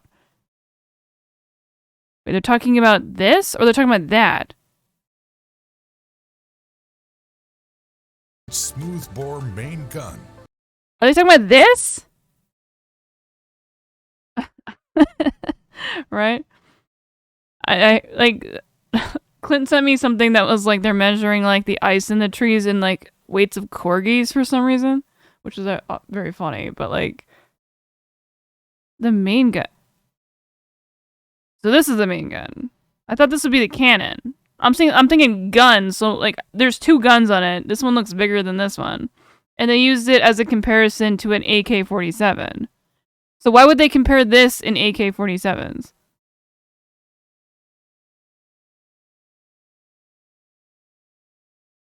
It's got 2. Its rounds are over 20 Okay, so the rounds are over times the size of. So why would they compare a bullet to the size of a gun? Like, what does it mean, like, from here to here? Or, like, if they were to melt down a gun and, like, the density? It's like, it's a really odd metric to go by. I don't get it. Of AK-47s. It has an effective range of 1.9 miles and is built 1.9 miles. I want to, like, put myself in there to get, like, to the store, dude. with stabilizers, allowing the gun like, to shoot remain me there. locked onto its target, regardless of the terrain. The main gun fires a large variety of destructive rounds, such as armor-piercing, dart-like sabots and explosive Dart-like what? Sabots? destructive rounds, such as armor-piercing, dart-like sabots and What is a sabot? We're learning so much today. I'm actually a military recruiter. You know, I used to get harassed by a fucking military recruiter.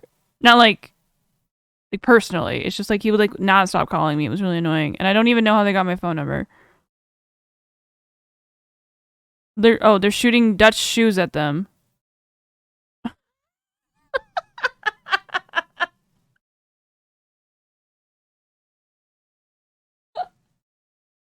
They're shooting.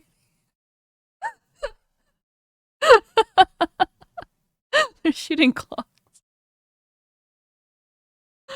I mean, it's AI generated. I mean, I like it. I'm having fun. I mean, I assume it's just some sort of bullet, whatever. The idea of just shooting these is so funny. explosive anti-tank rounds, so it can immediately dispatch opposing tanks on the field. A new advanced multi-purpose round is also in development by the military, which can destroy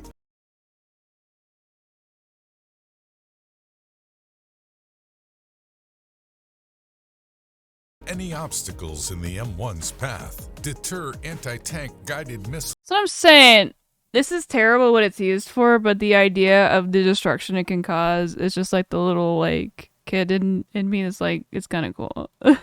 And breach stout Yeah. bunker defenses. Thanks to onboard networking technology on the tank and round. Oh, these things are fucking scary. Watch what this what this does when it shoots.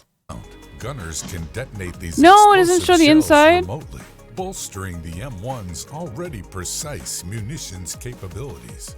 Aside from Okay, when you shoot the tank barrel comes back. Like, if you're behind it, it's just gonna literally just like destroy you. its main gun, the M1 comes with up to 3 more conventional machine guns for anti-personnel purposes.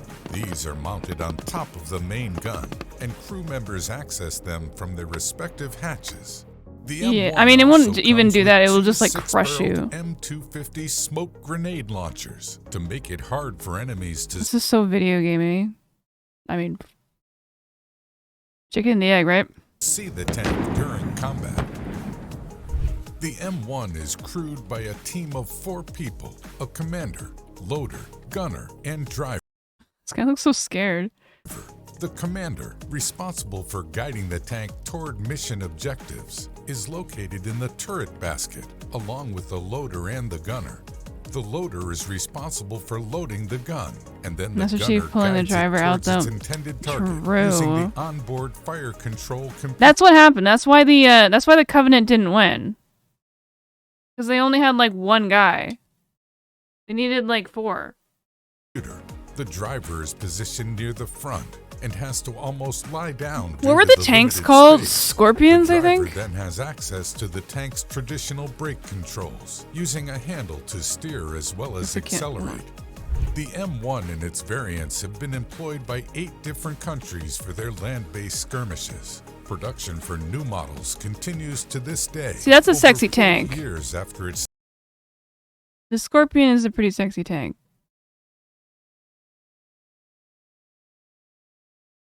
debut on the battlefield, with new designs on the horizon, featuring autoloaders. That sounds more exactly how advanced you would play a targeting game, Ryan. systems, and greater speeds and mobility. There! Who knows It's how basically like a long moose. It will hold its reign as That looks so funny. Just with like speeds and mobility. Who knows how just these like normal ass civilian cars and this dude just casually strolling by. Like it's like BMW, like it's just like you're on a civilian road. I mean, I guess that is kind of more realistic now that I'm thinking about it, what's going on in Ukraine. how But long it will hold its reign as the I kind of made greatest myself tank not. in the world. You really got into Halo. Yeah, I mean it's like kind of like the trend of the time. But the helicopters though. Yeah, I'm not gonna get into it. I feel like this is going a little too far. This is going a little too far. Chia, do you have somebody to host? I want to hang out with Razor. We're watching The Vow, and I want to kind of binge it. You still looking up on Visa, basically. I'm telling you, I like military equipment. I don't like what it's used for, but I think it's cool.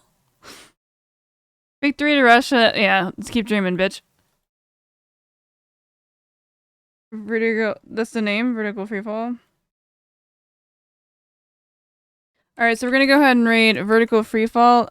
Just keep talking about military equipment, because I want them to be as confused as possible, because I think that would be very funny. But yeah, to give them some love, though, get in this raid. We'll be here tomorrow. We're gonna do it earlier in the day, so we'll be here on, like, I don't know, 2 or 3 or something like that. But I'm gonna go watch The Vow. Thank you, everyone, for being here, and we'll see you tomorrow. And, you're an idiot, and tankies are always gonna lose, so take the L. Oh, itchy.